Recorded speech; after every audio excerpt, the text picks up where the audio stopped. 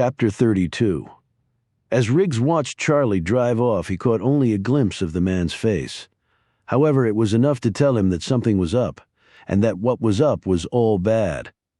After the Range Rover disappeared from his line of sight, Riggs turned around and stared at the cottage. Should he make an attempt as well to search the place? It might answer a lot of questions. He had almost decided to flip a coin when another development caused him to crouch down behind the holly tree again and return to his role of observer. Luann had tethered Joy to a tree in the woods about 100 yards from the clearing in which the cottage stood. She emerged from outside the tree line with the same graceful movements Riggs had observed in her before. She squatted down on her haunches and waited, surveying the area with quick, darting movements of her head. Despite the impenetrable bulk of the holly tree, Riggs almost felt naked before her intense gaze. Luann studied the road at the same time Riggs studied her. Was she aware that Charlie had already come and gone? Probably not. However, her features gave away nothing. Luann silently watched the cottage for a time before moving over to the shed. Glancing through the same window Charlie had, she looked over the Honda. Then she lifted some dirt and grime from the windowsill and covered over the small opening Charlie had made in the filth. Riggs watched this procedure with growing respect. Even he might not have thought to do that. Charlie certainly hadn't. Luann turned her attention to the house. Both hands were in the pockets of her coat. She knew Charlie had been here but had already left. The smeared window had told her that.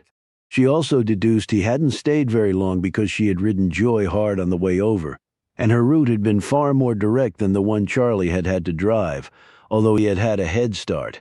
His short stay meant he had found either nothing or something highly incriminating. Her instincts told her that it was almost undoubtedly the latter. Should she leave and return home and let him fill her in? While that would have been the most prudent thing to do, Luann quickly made her way to the front porch, and her hand closed around the doorknob. It didn't budge despite the immense pressure she was exerting.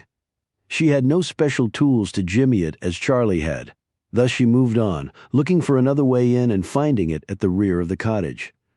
The window finally opened under her persistent tuggings, and she quickly climbed inside. She silently descended from the windowsill to the floor and immediately crouched down from her line of sight. She could make out the kitchen. She had very acute hearing, and if someone had been in the small house, she was certain she would have heard his breathing no matter how shallow. She edged forward until she reached what should have been the dining room, but had been set up as an office. Luann's eyes widened as she saw the news clippings on the bulletin board. As Luann's gaze swept around the room, she sensed there was something more at work here than a blackmail scheme. Oh, hell. Riggs ducked down after saying the words and watched in dismay as the Chrysler passed by him on the way to the cottage. The man was hunched over the steering wheel, but Riggs had no trouble recognizing him despite the beards having been shaved off. Thinking quickly, Riggs gripped his shotgun and hurried to his Cherokee. Luann flew to the back of the cottage as soon as she heard the car drive up. She raised her head a few inches above the windowsill. Her heart sank. Damn it! She watched Donovan pull around to the rear of the cottage and climb out of the Chrysler. Her eyes were riveted on the pistol he held in his right hand. He headed straight for the rear door. Luann backed away, her eyes darting every which way, looking desperately for an exit. The problem was there wasn't any. At least none that would be unobserved. The front door was locked, and if she attempted to open it, he would hear her. There was no time to wriggle through a window.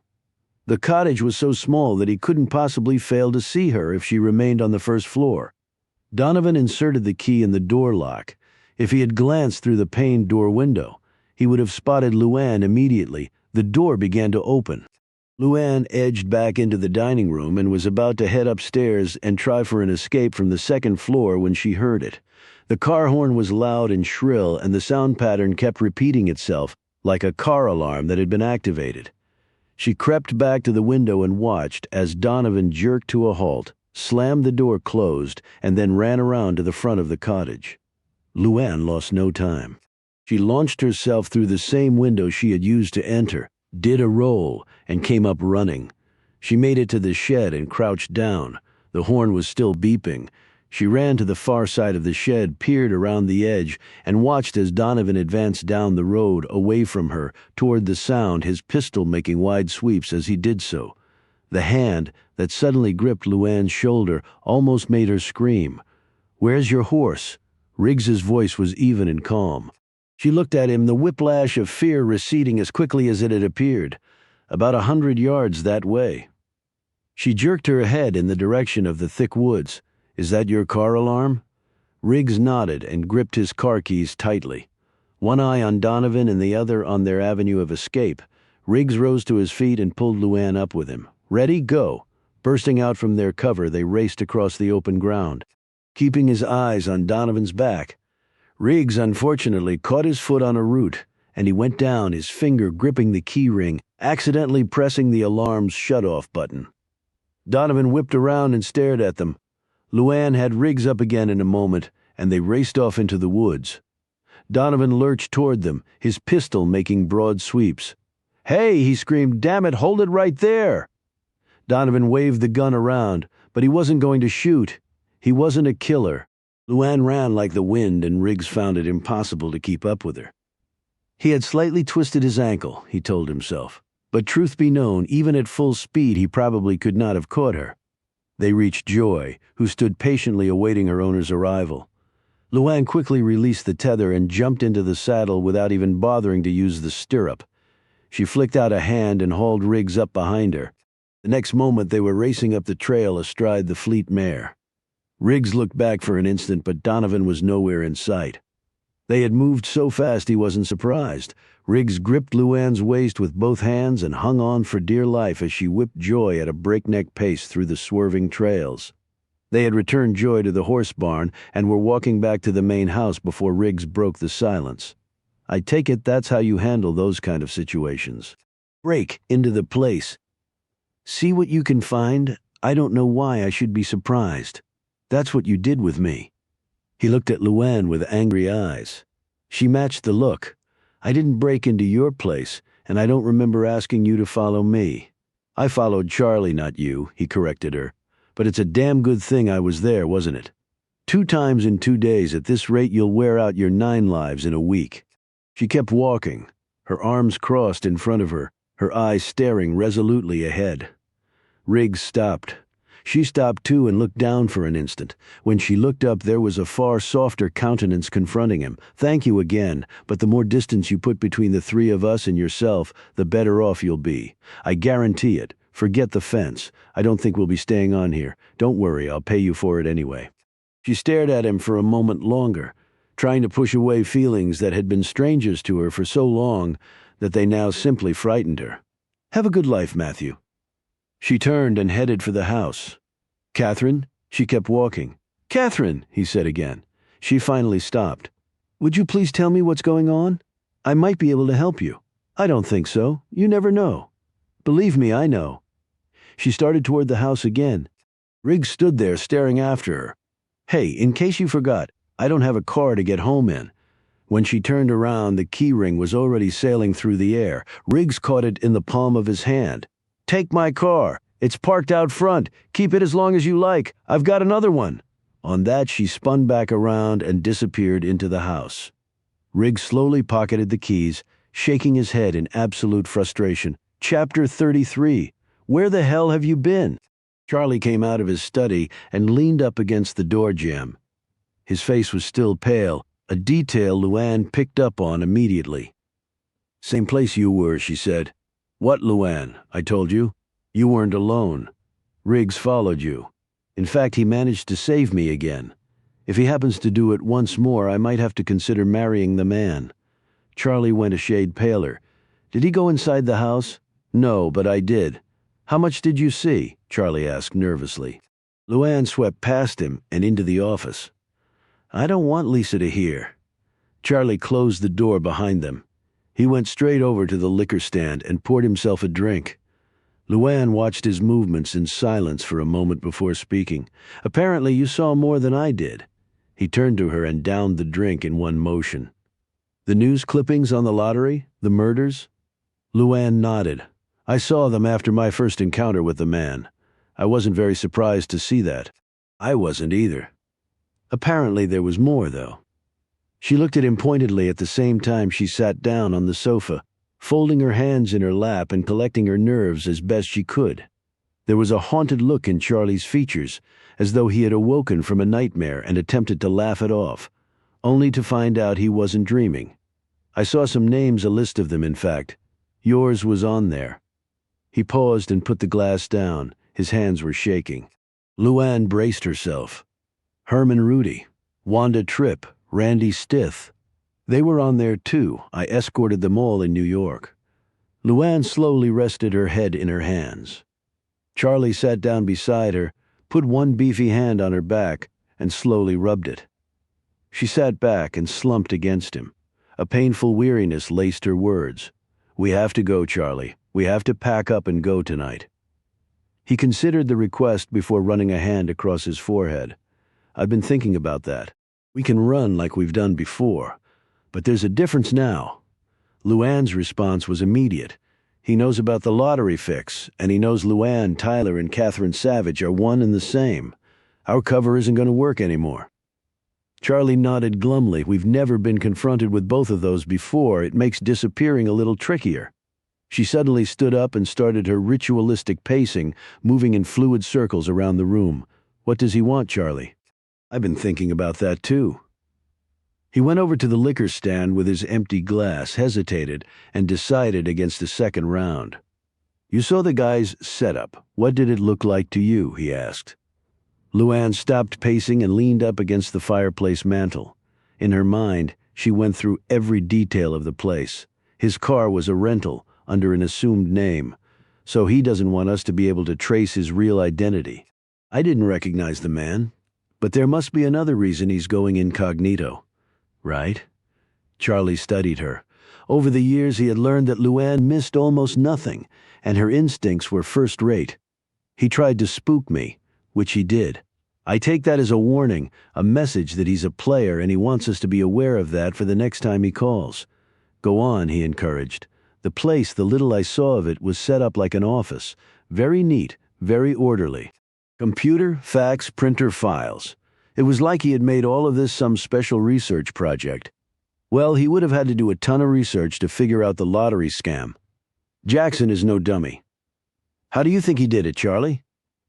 He rubbed his chin and sat down in front of his desk. Well, we don't know for absolute certain that he has figured it all out. I just saw the list. That's all, with the names of all those lottery winners? Come on, how long did Jackson run the scam anyway? Charlie shook his head. I don't know. I was there for 9 of them, including you. Started in August. You were Miss April, my last gig. Luann shook her head stubbornly. He knows, Charlie. We have to assume that to be true. However, he did it. He did it. Okay, so it seems pretty clear the guy wants money. She shook her head. We don't know that. Why would he set up shop here and bring all that stuff with him? He didn't need to do that. He could just send me a letter from parts unknown with the same info and a demand for money to be wire transferred to his bank account. Charlie sat back, his face carrying extreme confusion. He had not looked at the matter in that light. That's true, and I don't think the guy's hurting for money. He was wearing really nice clothes.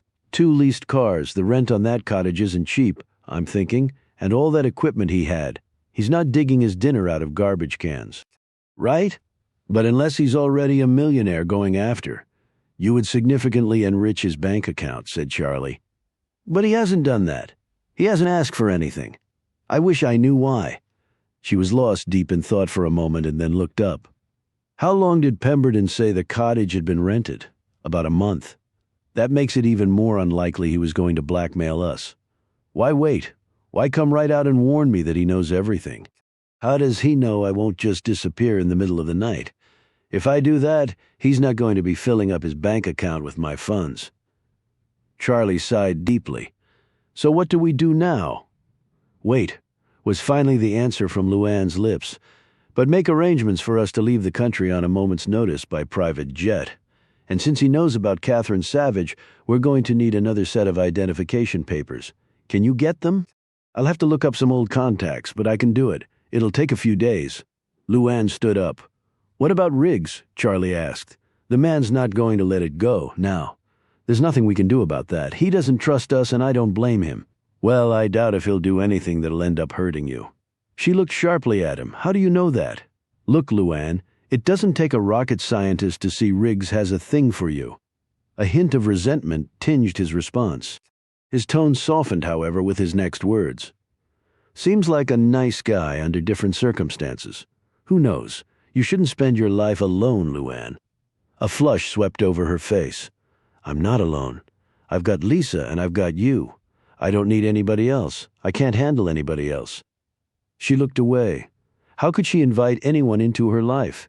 It was impossible. Half-truths competing with complete falsehoods.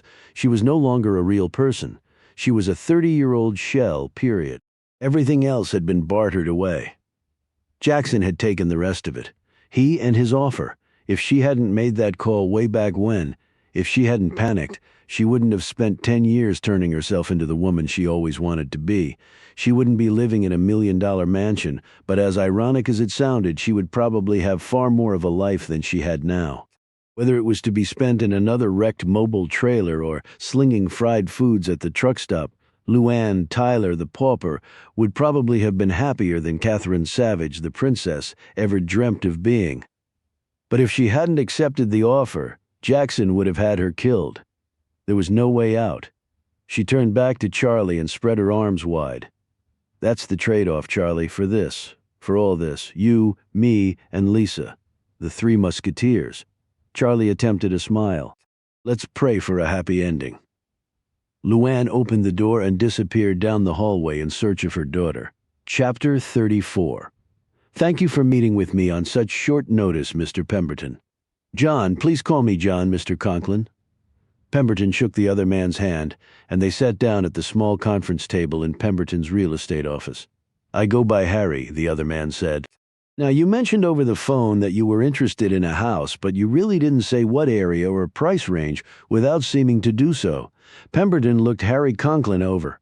Probably in his 60s, expensive clothing, air of assurance, undoubtedly liked the good things in life. Pemberton swiftly calculated his potential commission. I got your name on good reference. I understand that you specialize in the upper-end market around here, Conklin said. That's correct. Born and raised here. Know everybody and every property worth knowing about. So would that be the price range you're interested in? The upper end? Conklin assumed a comfortable look. Let me tell you a little about myself. I make my living on Wall Street, and it's a damn good living if I do say so myself. But it's also a young man's game, and I'm not a young man anymore. I've made my fortune, and it's substantial. I've got a penthouse in Manhattan, a place in Rio, a home on Fisher Island in Florida, and a country estate outside London. But I'm looking to get out of New York and radically simplify my life. And this place is about as beautiful as they come. Absolutely right, Pemberton chimed in. Now, I do a lot of entertaining, so it would have to be a substantial place. But I want privacy as well. Something old and elegant but restored. I like old things, but not old plumbing. You understand me? Perfectly. Now, I'm assuming that there are probably a number of properties around here that fit that bill. There are, most assuredly, Pemberton said excitedly. But see, I've got one in mind. One I heard about from my father, in fact. He was in the stock market too, back in the 20s. Made a bundle and was fortunate to get out before the crash. He used to come here and stay with a good friend of his who was in the market too. My father, God rest his soul, loved it there, and I thought it would be appropriate for his son to buy it and live in it. What a truly inspiring idea. Certainly makes my job easier. Do you know the name of the place? Pemberton's smile was broadening. Wiccan's Hunt. Pemberton's smile quickly faded. Oh. He licked his lips, made a clicking sound with his tongue against his teeth. Wiccan's Hunt? He repeated, looking depressed. What's the matter? Did it burn down or something? No. It's a beautiful place, wonderfully restored. Pemberton sighed deeply. Unfortunately, it's no longer on the market. You sure? Conklin sounded skeptical. I'm certain I was the selling agent. Damn, how long ago? About 2 years, although the people have only been in it for several months. There was a lot of renovation work to do. Conklin looked at him slyly, eyebrows cocked. Think they might want to sell? Pemberton's mind raced through the possibilities. Flipping a property like that within the relatively short span of 2 years. What a wonderful impact on his wallet. Anything's possible.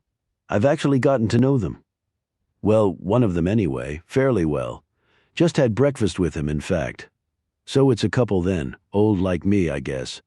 Wickens Hunt isn't exactly a starter home from what my father told me. Actually, they're not a couple, and he's older, but the property doesn't belong to him. It belongs to her. Conklin leaned forward. To her? Pemberton looked around for a moment, got up and fully shut the door to his conference room, and then sat back down. You understand that I'm telling you this in confidence? Absolutely. I didn't survive all those years on Wall Street without understanding confidences. While the land records show a corporation as the title holder, the real owner of Wickens Hunt is a young woman. Catherine Savage, obviously incredibly wealthy. Quite frankly, I'm not certain what the source of that wealth is, nor is it my business to ask. She lived abroad for years. Has a little girl about 10, Charlie Thomas, the older man. He and I have had some nice little discussions. They've been very generous with several local charities. She doesn't come out in public very much, but that's understandable. Sure is. If I moved here, you might not see me for weeks on end. Exactly. They seem to be real good people, though. They seem very happy here, very happy. Conklin sat back, and it was his turn to sigh. Well, I guess they won't be looking to move anytime soon. Damn shame, too. He eyed Pemberton intently. Real damn shame, since I make it my practice to pay a finder's fee on top of any real estate commission you might collect from the seller. Pemberton perked up noticeably. Is that right? Now, there aren't any ethical considerations that would prevent you from accepting such an inducement, are there? None that I can think of, Pemberton said quickly. So how much would that inducement come to? 20% of the purchase price. Harry Conklin drummed his fingers on the tabletop and watched Pemberton's face turn different colors. If Pemberton hadn't been sitting down, he would have toppled to the floor. That's very generous, he finally managed to say. If I want something done, I find the best way to accomplish my goal is to provide decent incentives to those in a position to help me achieve that goal. But from the looks of things here, I don't think it's likely. Maybe I'll try North Carolina. I hear good things about it. Conklin started to get up. Wait a minute. Please wait just a minute. Conklin hesitated and then slowly resumed his seat. Actually, your timing may be perfect. Why's that? Pemberton leaned even closer to him. There have been recent developments, very recent developments, that might give us an opening to approach them about selling if they just moved in, seem happy here. What kind of developments are we talking about? The place isn't haunted, is it? No, nothing like that. As I said, I had a breakfast meeting with Charlie. He was concerned about a person who had come to visit them, asking for money. So that happens to me all the time. You think that'll make them pack up and leave? Well, I wouldn't have thought so at first either, but the more I thought about it, the more unusual it sounded. I mean, you're right. The rich get approached all the time, so why should this man upset them so? But he obviously did. How do you know that? Pemberton smiled. In many ways, in fact, in more ways than people around here care to admit, Charlottesville is a small town. Now, I know for a fact that very recently Matt Riggs was up surveying MS Savage's property line when he became engaged in a reckless chase with another car that almost got him killed. Conklin shook his head in confusion. Who's Matt Riggs? A local contractor hired by Ms. Savage to install a security fence around her property. So he was chasing another car? How does that tie in with Catherine Savage? A friend of mine was heading to work that morning. He lives up in that same area and works in town. He was about to turn onto the main road heading into town when a charcoal gray BMW flew by. He said it must have been doing 80. If he had pulled out a second sooner, that BMW would have torn his car in half. He was so shaken he couldn't budge for a full minute. Good thing, too, because while he's sitting there trying to keep his breakfast down, Matt Riggs's pickup comes barreling by and another car is locked on his bumper. They were obviously going at it. Do you know who was in the BMW? Now, I've never met her, but I know people who have seen her. Catherine Savage is a tall, blonde woman, real good-looking. My friend only got a glimpse of the driver, but he said she was blonde and pretty, and I saw a charcoal gray BMW parked up at Wickens Hunt when I went up to do a pre-closing walkthrough with Charlie. So you think somebody was chasing her? And I think Matt Riggs must have run smack into it. I know that his truck's in the shop with a busted bumper. I also know that Sally Beecham, she's the maid up at Wickens, saw Riggs walking off in a huff from the house later that same morning. Conklin stroked his chin. Very interesting. Guess there's no way to find out who was chasing her. Yes, there is. I did, at least his location. You see, it gets even more interesting. As I said, Charlie invited me to breakfast. That's when he told me about this man who had come by the house wanting money. Charlie wanted my help in finding out if the man was staying in the area. Of course, I agreed to do what I could. At that point, I didn't know about the car chase. I found that out later. You said you were able to find the man, but how could you? Lots of places to hide around here, I would think. Conklin asked this in a nonchalant manner. Pemberton smiled triumphantly. Not much escapes my notice, Harry. Like I said, I was born and raised here. Charlie gave me a description of the man and the car. I used my contacts, and in less than 24 hours I had located him. Probably holed up pretty far away, I'll bet. Pemberton shook his head. Not at all. He was right under their noses. A small cottage. It's barely 10 minutes from Wiccan's Hunt by car, but very isolated. Help me out here. I don't have my bearings here yet. Is it near Monticello? Well, in the general vicinity, but the area I'm talking about is north of that. North of Interstate 64, in fact. The cottage isn't too far from the Airsley estate off Highway 22, the Keswick Hunt area, it's called. The man had leased the cottage about a month ago. Good gosh, did you get a name? Tom Jones. Pemberton smiled knowingly. Obviously false. Well, I guess they appreciated your help. So, what happened? I don't know. My business keeps me hopping. I really haven't talked to them about it anymore. Well, this Riggs fellow, I bet he's sure, sorry he got involved. Well, he can take care of himself. Maybe so, but getting banged around in a car in a high-speed chase. Most general contractors don't do that. Well, Riggs wasn't always a GC, really? Conklin said, his features inscrutable. You really do have the Peyton place here. So what's his story? Pemberton shrugged his shoulders. Your guess is as good as mine. He never talks about his past. He just appeared one day about 5 years ago, started learning the building trade, and he's been here ever since. Pretty mysterious. Charlie thought he was a policeman, frankly. I think he was with the government in some secret capacity, and they put him out to pasture. Call it my gut. That's real interesting. Old guy, then. No, mid to late 30s, tall, strong, and very capable. Excellent reputation. Good for him. Now about our arrangement. If this man really is dogging them, I can talk to Charlie, see what he has to say. Maybe they will agree to move. It's certainly worth asking. I tell you what, you let me think about it for a few days.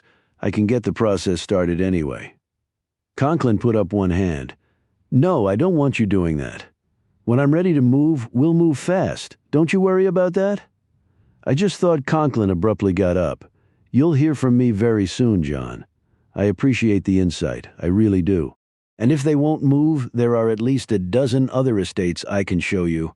They would serve your purposes equally well, I'm sure. This fellow in the cottage intrigues me. You wouldn't happen to have an exact address and directions, would you? Pemberton was startled at the question. You certainly don't want to talk to him, do you? He might be dangerous. I can take care of myself, and I've learned in my business that you never know where you might find an ally. Conklin looked at him keenly until understanding spread across Pemberton's face. He wrote the information down on a piece of paper and handed it to the other man. Conklin took an envelope out of his pocket and handed it to Pemberton, motioning for him to open it. Oh my God! Pemberton sat there gaping at the wad of cash that spilled out. What's this for? I haven't done anything yet. Conklin eyed Pemberton steadily. You've given me information, John. Information is always worth a great deal to me. I'll be in touch. The men shook hands and Conklin took his leave. Back at the country inn where he was staying, Harry Conklin walked into the bathroom, closed the door, and turned on the water. 15 minutes later, the door opened and Jackson emerged, the remnants of Harry Conklin bundled in a plastic bag which Jackson deposited in a side pouch of his luggage. His conversation with Pemberton had been very enlightening. His encounter with the man had not been by chance. Upon arriving in Charlottesville, Jackson had made discreet inquiries around town that had quickly identified Pemberton as the selling agent for Wiccan's Hunt. He sat on the bed and opened a large, detailed map of the Charlottesville area, noting and committing to memory the places he and Pemberton had discussed and the written directions to the cottage. Before talking to Pemberton, he had educated himself on some of the history of Wickham's hunt, which had been nicely detailed in a book on local area estates and their original owners at the county library. It had given him enough background information to form his cover story and draw out Pemberton on the subject. Jackson closed his eyes deep in thought. Right now he was planning how best to begin his campaign against Luann Tyler and the man who was pursuing her. Chapter 35. Riggs had given it a day before he had attempted to retrieve his Jeep. Just in case the guy was still around, he went armed and he went at night. The Cherokee looked undamaged. Riggs made a quick check of it before heading toward the cottage. The Chrysler was nowhere to be seen. He shone his flashlight in the window of the shed. The Honda was still there. Riggs went up to the front door and wondered for the 100th time if he should just leave this business alone. Dangerous things seemed to happen around Catherine Savage. He had had his fill of such events, and he had come to Charlottesville in search of other things. Still, he could not stop his hand from carefully turning the doorknob. The door swung open, the flashlight in one hand, his pistol in the other. Riggs moved forward slowly. He was reasonably certain that the place was empty, but assumptions like that could earn you an unwanted trip to the morgue with a tag around your big toe. He could see most of the first floor from where he was standing. He shone his flashlight slowly around the room. There was a light switch on the wall, but he wasn't about to use it. In what had been the dining room, he discerned dust patterns on the floor that showed certain objects had been removed. He ran his fingers over these areas and then moved on. He moved into the kitchen where he lifted the phone. There was no dial tone. He moved back into the dining room. As Riggs's eyes swept the room, they passed right over the figure dressed all in black standing just inside the half-opened closet door next to the stairs. Jackson closed his eyes, the second before the light moved across his hiding place so that his pupils would not reflect off it. When the arc of illumination had passed, Jackson reopened his eyes and gripped the handle of the knife tightly. He had heard Riggs before he had ever set foot on the porch. It was not the man who had leased the cottage. He was long gone. Jackson had already searched the place thoroughly. This man had come to reconnoiter the place as well. Riggs, it must be, Jackson concluded. In fact, Jackson found Riggs almost as interesting as the man he had come to kill tonight. 10 years ago, Jackson had predicted that Luann would be a problem, and now that prediction was coming true. He had done some preliminary checking on Riggs's background after his discussion with Pemberton. The fact that there was little to find out had intrigued him greatly. When Riggs passed within a few feet of him, Jackson contemplated killing him. It would take just a flick of the razor-sharp blade against his throat. But as quickly as the homicidal impulse flared through his system, it passed. Killing Riggs would further no purpose, at least not at present. Jackson's hand gripping the knife relaxed. Riggs would live another day. If there was a next time, Jackson decided, the outcome might be far different. He didn't like people meddling in his business. If nothing else, he would now check into Riggs's background with far greater intensity. Riggs left the cottage and headed toward his Cherokee. He glanced back at the cottage. A sensation had just come over him, as though he had just survived a close call. He shrugged it off. He had once lived by his instincts. However, he assumed they had rusted somewhat since his occupation had changed. It was an empty house and nothing more. Watching from the window, Jackson picked up on Riggs's slight hesitation, and with it his curiosity grew even more. Riggs would possibly make an interesting project, but he would have to wait. Jackson had something more pressing to take care of. From the floor of the closet, Jackson picked up what looked like a doctor's bag. He moved to the dining room, crouched down, and unpacked the contents of a first-rate fingerprint kit. Jackson then moved over to the light switch and hit it from various angles, with a handheld laser carried in his jacket pocket. Several latent prints sprang to life under the beam. Jackson dusted the area with a fiberglass brush dipped in black powder and gently brushed around the area of the light switch, outlining the latent prints. The kitchen counter, telephone, and doorknobs were subjected to the same process. The telephone, especially, evidenced very clear fingerprints. Jackson smiled. Riggs's real identity would not be a mystery much longer. Using pressure-wound tape, he then lifted the prints from each of the areas and transferred them to separate index cards. Humming quietly to himself, Jackson marked the cards with special identification hieroglyphics and placed them in separate plastic-lined containers. He then carefully removed all evidence of the fingerprint powder from each of the surfaces.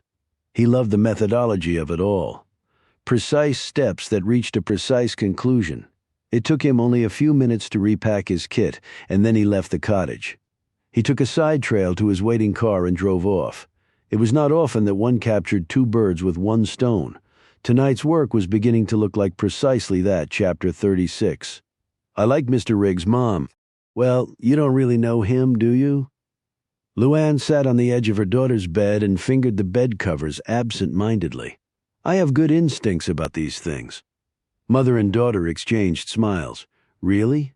Well, maybe you can share some of your insights with me.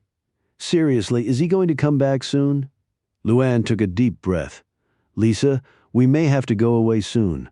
Lisa's hopeful smile faded away at this abrupt change of subjects. Go away? Where? I'm not sure just yet. And it's not for certain.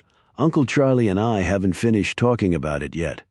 Were you going to include me in those discussions? The unfamiliar tone in her daughter's voice startled Luann. What are you talking about? How many times have we moved in the last 6 years? 8. And that's just as far back as I can remember. God knows how many times we did when I was really little. It's not fair. Lisa's face colored and her voice shook. Luann swept an arm around her shoulders. Sweetie, I didn't say it was for certain. I just said maybe. That's not the point, okay, so it's maybe now, or maybe next month. But then one day it'll be we're moving, and there's nothing I can do about it. Luann put her face in Lisa's long hair. I know it's hard on you, baby. I'm not a baby mom, not anymore, and I'd really like to know what we're running from. Luann stiffened and raised her head back up, her eyes searching out Lisa's. We're not running from anything. What would we possibly be running from? I was hoping you would tell me. I like it here. I don't want to leave, and unless you can give me a really good explanation why we have to, I'm not going. Lisa, you're 10 years old, and even though you're a very intelligent and mature 10-year-old, you're still only a child. So where I go, you go. Lisa turned her face away. Do I have a big trust fund? Yes. Why? Because when I turn 18, I'm going to have my own home, and I'm going to stay there until I die. And I don't want you to ever visit me. Luann's cheeks reddened. Lisa, I mean it. And then maybe I'll have friends and can do the things I want to do. Lisa Marie Savage, you've been all over the world. You've done things most people will never get a chance to do their entire lives. Well, you know what? What? Luann shot back. Right now, I'd trade with them in a heartbeat. Lisa lay down in the bed and put the covers up almost over her head. And right now, I'd like to be alone. Luann started to say something and then thought better of it. Biting her lip hard, she raced down the hallway to her room, where she collapsed on the bed. It was unraveling. She could feel it, like a big ball of twine someone had tossed down a long set of stairs. She rose, went into the bathroom, and started the shower. She pulled off her clothes and stepped under the steaming water. Leaning up against the wall, she closed her eyes and tried to tell herself that it would be okay, that in the morning Lisa would be all right, that her love for her mother remained undiminished. This was not the first serious argument mother and daughter had had over the years. Lisa did not just share her mother's physical attributes. Luann's independence and stubborn streak had been replicated in her daughter. After a few minutes, Luann finally calmed down and let the soothing water envelop her. When she opened her eyes, another image invaded her thoughts. Matthew Riggs must believe her to be insane by now. Insane and dishonest as hell. Quite a combination if you were trying to make an impression, but she wasn't. If anything, she felt sorry for him, for having risked his life twice and gotten kicked in the gut both times for his trouble. He was a very attractive man, but she wasn't looking for a relationship. How could she? How could she even contemplate partnering with someone? She'd be afraid to speak for fear of letting a secret scurry free. With all that, the image of Matt Riggs remained fixed in her head. A very handsome man, strong, honest, courageous, and there was secrecy in his background too, and hurt. She suddenly cursed out loud that her life wasn't normal, that she couldn't attempt even a friendship with him. She moved her hands fiercely along her limbs as she soaped up and released her frustrations at the same time. The harsh movements against her skin rekindled a disturbing revelation. The last man she had slept with was Dwayne Harvey over 10 years ago. As her fingers moved over her breasts, Riggs's face appeared again in her thoughts. She shook her head angrily, closed her eyes again, and laid her face against the wall of the shower. The costly imported tile was wet and warm. She remained in that position despite danger signs flashing in her mind. So wet, so warm, so safe. Almost unconsciously, her hands dipped to her waist and then over her buttocks, and all the while Matthew Riggs resided in her thoughts. She kept her eyes scrunched tight. The fingers of her right hand slithered around to her navel. Her breaths became heavier. Under the sounds of the water, a low moan passed over her lips. A large tear made its way down her face before it was washed away. 10 years. 10 damned years. The fingers of her two hands were touching now, intermeshed in a way, like the gears of a clock, slow, methodical, reliable, back and forth. She jerked straight up so quickly she almost smashed her skull against the showerhead. "Good Lord, Luann," she exclaimed this to herself. She cut off the water and stepped out of the shower. She sat down on the lid of the toilet and hung her head between her knees. The lightheadedness was already passing. Her wet hair sprawled across her long, bare legs. The floor became sopping wet as the water poured off her body. She glanced over at the shower, a guilty look on her face. The muscles in her back bunched together. The veins in her arms swelled large. It wasn't easy. It just wasn't easy at all. She rose on unsteady legs, toweled off, and went into the bedroom. Among the costly furnishings of her bedroom was a very familiar object. The clock her mother had given her ticked away, and as Luann listened, her nerves began to reassemble themselves. Thank God she had stuffed it in her bag right before almost being killed in that trailer so many years ago. Even now she would lie awake at night listening to its clunkiness. It skipped every third beat, and at around 5 o'clock in the afternoon it would make a noise like someone had lightly smacked a cymbal. The gears and wires, the guts of the contraption, were tired, but it was like listening to an old friend strum on a weathered guitar. The notes not what they should be, ideally, but holding comfort for her, some peace. She pulled on a pair of panties and then went back into the bathroom to dry her hair. Looking in the mirror, she saw a woman on the brink of something, disaster probably. Should she start seeing a shrink? Didn't you have to be truthful in therapy in order to make any progress? She mouthed this question to her reflection in the mirror. No, psychotherapy wasn't going to be an option. As usual, she would just go it alone. She traced the scar on her face, letting her finger feel each contour of the ridged, damaged skin, in essence reliving the painful events of her past. Never forget, she told herself. It's all a sham, all a lie. She finished drying her hair and was about to go back into the bedroom and collapse onto the bed when Lisa's words came back to her. She just couldn't let that resentment and anger fester all night. She had to talk to her daughter again, or at least try to. She went back into the bedroom to put on her robe before heading for Lisa's room. "Hello, Luann." So stunned was Luann that she had to reach out and grip the door jamb, or she would have sagged to the floor. As Luann stared at him, she found that the muscles in her face had ceased to function. She couldn't even form a response, as though she had just suffered a stroke. "It's been a long time." Jackson stepped away from the window and sat down on the edge of the bed. His casual movements finally broke Luann free from her inertia. "How the hell did you get in here?" Not relevant. The words and tone were instantly familiar to her. All those years ago came rushing back with such speed that the effect was nearly incapacitating. "What do you want?" She forced the words to come out. "Ah, very relevant. However, we have much to discuss, and I would suggest you do so in the comfort of some clothing." He stared pointedly at her body. Luann found it extremely difficult to take her eyes off him. Being half naked in front of the man was far less disturbing than having to turn her back on him. Finally, she threw open her closet door, pulled out a knee-length robe, and quickly put it on. She cinched the robe tightly around her waist and turned back around. Jackson wasn't even looking at her. His eyes roamed the spectacular parameters of her boudoir. His gaze rested on the clock on the wall briefly and then moved on. Apparently, the brief view of her body, a sight many men would have paid hard cash for, had inspired in him nothing more than extreme diffidence. "You've done well for yourself. If I remember correctly, your previous decorating tastes were limited to dirty linoleum and Goodwill cast-offs. I don't appreciate this intrusion." He swiveled his head around and his eyes flashed into hers. "And I don't appreciate having to take time away from a very busy schedule to rescue you yet again, Luann. By the way, do you prefer Luann or Catherine?" "I'll let you choose," she said sharply. "And I don't need to be rescued by anyone, certainly not by you." He rose from the bed and scrutinized her altered appearance closely.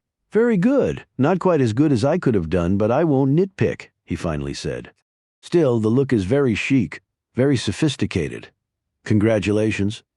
Luann responded by remarking, "The last time I saw you, you were wearing a dress. Other than that, you haven't changed much." Jackson still had on the dark clothing he had worn at the cottage. His features were the same as for their first meeting, although he had not covered his lean frame with padding. He thrust his head forward. The smile seemed to engulf his entire face. "Didn't you know?" he said. "Aside from my other remarkable abilities, I also never age." His smile receded as quickly as it had appeared.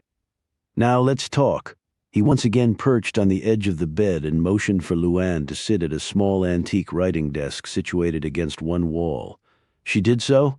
"What about? I understand you had a visitor, a man who chased you in a car." "How the hell do you know that?" Luann said angrily. "You just won't accept the fact that you can't conceal information from me.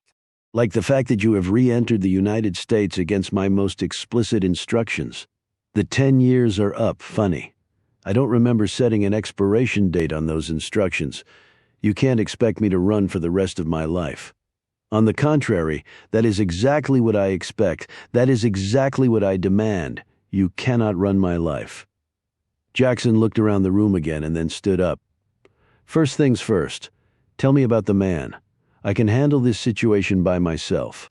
"Is that right from what I can tell? You've committed one blunder after another. I want you to leave right now. I want you to get the hell out of my house." Jackson calmly shook his head. "The years have done nothing to ameliorate your temper. An unlimited supply of money can't purchase good breeding or tact, can it?" "Go to hell." In response, Jackson reached one hand inside his jacket. In an instant, Luann had snatched up a letter opener from her writing desk. She cocked her arm back in preparation to hurl it. "I can kill you with this from 20 feet. Money can buy a lot of things." Jackson shook his head sadly. 10 years ago I found you. A young girl with a good head on her shoulders in very difficult circumstances. But you were still white trash, Luann. And I'm afraid to say, some things just don't change." His hand slowly came out of his jacket in it. He held a slip of paper. "You can put your little toy away. You won't need it." He looked at her with a calmness that managed, under the circumstances, to paralyze her. "At least not tonight." He unfolded the paper. "Now I understand that 2 men have recently entered your life. Matthew Riggs is one. The other is as yet unidentified." Luann slowly dropped her arm, but she still clutched the letter opener in her hand. Jackson looked up from the paper. "I have a vested interest in ensuring that your secret never be found out. I have a number of ongoing business activities, and above all, I value anonymity. You're one in a line of dominoes. And when they start to fall, they tend to keep falling until they reach the end. I am that end. Do you understand?" Luann sat back down in the chair and crossed her legs. "Yes," she answered curtly. "You have unnecessarily complicated my life by coming back to the United States. The man who was following you discovered your identity in part through your tax records. That is why I never wanted you to come back here." "I probably shouldn't have," Luann conceded. "But you try moving just about every 6 months? A new country? A new language? And try doing it with a little girl. I appreciate your difficulties, however. I assumed that being one of the richest women on earth would more than make up the difference. Like you said, money can't buy everything. You never met the man before in your extensive travels? You're absolutely certain?" "I would have remembered. I've remembered everything the last 10 years. She said this softly. Jackson studied her closely. "I believe you. Do you have any reason to think that he knows about the lottery?" Luann hesitated a second. "No, you're lying. Tell me the truth immediately, or I'll kill everyone in this house starting with you." This abrupt threat, delivered calmly and precisely, made her suck in her breath. She swallowed with difficulty. He had a list with 12 names on it. Mine, Herman Rudy, Bobby Joe Reynolds, and some others. Jackson assimilated this information rapidly and then looked down at the paper. And the man Riggs? What about him? There's some confusion as to his background. Everyone has secrets. Jackson smiled. Touché. Under other circumstances, that would not bother me. However, in this instance, it does. I'm not following you. Riggs has a mysterious past, and he just happens to be around when you need assistance. I take it he did help you. Luann looked at him quizzically. Yes, but he's been here for 5 years, long before I got here. That's not the point. I'm not suggesting the man is a plant. I'm suggesting that he could well be something entirely different than what he claims. Now he coincidentally collides with your world. That's what worries me. I don't think it was anything other than a coincidence. He was hired to do a job for me. It was perfectly natural that he would be nearby when the other man started chasing me. Jackson shook his head. I don't like it. I saw him tonight. Luann stiffened perceptibly.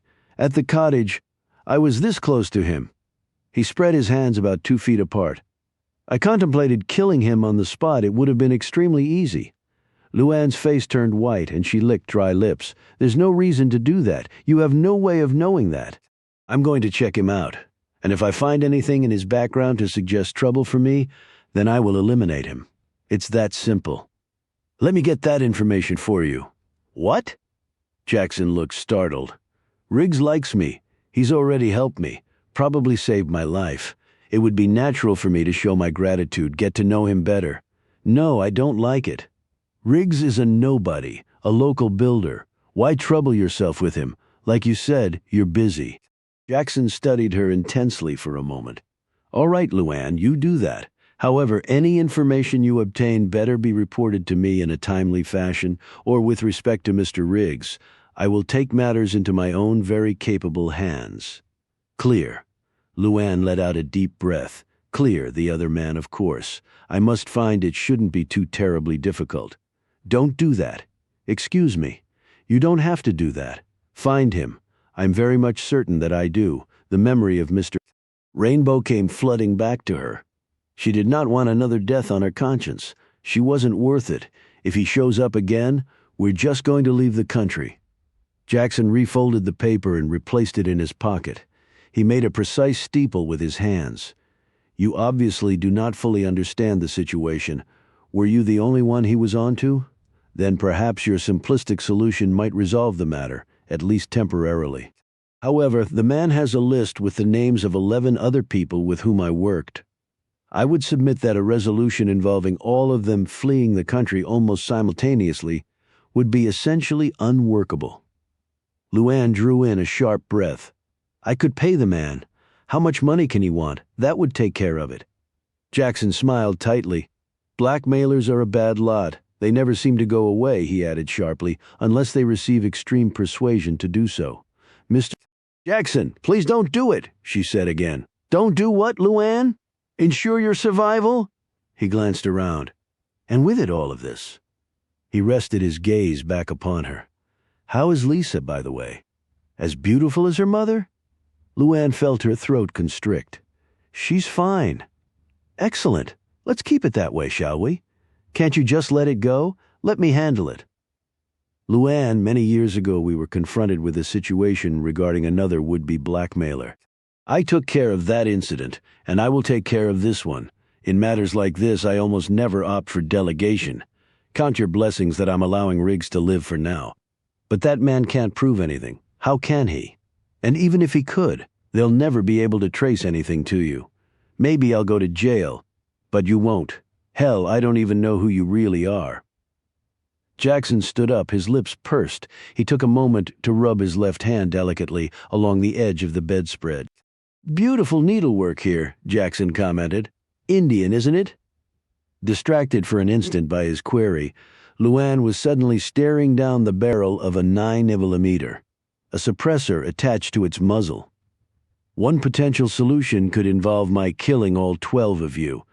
That would certainly qualify as a startling dead end for our inquisitive friend. Remember that the 10-year period is up. The lottery's principal amount has already been returned to a Swiss account that I have set up in your name. I would strongly advise against transferring that money into the United States. He pulled another slip of paper from his pocket and put it down on her bed. Here are the authorization codes and other account information that will enable you to access it. The funds are untraceable. There you have it, as agreed. Jackson's finger curled around the trigger of his weapon. However, now I really don't have any incentive to keep you around, do I? He advanced toward her. Luann's fingers tightened around the letter opener. Put it down, Luann. Granted, you're remarkably athletic, but you're not faster than a bullet. Put it down now. She dropped the letter opener and backed up against the wall.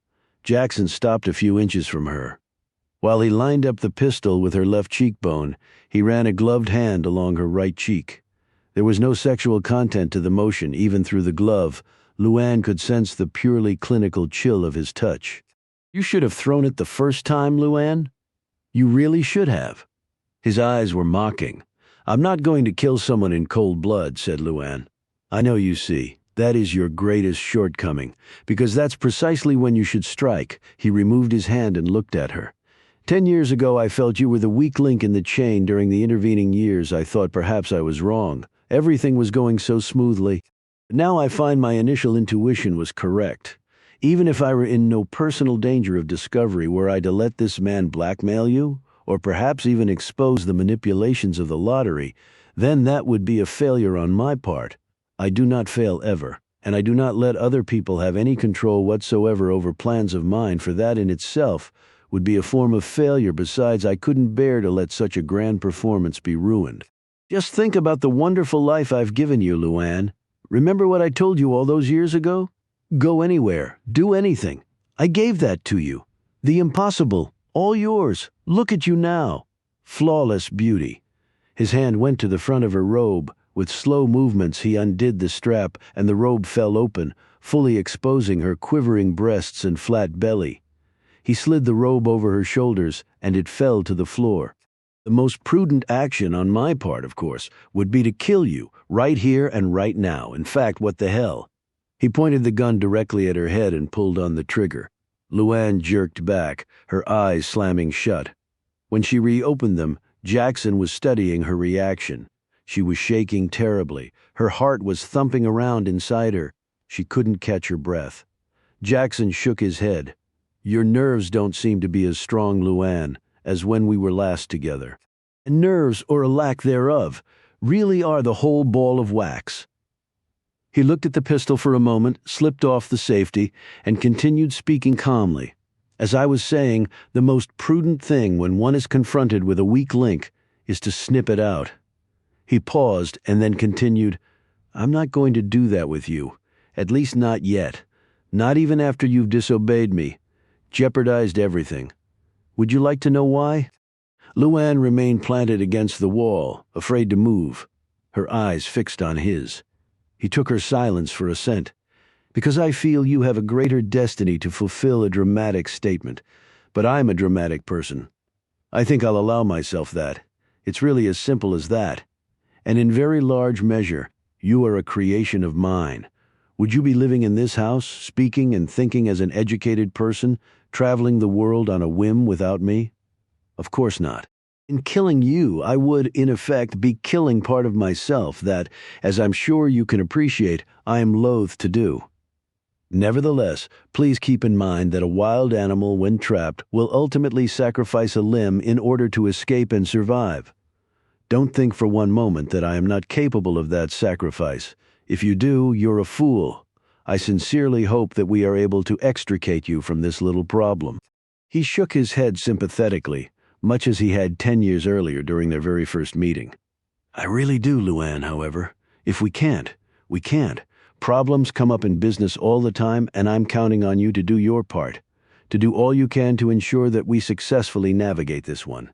Jackson's tone once again became businesslike as he ticked off items with his fingers. You will not leave the country.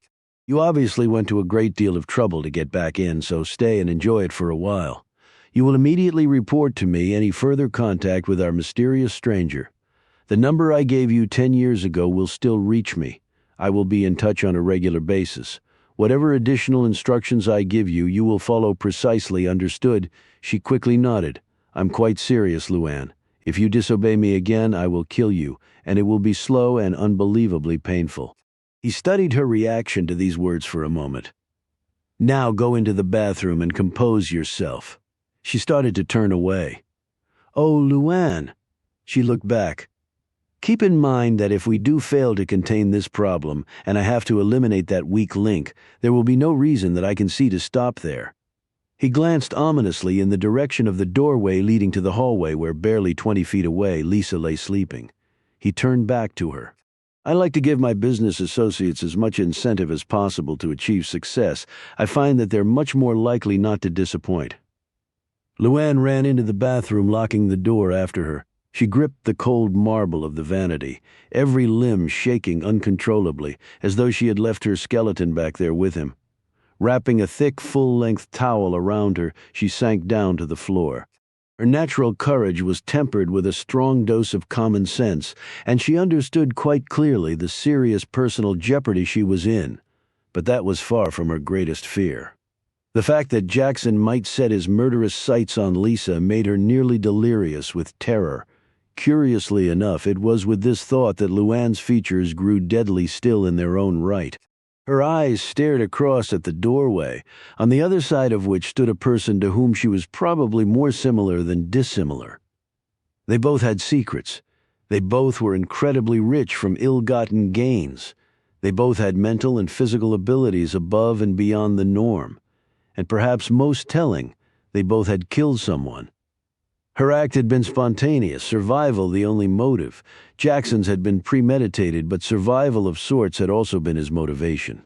Perhaps not as wide a chasm as it looked on the surface. The results, after all, had been the deaths of two human beings. She slowly rose from the floor. If Jackson ever came after Lisa, then either he would die or Luann would. There would be no other possibilities. She let the towel fall to the floor. She unlocked the door. There seemed to exist an ethereal connection between Jackson and Luann Tyler that defied a logical explanation. It was as though, even after all this time apart, that their synapses had become fused together at a certain, almost psychic level. For she was absolutely certain what she would find when she returned to the bedroom. She threw open the door. Nothing. Jackson was gone. Luann pulled on some clothes and hurried down the hallway to check on Lisa. The little girl's steady breathing told her mother that she was asleep. For a while, Luann simply hovered over Lisa, afraid to leave her. She didn't want to wake her. She wouldn't be able to hide the terror she was feeling from her daughter. Finally, Luann made certain the windows were locked and left the room. Next, she made her way to Charlie's bedroom and gently roused him from sleep. "I just had a visitor." "What? Who?" "We should have known he'd find out," she said wearily.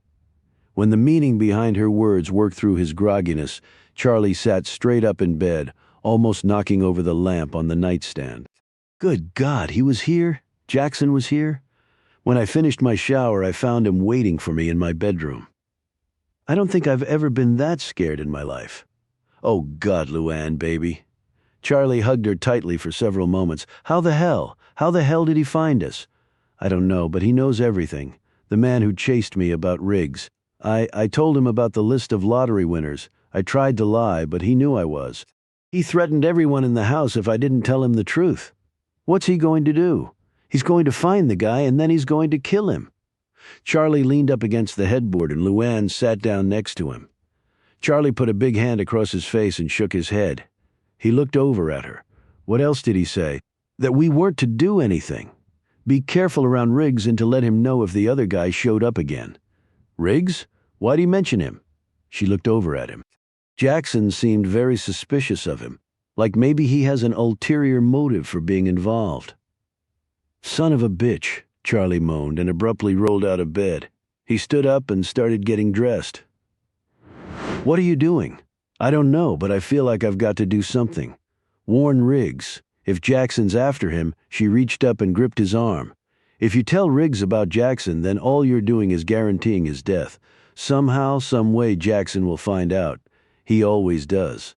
I've got Riggs safe. At least for now. How'd you do that? Jackson and I worked out a little arrangement. At least I think he bought it. Who can tell with him?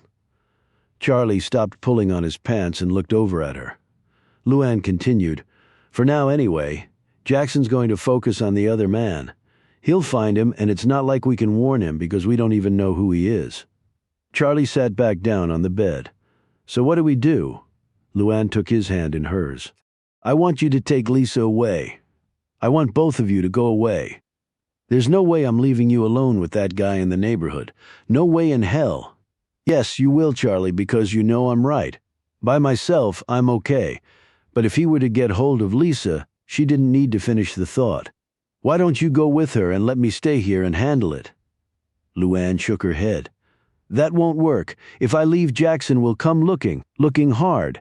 So long as I'm around, he's not going to stray too far.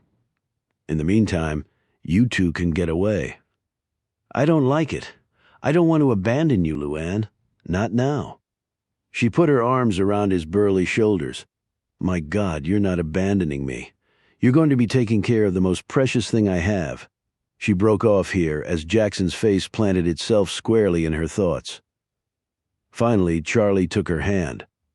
"Okay, when do you want us to leave?" "Right now." "I'll go get Lisa ready while you pack. Jackson just left, so I doubt if he's going to be watching the place. He probably figures I'm too frozen with fear to do anything, actually. He wouldn't be too far from the truth. Where do we go? You pick the place. I don't want to know that way. Nobody can get the information out of me. Call when you get there and then we'll make arrangements to safely communicate after that." Charlie shrugged. "I never thought it would come to this." She kissed him lightly on the forehead. "We'll be okay. We just need to be really careful. And what about you? What are you going to do?" Luann took a deep breath. "Whatever it takes to make sure we all survive this. And Riggs." She looked squarely at him. "Especially Riggs. I hate this, Mom. I hate this." Lisa stomped around the room in her pajamas as Luann hurriedly packed her daughter's bags. "I'm sorry, Lisa, but you're just going to have to trust me on this." "Trust? Ha! That's a funny one coming from you." Lisa glared at her from across the room. "I don't need that kind of talk right now, young lady. And I don't need this." Lisa sat down on the bed and stubbornly crossed her arms. "Uncle Charlie is ready. You need to get a move on, but we're having a party at school tomorrow. Can't it at least wait until after that?" Luann slammed the suitcase shut. "No, Lisa, I'm afraid it really can't. When is this going to stop? When are you going to stop dragging me all over the place?" Luann ran a shaky hand through her hair and sat down next to her daughter, putting an arm around Lisa's quaking form. She sensed the pain coursing through the small body.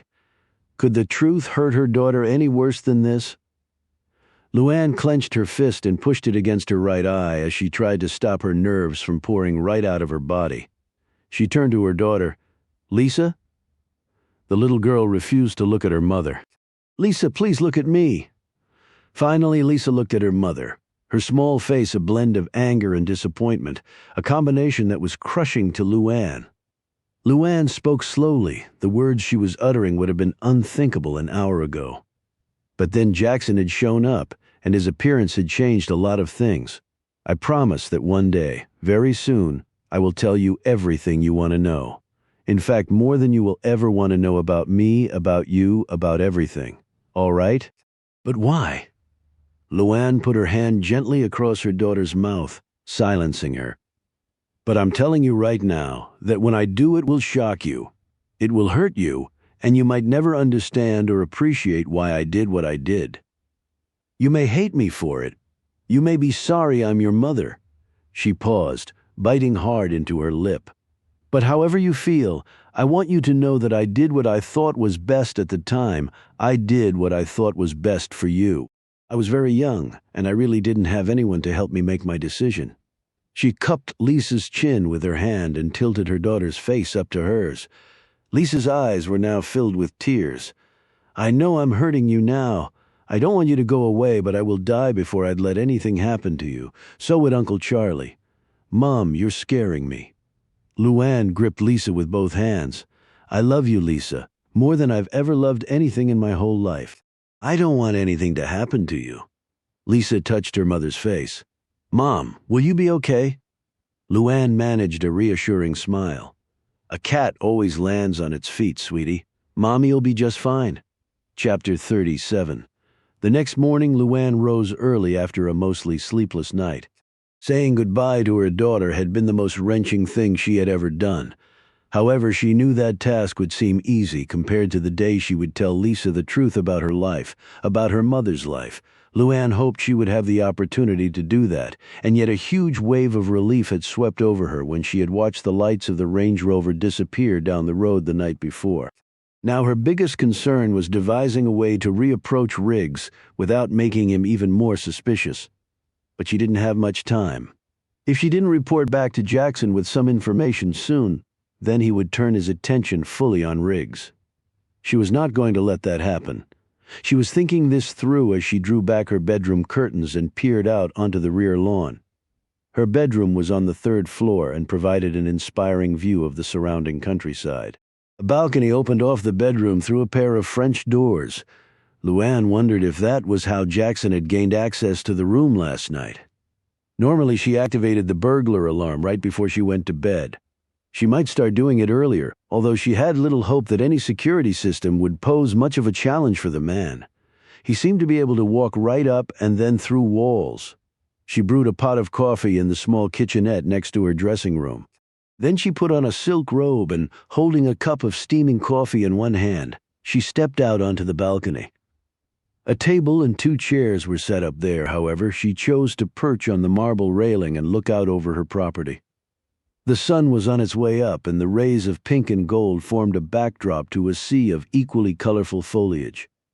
The view was almost enough to raise her sagging spirits. What she saw next almost caused her to fall off the balcony. Matthew Riggs was kneeling in the grass near the spot where she had wanted her studio to be built. From her vantage point, Luann watched in growing amazement as Riggs unrolled a thick set of blueprints and eyed the lay of the land. Luann clambered up on top of the railing, and, one hand clinging to the brick wall of the house for support, she stood on tiptoe for a better look. Now she could make out stakes planted in the ground at various points. While she watched, Riggs unraveled some twine, and, tying one end to a stake, he started laying out what looked to be the footprint of a building. She tried calling to him, but her voice couldn't carry far enough. Luann jumped down from the railing, raced through her bedroom, not even pausing to put on shoes. She took the stairs 2 at a time and unlocked the back door. Sprinting across the dewy grass in her bare feet, the silk robe clung to her form, showing a good deal of her long legs in the process. Breathing hard, she reached the spot where Riggs had been and looked around. Her breaths were visible in the early morning chill, and she pulled the sheer robe tight around her. Where the hell had he gone? She hadn't imagined it. The stakes were there, the string affixed to them. She stared at them as if they would eventually reveal the secret of the man's whereabouts. Morning. Luann whirled around and stared at him as he emerged from the stand of trees, a large rock in his hand. He set it down ceremoniously in the middle of the staked-out area. "Your stone chimney?" he proclaimed, grinning. "What are you doing?" Luann asked in an amazed tone. "You always run around outside in that? You're going to catch pneumonia?" He stared at her and then discreetly looked away as the emerging sun's rays cleared the tops of the trees and made the thin robe virtually transparent. She wasn't wearing anything underneath. "Not to mention what it's doing to me," he muttered to himself. "I don't usually see someone on my property at the crack of dawn putting stakes into the ground. Just following orders. What? You wanted a studio? I'm building you a studio. You said there wasn't enough time before winter set in. And you needed plans and permits. Well, you admired mine so much, I had the brilliant idea of using those diagrams for this one. That'll save a lot of time, and I've got contacts at the inspector's office so we can expedite the approval process." He paused and looked at her as she stood there shivering. "Now don't rush to thank me," he said. She crossed her arms. "It's not that. She shuddered again as a brisk wind sailed down the tree line. Riggs took off his heavy coat and draped it around her shoulders. "You know, you really shouldn't be outside in your bare feet. You don't have to do this, Matthew. I think I've intruded on your time and patience enough." He shrugged and looked down at the ground, tapping one of the stakes lightly with his foot. I don't really mind, Catherine. He coughed in an embarrassed fashion and looked up at the tree line. There are a lot worse things than hanging out with a woman like you. He shot her a quick glance and then looked away. Luann blushed, biting nervously at her bottom lip while Riggs shoved his hands in his pockets and stared off at nothing. The pair unconsciously emulated two teens nervously feeling each other out for that vital first date. She looked over at the staked-out area. So, it'll be just like yours. Riggs nodded. I had the time since you fired me on the fence job. I told you I'd pay you, and I meant it. I'm sure you meant it, but I have a policy of not accepting payment for a job I didn't do. I'm kind of funny that way. Don't worry, I'll charge you plenty for this one. Riggs once again looked at the surrounding country. It doesn't get much prettier than this, I can tell you that. Once I build this thing, you probably won't want to leave it. That sounds very nice, but hardly realistic. He glanced over at her. I guess you travel a lot, a person in your position. It's not that. But I do travel a lot, she added, wearily. Too much. Riggs looked around again. It's good to see the world, but it's nice to come home too. You sound like you speak from experience. She looked at him curiously. He grinned sheepishly. Me? I haven't really been anywhere. But you still like to come home for some peace, she said quietly. Her big eyes locked on his. His grin disappeared and he looked at her with renewed respect. Yes, he finally said. How about some breakfast? I already ate, but thanks. Coffee? She was balancing on one bare foot and then the other as the cold ate at her skin. Riggs watched her movements and then said, I'll take you up on that one. Riggs tugged off his work gloves and stuffed them in his pants pocket. He turned around and bent down. Climb on? Excuse me? Climb on, he patted his back. I know I'm not as bulky as your horse, but just pretend. Luann didn't budge. I don't think so. Riggs turned and looked at her. Will you come on? I'm not kidding about the pneumonia. Besides, I do this with billionaires all the time, I'm telling you. Luann laughed, pulled his coat on all the way, and hoisted herself up piggyback style, wrapping her arms around his neck. He locked his arms around her bare thighs. Are you sure you're up to it? It's a pretty long way, and I'm not exactly petite. I think I can manage. Just don't shoot me if I collapse. They started off. Halfway there, she jabbed him playfully in the sides with her knees. What the hell was that for? I'm pretending. Just like you said, so giddy up. Don't push it. He groused back and then smiled. In the woods near the horse barn, Jackson repacked his sound wand and made his way through the woods to his car parked on a side road. He had watched in some amusement as Riggs carried Luann back to the house. He had also noted the rough footprint for the structure. Riggs was apparently building for her. Considering how she was dressed, Jackson thought it likely that Luann and the handsome Riggs would probably be enjoying an intimate moment very shortly. That was good, since it would give her an opportunity to pump him for information. Using the sound wand, he had also recorded Riggs's voice, an asset that might prove valuable later. He reached his car and drove off. Riggs sipped on a cup of coffee in the kitchen while Luann munched on a piece of buttered toast. She rose and fixed herself another cup of coffee and freshened. His Riggs couldn't help but stare when her back was turned. She hadn't changed her clothes, and the clingy robe was making him think about things he probably shouldn't be. He finally looked away, his face hot. If I get another horse, I think I'll name it after you, Luann said. Thanks, Bunches. He looked around. Everybody else still sleeping? She put the coffee pot back down and took a moment to sponge up a bit of spillage on the counter. Sally has the day off. Charlie and Lisa went on a little vacation. Without you? She sat back down, her eyes roaming the room before she looked back at him and spoke casually. I had some things to take care of. I might have to leave for Europe soon. If I do, I'll meet up with them and then we'll all go together. Italy is beautiful this time of year. Have you ever been? The only Rome I've been to is in New York. In your past life? She looked at him over the top of her coffee cup. There we go with that past life thing again. It's really not all that exciting, so why not tell me about it then? So, what's the quid pro quo? Ah, I assume you learned that phrase from your attorney ex-wife. Assumptions are dangerous things. I like facts a lot better. So do I, so shower me with them. Why are you so interested in what I did before I came to Charlottesville? Because I'm doing my best to keep you alive, and it sickens me every time I think how close you came to being dead because of me. Luann struggled to keep her tone at an even level, despite that painful reality. I'm just a naturally curious person. Well, so am I, and I have a hunch your secrets are a lot more interesting than mine. She tried her best to look surprised. I don't have any secrets. He put down his coffee cup. I can't believe you can actually say that with a straight face.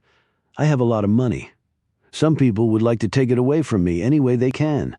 That doesn't exactly qualify for shocker status. So you've concluded the guy in the Honda was a potential kidnapper. Maybe. Funny kidnapper. What do you mean? I've been thinking a lot about it. The guy looked like a college professor. He rented a place in the area and furnished it. When he attempted to kidnap you, he wasn't even wearing a mask. And when I showed up on the scene, instead of hightailing it off, he tried to drive right through me even though he had no chance of catching you. And in my experience, most kidnappers don't work solo. Logistically, it's difficult to go it alone, in your experience. See, I'm showering you with secrets. Maybe he was trying to frighten me before he actually made the kidnap attempt. Don't think so. Why put you on your guard? Kidnapper's kind of like the element of surprise. If he's not a kidnapper, what then? I was hoping you could tell me. Charlie went into the cottage and so did you. What did you find? Nothing. That's bullshit, and you know it. Luann stood up and glared at him. I don't appreciate being called a liar. Then stop lying. Her lips trembled and she abruptly turned away from him. Catherine, I'm trying to help you here. Okay, in my past life I did deal with the criminal class quite a bit. I've got some insights and some skills that might prove useful if you'd just tell me the truth. He rose and put a hand on her shoulder. He turned her around to face him. I know you're scared, and I also know you've got stronger nerves and more spirit than just about anybody I've ever run across, so I'm assuming whatever you're facing is pretty bad and I want to help you. I will help you, if you'll just let me. He cupped her chin with his hand. I'm playing straight with you, Catherine. I really am. She winced slightly as he said her name again, her fake name. She finally reached up and lightly caressed his fingers with her own. I know you are, Matthew. I know. She looked up at him, and her lips parted slightly. Their eyes did not budge from each other as their fingers exchanged touches that were suddenly electrifying both their bodies. The spontaneity of the sensation absolutely immobilized them, but not for long. Riggs swallowed hard, dropped his hands to her bottom, and abruptly pulled Luann against him. The warmth and softness of her breasts burned invisible holes through his thick flannel shirt. Their mouths erupted against each other as he yanked the robe free and it fell to the floor. Luann moaned and closed her eyes, her head swaying drunkenly from side to side as Riggs attacked her neck. She pulled at his hair and then wrapped her arms around his head as he hoisted her up in the air, his face buried in her chest. She wrapped her legs around his torso. Following her frantic, whispered directions, Riggs lunged blindly along the hallway to the small first-floor guest bedroom. Riggs pushed open the door. Luann jerked away from him and sprawled flat on her back on the bed, the muscles in her long legs tensing in anticipation. She reached up and pulled at him. Damn it, Matthew, hurry. At his subconscious level, Riggs noticed the abrupt return of the Georgia drawl, but he was far too intoxicated with the passion of the moment to do anything about it. Riggs's heavy work boots hit the hardwood floor with a loud thump, and his pants followed immediately. She jerked his shirt off, popping several buttons in the process, then slid his boxers down. They didn't bother with the bed covers, although Riggs did manage to back-kick the door closed before he plunged on top of her. Chapter 38. Jackson sat at the table and studied the laptop's small screen. His suite was large and airy and furnished with 18th century reproductions. The aged hardwood floors were partially covered with area rugs stitched with early American colonial themes. A large wooden carving of a duck in flight hung on one wall. A set of framed prints, each depicting a Virginia native who had gone on to become president of his country long ago, was on another wall. The inn was located in close proximity to his areas of focus, was quiet, and allowed Jackson the greatest freedom of unobserved movement. The night before, he had checked out as Harry Conklin and checked back in under another name. He liked to do that. He became uncomfortable staying in one character too long. Besides, he had met with Pemberton in the Conklin role, and he didn't want to run into the man again. Now a baseball cap covered his head, heavy latex eye pouches bracketed the fake nose. The hair was blondish gray and tied in a ponytail that sprouted out the back of the cap. His neck was long and wrinkled, and his build was stocky. He looked like an aging hippie. His luggage was stacked neatly in one corner. He had a practice of not unpacking when he traveled. His line of work sometimes necessitated rapid exits. 2 hours earlier, he had scanned one set of the fingerprints lifted from the cottage into his hard drive and transmitted them via modem to one of his information contacts. He had already called this person and told him what was coming. This particular contact had access to a database that housed oceans of the most interesting facts, the sole reason that Jackson had enlisted his services many years ago. It wasn't certain that the man who was pursuing Luann would have his fingerprints on file anywhere, but Jackson had nothing to lose by checking. If the man did, Jackson's task of tracking him down would become far easier. Jackson smiled as his computer screen started filling up with data. A digitized photo of the man had even accompanied the personal details. Thomas J. Donovan. The photo was 3 years old, but Jackson reckoned that at this time of life, Donovan wouldn't have changed all that much. He studied the nondescript features of the man carefully and then checked the contents of his portable makeup kit and various hairpieces he had brought with him. Yes, if it came down to it, he could impersonate the man. Donovan's name was actually familiar to Jackson. Donovan was an award-winning journalist at the Washington Tribune. In fact, about a year ago, he had done an in-depth piece on Jackson's father's career as a United States Senator. Jackson had read the story and quickly condemned it as a fluff piece that came nowhere near to addressing the personal side of his father and his monstrous behavior.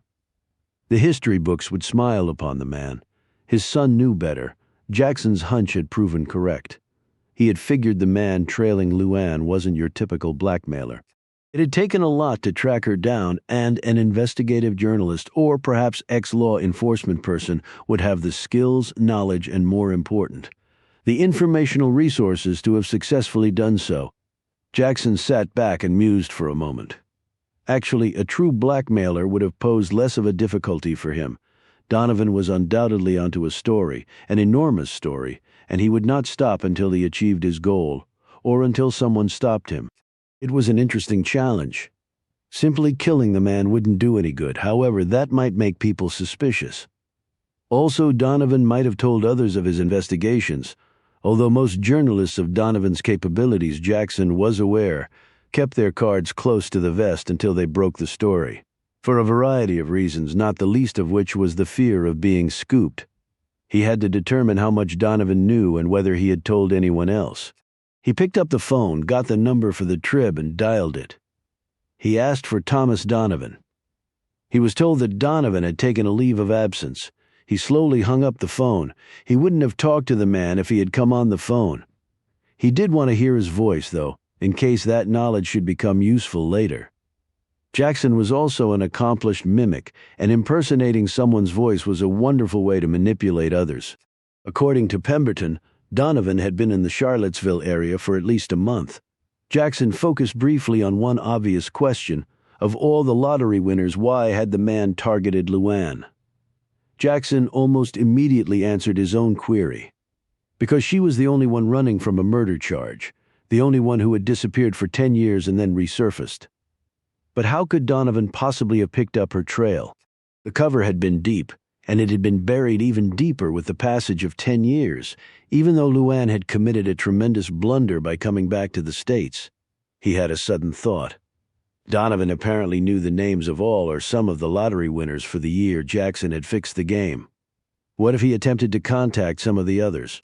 If he didn't get what he wanted from Luann, and Jackson felt reasonably sure he wouldn't, the next logical step would be to seek out the others. Jackson took out his electronic Rolodex and started making phone calls. After half an hour, he had finished contacting the other 11. Compared to Luann, they were sheep to be led around. What he told them to do, they did. He was their savior, the man who had led them to the promised land of wealth and leisure. Now, if Donovan bit, the trap would spring. Jackson began to pace the room. He paused and opened his briefcase. He pulled out the photos. They had been taken on his first day in Charlottesville, even before meeting with Pemberton. The quality of the photos was good considering he had been using a long-range lens, and the early morning light had not been the best. The faces stared back at him. Sally Beecham looked tired and bothered. In her 40s, tall and slender. She was Luann's live-in housekeeper. Her suite was on the first floor on the north side of the mansion. He studied the next two photos. The two young Hispanic women constituted the cleaning staff. They came at 9 and left at 6. Finally came the photos of the groundspeople. Jackson studied each of their faces when taking the photos. He had watched the people intently. How they moved, how they gestured. His handheld sound wand had picked up their voices perfectly. He had listened to their voices over and over as he had just listened to Riggs's. Yes, it was coming together nicely. Like pieces in a strategic battle plan, he was positioning his soldiers to optimal advantage. Possibly none of the information he had painstakingly gathered about Catherine Savage's daily world would ever come into play. But on the chance that it might, he would be more than ready. He put the photos away and closed the briefcase. From a hidden compartment in his suitcase, he drew out a short-handled throwing knife. Handcrafted in China. The blade was so sharp it couldn't even be touched by a bare hand without drawing blood. It was thrown by means of the perfectly balanced teak handle. Jackson strolled around the room as his mind was sidetracked for a moment. Luann was uncommonly fast, lithe, agile words that could equally be applied to himself. Yes, she had certainly upgraded herself. What else had she learned? What other skills had she acquired? He wondered whether she had experienced the same premonition he had, that their paths would cross again one day like two trains colliding, and had she done her utmost to prepare for that eventuality. 20 feet, using the letter opener, she could have killed him from that distance. Fast as he was, the blade would have been embedded in his heart before he had a chance to react. On this last thought, Jackson wheeled around and let the knife fly. It sailed across the room, splitting the duck's head completely in half upon impact and burrowing several inches into the wall. Jackson eyed the distance between himself and his target. At least 30 feet, he estimated. He smiled. Luann would have been far wiser to have killed him. She had, no doubt, been constrained by her conscience. That was her greatest weakness and Jackson's greatest advantage, for he had no such parallel compunction. Ultimately, if it came down to it, he knew that would be the difference. Chapter 39. Luann watched Riggs, who lay dozing next to her. She let out a small breath and stretched her neck. She had felt like a virgin while they made love, an incredibly energetic display of sex. She was surprised the bed hadn't caved in. They'd probably be sore tomorrow. A grin spread over her face. She stroked his shoulder and huddled next to him, putting one of her bare legs across both of his. With this movement, he finally stirred and looked over at her. A boyish smile cracked his face. "What?" she asked, her eyes impish. "I'm just trying to remember how many times I said, 'Oh, baby.'" She rubbed her hand across his chest, letting the nails bite in just enough to make him playfully grab her hand. Luann said, "I think it was more often than I screamed, 'Yes, yes,' but that was only because I couldn't catch my breath." He sat up and put a hand through her hair. "You make me feel young and old all at the same time." They kissed again, and Riggs lay back while Luann nestled on his chest. She noticed a scar on his side. "Let me guess, old war wound." He looked up, surprised, and then followed her gaze to the scar. "Oh yeah, real exciting. Appendicitis." "Really? I didn't think people came with 2 appendixes." "What?" She pointed to another scar on his other side. "Hey, can we just enjoy the moment here and stop with the observations and questions?" His tone was playful, but she noted the serious intent just below the surface. "Well, if you come over every day to work on the studio, we might make this a regular thing, sort of like breakfast." Luann smiled and then almost immediately caught herself. What was the chance of that happening? The impact of this thought was crushing. She quickly moved away from him and started to get up. Riggs could hardly miss this dramatic transformation. Was it something I didn't say? She turned to find him looking at her, As if suddenly self-conscious about her nakedness, she pulled the bedspread off the bed and draped it around her. "I've got a lot to do today." Riggs sat up and grabbed at the bedspread. "Well, excuse the hell out of me. I didn't mean to get in the way of your schedule. I guess I had the 6 a.m. to 7 a.m. slot. Who's up next? The Kiwanis Club?" She jerked the bedspread free. "Hey, I don't deserve that." Riggs rubbed his neck and started to pull on his clothes. "Okay. It's just that I'm having trouble switching gears as fast as you." Going non-stop from the most intensive passion I can ever remember to discussing the day's workload sort of rubbed me the wrong way. "I'm sorry as hell if I offended you." Luann looked down and then moved over and sat next to him. "That's how it was for me too, Matthew," she said quietly. "I'm embarrassed to tell you how long it's been." She paused and then said almost to herself, "Years." He looked at her incredulously. "You've got to be kidding." She didn't answer, and he was reluctant to break the silence. The ringing phone did hesitating for a moment. Luann picked it up. She hoped to God it was Charlie and not Jackson. "Hello?" It turned out to be neither. "We're going to talk, Ms. "Tyler, and we're going to do it today," Thomas Donovan said. "Who is this?" Luann demanded. Riggs quickly looked over at her. "We had a brief meeting the other day when you were out driving. The next time I saw you was when you were sneaking out of my place with your boyfriend." "How did you get this number? It's unlisted." Donovan silently laughed. "Miss Tyler, no information is safe if you know where to look. I'm assuming by now that you realize I know where to look. What do you want?" "Like I said, I want to talk." "I don't have anything to say to you." Riggs went over to the phone and held the receiver with her. At first Luann tried to push him off, but Riggs held firm. "Sure you do, and I have a lot to say to you. I can understand your reaction the other day. Maybe I should have approached you differently, but that's past. I know beyond a doubt that you're sitting on a story of immense importance, and I want to know what it is. I have nothing to say to you." Donovan considered this for a moment. He ordinarily didn't like to take this tack, but right now he couldn't think of an alternative strategy. He made up his mind.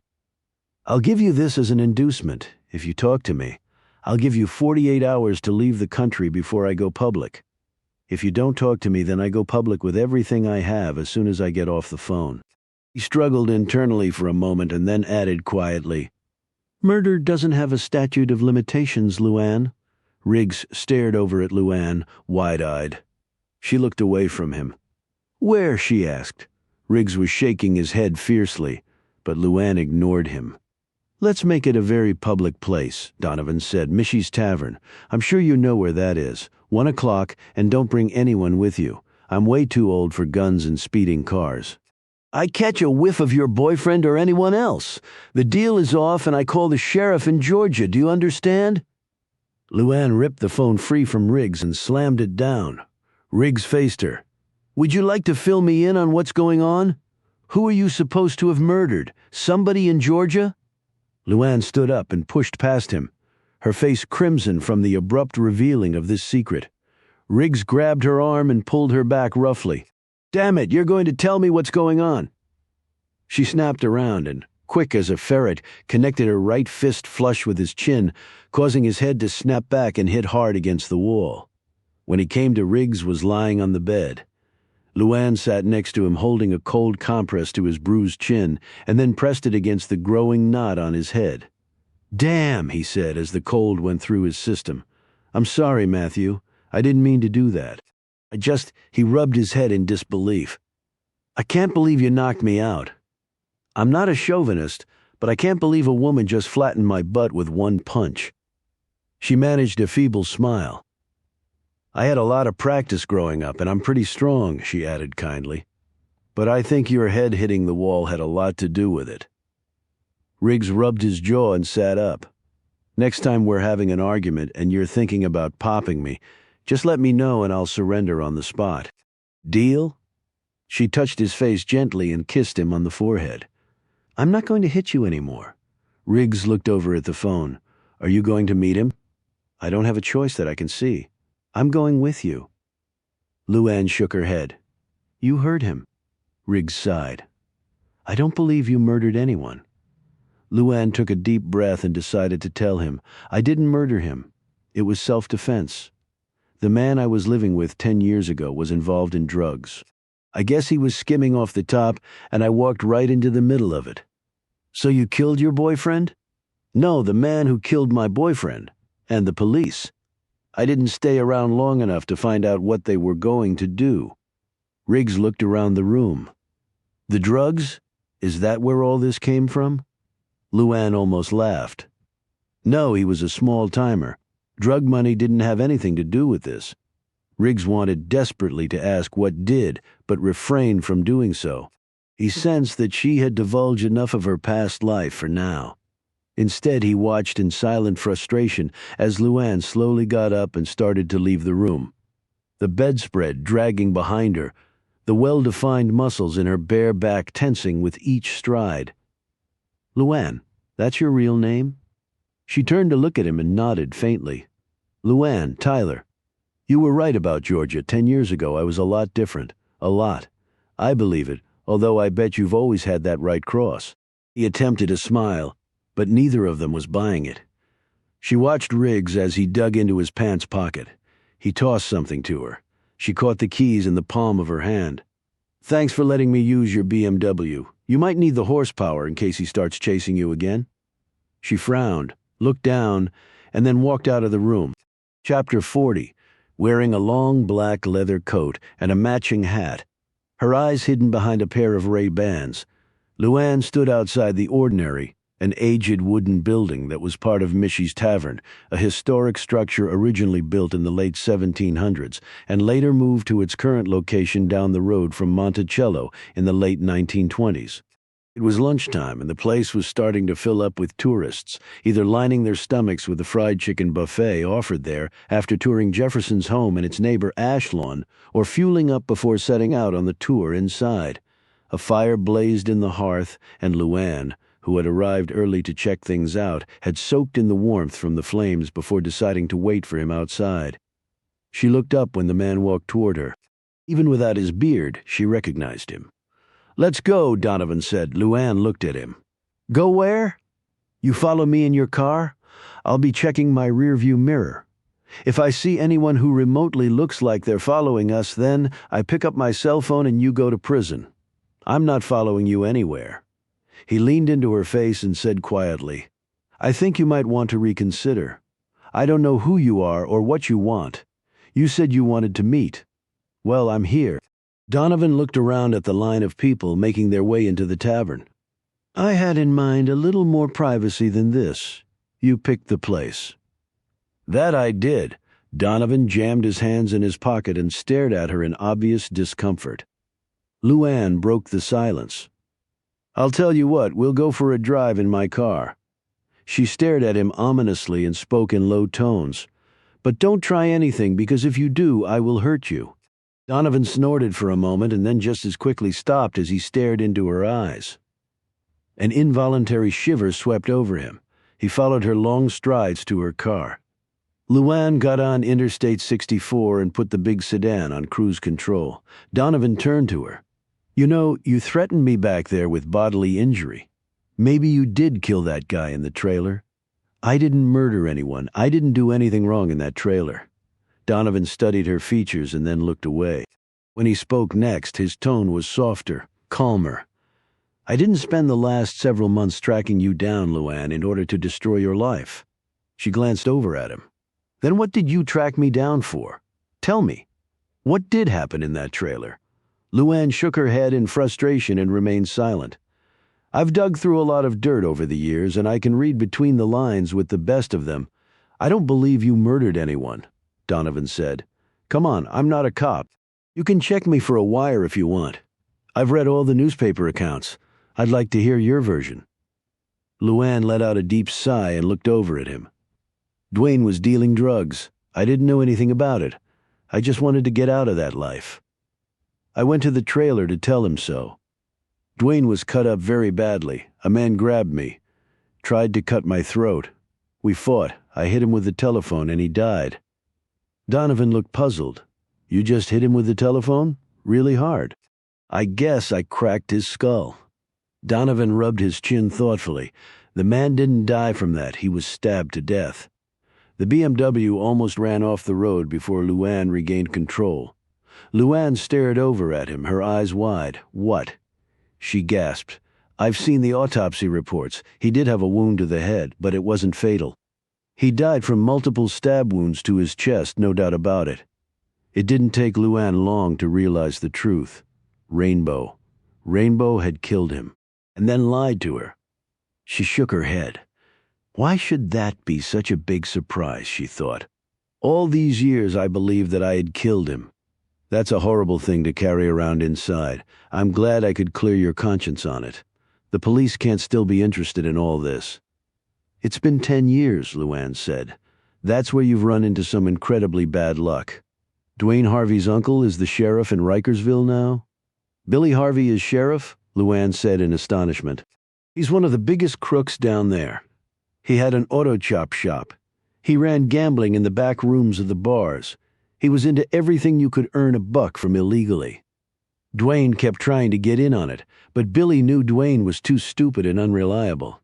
That's probably why he ended up selling drugs over in Gwinnett. I don't doubt it, but the fact is, he's sheriff, probably figured the best way to avoid trouble with the police was to become the police. So you talked to him? Donovan nodded.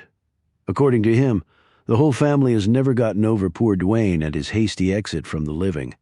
He said the drug dealing sort of besmirched the whole family, and the money you sent, instead of salving over those wounds, they took it as pouring salt on them like you were trying to buy them off somehow.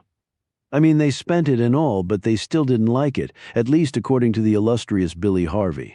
Bottom line is, he told me that the investigation is still active, and he's not going to rest until Luann Tyler is brought in for trial. From what I can tell, his theory is that you're the one who was involved in the drug dealing because you wanted to escape Dwayne and the boring life. Dwayne died trying to protect you, and then you murdered the other guy, who allegedly was your partner. That's a bunch of lies. Donovan shrugged. You know it is, I know it is. But the people deciding that will be a jury of your peers down in Rikersville, Georgia. He took a moment to appraise her expensive clothing. Or a jury of whom your peers used to be. I wouldn't recommend that you wear that outfit to the trial. It might rub people the wrong way. Dwayne being flower food in all these last 10 years while you were living the high life and doing a pretty good impersonation of Jackie O. It just wouldn't sit well with the good folks down there. Tell me something I don't know. She paused for a moment.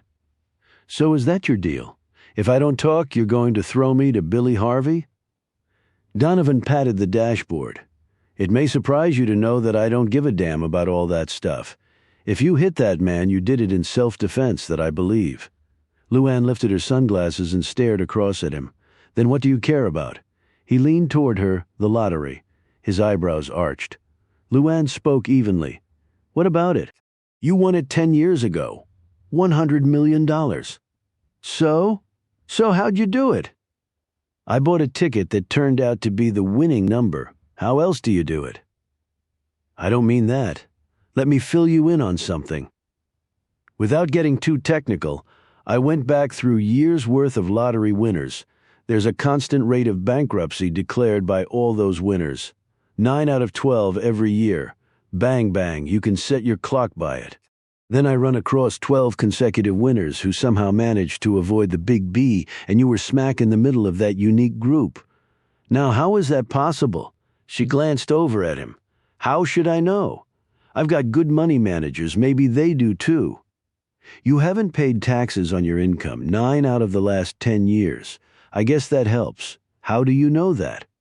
Again, all sorts of information is available. You just have to know where to look. I know where to look. You'd have to talk to my financial people about that. I was in other parts of the world during that time. Maybe the income wasn't taxable in the U.S. I doubt that. I've written enough financial stories to know that there's almost nothing Uncle Sam won't tax if he can find it, that is. So, call up the IRS and report me. That's not the story I'm looking for, story. That's right. I forgot to fill you in on the reason I came to visit you. My name's Thomas Donovan. You probably haven't heard of me. But I'm a journalist for the Washington Trib going on 30 years now, and a damned good one even if I'm blowing my own horn.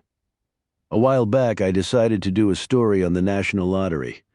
Personally, I think the whole thing is a travesty. Our own government doing that to the poorest among us. Dangling carrots like that, all the catchy ads enticing people to cash in their Social Security checks to play something with odds at millions to one. Excuse the soapbox, but I only write about things I feel passionate about. Anyway, my original angle was the rich sucking it back out of the poor after they hit the jackpot. You know, investment sheesters, people peddling one scheme after another, and the government just letting them go right ahead and do it. And then when the winners' finances are so screwed up, they haven't paid enough tax or whatnot, the IRS comes in and takes every last dime, leaving them poorer than before they won. A good story, and one I feel needs to be told. Well, while I'm researching the story, I find out this interesting coincidence about all the lottery winners from your year. They didn't lose a dime of their money. In fact, using their tax returns as a gauge, they're all richer now, a lot richer. So I track you down, and here I am. What I want is simple, the truth. And if I don't tell you, I end up in a Georgia prison. Is that it? That's what you implied over the phone. Donovan stared across at her angrily. I won 2 Pulitzers before I was 35. I've covered Vietnam, Korea, China, Bosnia, South Africa, gotten my ass shot up twice. I've spent my life chasing every hot spot in the world. I'm as legit as they come.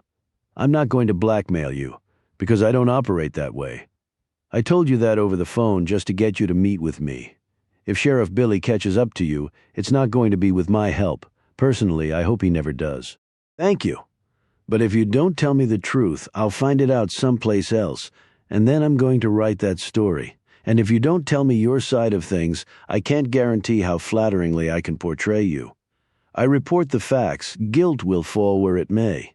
If you're willing to talk to me, I can guarantee only one thing, that your side of the story will be heard. But if you've broken the law somehow, there's nothing I can do about that. I'm not a cop, and I'm not a judge. He paused and looked at her. So what's it going to be? She didn't speak for several minutes, her eyes staring down the road. He could see the conflict going on inside her. Finally, she looked over at him. I want to tell you the truth, God. I want to tell somebody the truth.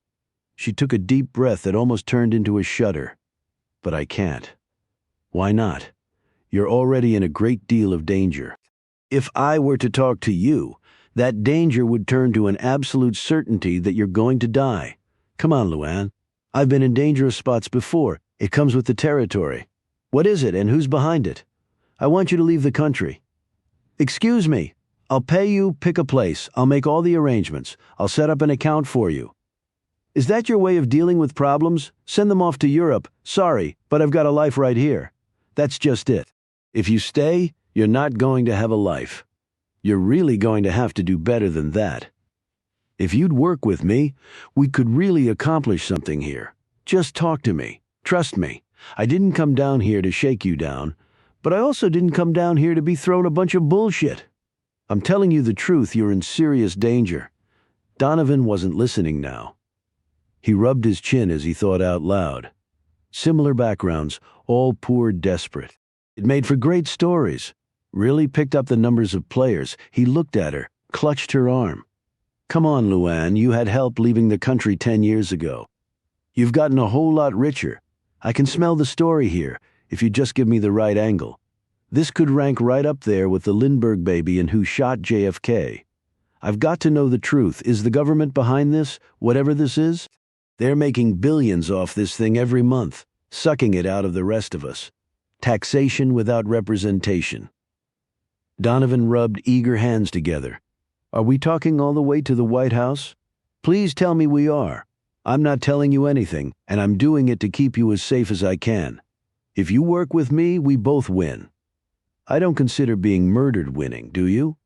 Last chance. Will you please believe me? Believe what? You haven't told me anything, he bellowed. If I tell you what I know, it's like I'm putting a pistol against your head and pulling the trigger myself. Donovan sighed. Then why don't you take me back to my car? I don't know, Luann. I guess I expected more from you. You grew up dirt poor, raised a kid by yourself, and then got this incredible break. I thought you might give a crap. Luann put the car in gear and they started off again. She glanced once or twice at him and then started speaking in a very low voice, as though she were afraid of being overheard. "Mr. Donovan, the person who is looking for you right this very minute is not someone you want to mess around with. He told me he's going to kill you because you might know too much, and he will, unless you leave right now. He'll find you for sure, and when he does, it won't be pretty. This person can do anything. Anything." Donovan snorted, and then his face froze. He slowly turned and looked at her as the answer finally hit him. "Including making a poor woman from Georgia rich." Donovan saw Luann jerk slightly as he said the words. His eyes widened. "Jesus, that's it, isn't it? You said this man can do anything. He made you the lottery winner, didn't he?" A woman barely out of her teens running from the police after believing she committed a murder. "Mr. Donovan, please." She stops to buy a lottery ticket and then just happens to travel to New York where the lottery drawing is being held. And what do you know? She wins $100 million. Donovan slapped the dashboard with the palm of his hand. Good God, the national lottery was fixed. "Mr. Donovan, you have got to let it drop." Donovan's face flushed crimson. "No way, Luann. No way am I letting this drop like I said. You couldn't have eluded the NYPD and the FBI all by yourself. You had help, a lot of help. This elaborate cover story you had in Europe. You're perfect money managers. This guy set all of it up, all of it, didn't he? Didn't he?" Luann didn't answer. "God, I can't believe I didn't see it all before. Sitting here talking to you, it just all fell into place. I've been drifting in circles for months and now—" He turned sideways in his seat. "You're not the only one either, are you? The other 11 non-bankrupts? Maybe more, am I right?" Luann was shaking her head hard. "Please stop. He didn't do it for free. He must have gotten some of your winnings, but Christ, how did he fix it? Why? What's he doing with all that money? It can't be just one guy." Donovan fired questions left and right. Who, what, when, why, how? He gripped her shoulder. "Okay, I'll accept your statement that whoever is behind this is one very dangerous individual. But don't discount the power of the press, Luann. It's toppled crooks bigger than this guy. We can do it if we work together." When Luann didn't respond, Donovan let go of her shoulder. "All I'm asking is that you think about it, Luann. But we don't have a lot of time." When they returned to his car, Donovan got out and then poked his head back in the door. "This number will reach me." He handed across a card. Luann didn't take it. "I don't want to know how to reach you. You'll be safer that way." Luann suddenly reached across and grabbed his hand. Donovan winced from the pressure of her fingers. "Will you please take this?" She reached in her purse and took out an envelope. "There's $10,000 in here. Pack your bags. Go to the airport. Get on a plane and get the hell out of here. Call me when you get to wherever you're going, and I'll send enough money to keep you in hotels and restaurants for as long as you want. I don't want money, Luann. I want the truth." Luann pushed back the urge to scream. "Damn it, I'm trying my best to save your life." He dropped the card onto her front seat. "You warned me, and I appreciate that. But if you won't help me, I'll get it from somewhere else."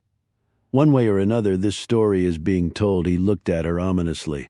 "If this person is half as dangerous as you say he is, you might want to think about getting the hell out of here. My butt may be in the crosshairs now, but it's only my butt. You've got a kid." He paused again, and right before he turned to leave, he said, "I hope we both make it through this, Luann. I mean that." He walked across the parking lot to his car, got in, and drove off. Luann watched him go. She took a deep breath, trying to calm her shaken nerves. Jackson was going to kill the man unless she did something. But what could she do?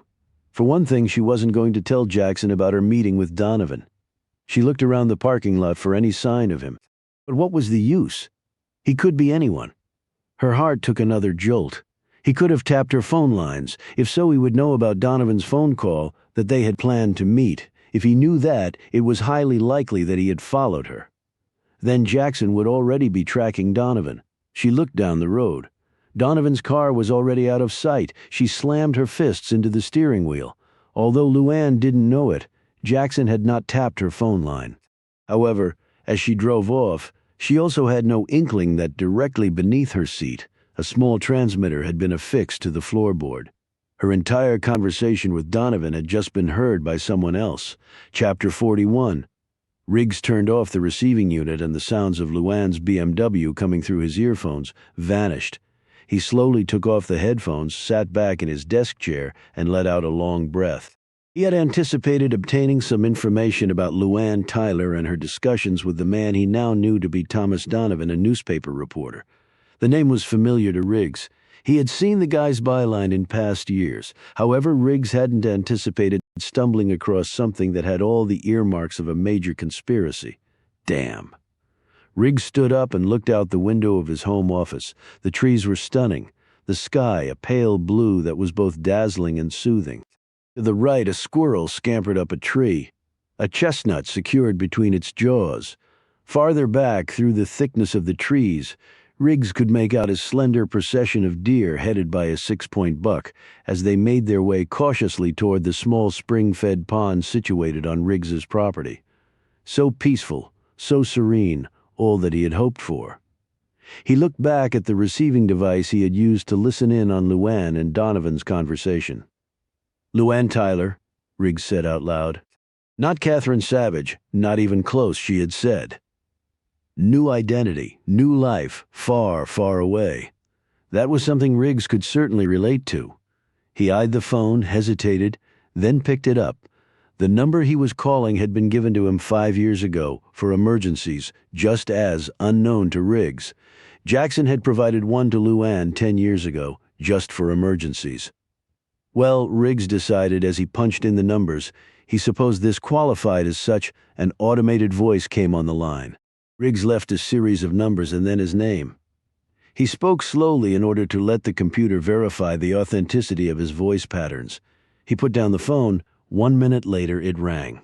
He picked it up. "That was fast," Riggs said, sitting back down. "That number gets our attention. What's the situation? You in trouble?" "Not directly, but I've come across something I need to check up on. Person, place, or thing?" "Person. I'm ready. Who is it?" Riggs took a silent breath and hoped to God. He was doing the right thing. He would at least hedge his bets until he understood matters a little better. "I need to find out about someone named Luann Tyler." Luann's car phone buzzed as she was driving back home. "Hello?" The voice on the other end of the line made her breathe easier. "Don't tell me where you are, Charlie. We can't be sure this line is safe." She checked where she was on the road. "Give me 20 minutes and then call me at the prearranged spot." She hung up. When they had come to the area, they had identified a payphone at a McDonald's that would receive incoming calls. That was their safe phone. 20 minutes later, she was standing at the payphone, snatching it up on the first ring. "How's Lisa?" Charlie's tone was low. "Fine, we're both okay. She's still bumming, but who can blame the kid?" "I know. Did she talk to you at all? A little?" "Although I think we're both the enemy as far as she's concerned right now. That little girl's playing it close to the vest. Chip off the old block, right?" "Where is she?" "Crashed on the bed. We drove all night, and she didn't sleep much. Just stared out the car window." "Where are you?" "Right now we're at a motel on the outskirts of Gettysburg, Pennsylvania, just across the Maryland state line. We had to stop. I was falling asleep at the wheel." "You didn't use a credit card, did you?" "Jackson can trace that." "You think I'm a novice at being on the run?" "All cash." "Any sign that you've been followed?" "I've varied my route, gone the interstate, back roads. Lots of stops in very public places. I've checked every car that even looks remotely familiar. No one's onto us." "How's it on your end? You hook up with Riggs?" Luann blushed at the question. You could say that. She paused and cleared her throat. "I met up with Donovan." "Who?" "The guy from the cottage. His name is Donovan. He's a reporter." "Oh, crap. He knows about the 12 lottery winners." "How?" "It gets complicated, but basically because none of us declared bankruptcy. In fact, we all became a lot richer through shrewd investment advice. I guess that's pretty unusual with lottery winners. Damn, I guess Jackson isn't infallible. That's a comforting thought. I've got to go. Give me the number there." Charlie did so. "I brought the portable cell phone, too, Luann." "You've got the number right?" "Memorized. I don't like it that you're all alone in this." "I really don't. I'm holding my own. I've just got to think things through a little. When Jackson shows up again, I want to be ready." I'm not sure that's possible. The guy's not human. Luann hung up the phone and walked back to her car. As unobtrusively as she could, she scanned the parking lot for anyone looking remotely suspicious. But that was the problem. Jackson never looked suspicious. Charlie hung up the phone, checked on Lisa, and then went to the window of the ground floor motel room. The building was constructed in the shape of a horseshoe, so that Charlie was looking out not only at the parking lot, but also at the motel units on the other side of the parking lot. He had a habit of checking the parking lots every 30 minutes to see who had pulled in after them. He had selected fairly isolated places that would make it easier to flush out someone who was following them. Despite his sharp scrutiny, he could not have seen the pair of binoculars focused on him from the dark recesses of the motel room directly across from his. This person's car was not in the parking lot because he was not a paying guest of the motel. He had broken into the room when Charlie and Lisa had gone out to eat. The man put down the binoculars and jotted some words down in a notebook before taking up his sentry once again. Chapter 42. The BMW pulled into the front drive. Luann sat in the car and stared up at the house. She had not gone home. After driving around for a while, she had decided to come here. The Jeep was there, so he must be as well. She got out of the sedan and walked up the wide steps of the Victorian. Riggs heard her coming. He was just finishing up his phone call, the paper in front of him covered with notes, more information than he had ever wanted to know. His gut was cramping up just thinking about it all. He opened the door to her knock, and she passed through the doorway without looking at him. "How'd it go?" he asked. Luann drifted around the room before settling down on the couch and looking up at him with a shrug. "Not all that well, really." Her voice was listless. Riggs rubbed his eyes and sat down in the chair opposite her. "Tell me about it. Why? Why in the hell would I want to get you involved in all this?" He paused and briefly considered what he was about to say. He could walk away from this. She was obviously giving him the opportunity to do so. He could just say, "You're right," and escort her to the door and out of his life as he looked at her. So tired, so alone, he spoke quietly and intensely. "I want to help you. That's nice, but I really wouldn't know where to begin. How about 10 years ago, Georgia, and you're running from the cops for a murder you didn't commit?" She stared over at him, biting her lip. She wanted desperately to trust the man. It was an almost physiologically compelling need. And yet as she stared down the hallway to where his study was, where she had previously seen the information he had obtained on her so easily, so quickly, the doubts came flooding back to her. Jackson was suspicious of the man. Who was he? Where had he come from? What had he done in his past life? When she looked back over at him, he was watching her closely. He read the uncertainty, the suspicions there. "Luann, I know you really don't know me yet, but you can trust me." "I want to, Matthew. I really do. It's just—" She stood up and started her ritualistic pacing. "It's just that I've made a habit the last 10 years of never trusting anyone other than Charlie. Well, Charlie's not here, and from the looks of things, you're not going to be able to handle this alone." She stiffened at the words. "You'd be surprised at what I can handle." "I don't doubt that." "Not at all," he said in a sincere if disarming manner. "And getting you involved means ultimately placing you in danger. That's not something I want on my conscience. You'd be surprised at how accustomed I am to dangerous things and people." She stared at him, a glimmer of a smile on her lips. Her deep hazel eyes were intoxicating to him, calling up the fresh memory of their lovemaking. "I still don't want you to get hurt." "Then why are you here?" "In spite of how terrific this morning was, I doubt if you're here for a nooner. You've got other things on your mind, I can tell." She sat back down and clasped her hands together. After thinking the matter over a minute, she started speaking earnestly. "The man's name was Thomas Donovan. He's a reporter of some kind. He started investigating me." "Why? Why you? The murder?" Luann hesitated before answering. "That was part of it. What was the other part?" Luann didn't answer now. She looked at the floor. Imparting personal information to anyone other than Charlie went against every instinct she possessed. Riggs decided to take a shot. "Did it have to do with the lottery?" She slowly looked up, the astonishment starkly on her face. "I knew your real name. Something clicked. You won $100 million 10 years ago. A lot of stories about you back then. Then you disappeared." She studied him warily, alarm bells ringing. His face, though, was one of complete sincerity, and finally that look subdued her suspicions, at least temporarily. "Yes, I won that money. So what did Donovan want? Your story on the killing?" "Partly." "What was the other part?" he asked persistently. Now the alarm bells started ringing again, and this time Riggs's honest features did not silence them. Luann rose. "I've got to be going. Come on, Luann, talk to me. I think I've said more than I should have." Riggs knew far more than she had already told him, but he had wanted to hear it from her. His source for the information on Luann had naturally desired to know why he wanted it. He had lied, or gotten close to it. He wasn't going to give Luann Tyler away. At least not yet. He had no reason to trust her, and many reasons not to. But he did trust her. He did believe in her. As her hand closed over the doorknob, he called to her. "Luann, if you change your mind, I'll be here." She didn't look at him, fearful of what might happen if she did. She wanted to tell him everything. She wanted his help. She wanted to make love to him again. After all these years of fabrication, of lies, deceit, and constant fear of exposure, she just wanted to be held, to be loved for herself, not for the enormous wealth she possessed. Riggs watched the BMW pull out of his driveway.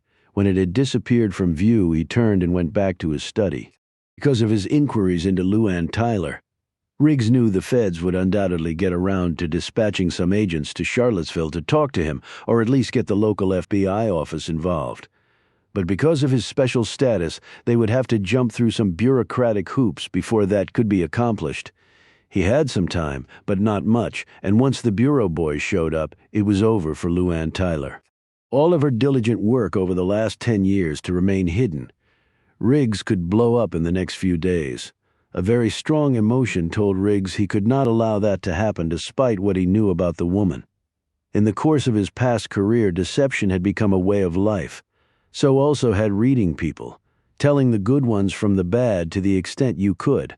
Luann was a good person, Riggs had long ago concluded. Even if she didn't want his help, she was going to get it. But she was obviously involved with some very dangerous people. And now, Riggs thought to himself, so was he. Chapter 43. When Luann arrived home, it was late. The household staff had gone, and Sally Beecham would not return until tomorrow.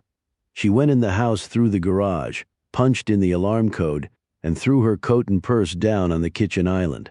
She went upstairs to shower and change. She had a lot of things to think through right now. In the shrubs bordering the edge of the expansive lawn by the garage side of the house, Jackson knelt in the mulch and smiled to himself. He lowered the small piece of equipment he was holding in his hand. On its digital face were the 6 numbers constituting Luann's passcode for the home's alarm system. The scanner had picked up the electrical impulses thrown off when Luann inputted her passcode, and then it had unscrambled them. With the passcode, Jackson could come and go freely. When he got back to his rental car, his cell phone buzzed. He spoke for a few minutes and then hung up. Charlie and Lisa were at a motel outside of Gettysburg. They would probably be on the move again soon. Luann had tried to get them away from him, or rather Lisa away from him. Charlie could take care of himself. Jackson well knew, if it came to it, Lisa was the Achilles heel of her mother. Luann had watched out the window as the figure made its way down the tree line toward the main road. The steps had been animal-like in their stealth and precision, much as hers would have been. She didn't know what had drawn her to the window at that precise instant. She felt no fear or even apprehension as she watched Jackson move down the hillside. She had expected him to be there. For what specific reason or for how long Jackson had been watching the house, she wasn't sure, but it was completely logical that he should be. She was now his main focus, she knew. And to be the main focus of the man was akin to treading on the very edge of the grave. She drew the curtains shut and sat on her bed. The enormous house felt cold and threatening, as though she were all alone in a mausoleum of immense proportion, just waiting for something unspeakably horrible to happen to her. Was Lisa truly safe, beyond the reach of the man?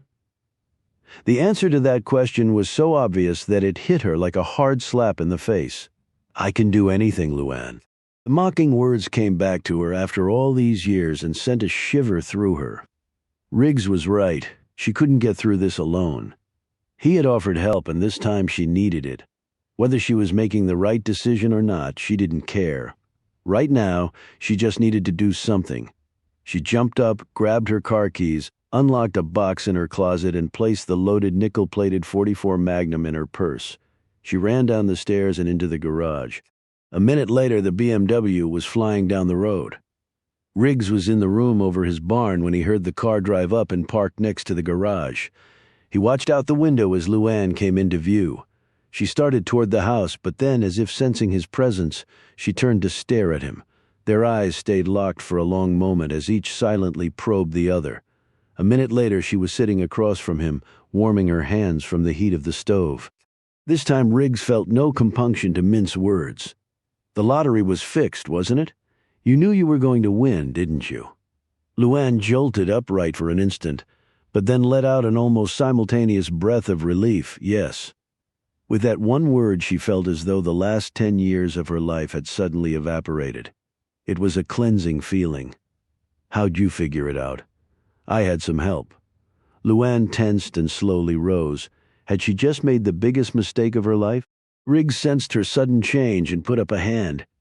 As calmly as he could, he said, "Nobody else knows right now. I pulled some pieces of information from different sources and then took a wild stab." He hesitated and then added, "I also bugged your car. I heard your entire conversation with Donovan. Who the hell are you?" Luann hissed, her hand feeling for her purse catch and the gun inside, even as she stared at him. Riggs just sat there and stared back at her. "I'm someone very much like you," was his surprising reply. Those words stopped her cold. Riggs stood and put his hands in his pockets, leaned up against the bookcase, and eyed the gently swaying trees through the window. "My past is a secret, my present is all made up." He looked over at her. A lie, but for a good reason. He raised his eyebrows. "Like you." Luann trembled for an instant. Her legs felt weak, and she abruptly sat down on the floor. Riggs swiftly knelt beside her, taking her hand in his. "We don't have a lot of time, so I'm not going to sugarcoat things. I made some inquiries about you. I did it discreetly, but it's going to have ripple effects nonetheless." He looked at her intently. "Are you ready to hear this?" Luann swallowed hard and nodded. The fear passed from her eyes and was replaced with an inexplicable calmness. "The FBI has been interested in you ever since you fled the country. The case has been dormant for a while. But that's not going to last. They know something is up with you and maybe with how you won the money, but they don't know what, and they haven't been able to prove anything. If you bugged the car, you know how Donovan got onto it." Riggs nodded and helped her up. They both sat on the couch. Bankruptcy. Pretty clever. I know the feds haven't latched onto that angle yet. "Do you know how it was rigged?" Luann shook her head. "Is it a group? An organization behind it? Donovan thought it was the government. Please don't tell me it is. That gets way too complicated. It's not." Luann was speaking clearly now, although traces of fear, the effect of the sudden exposure of long-held secrets, flitted over her features. "It's one person as far as I know." Riggs sat back with an amazed look. "One person, that isn't possible. He had some people working for him. At least 2 that I know of. But I'm pretty sure he was the boss." That was an understatement. Luann could not imagine Jackson taking orders from anyone. Was Charlie one of those people? Luann started again. "What makes you say that?" Riggs shrugged. "The uncle story was a little lame, and you two seem to be sharing a secret. There wasn't any mention in all my research about you of any uncle, so I assumed he came into the picture after the lottery scam. I'm not going to answer that. The last thing she was going to do was incriminate Charlie. Fair enough. What about this person behind it? What can you tell me about him? He calls himself Jackson." Luann stopped suddenly, astonished that she was telling anyone this.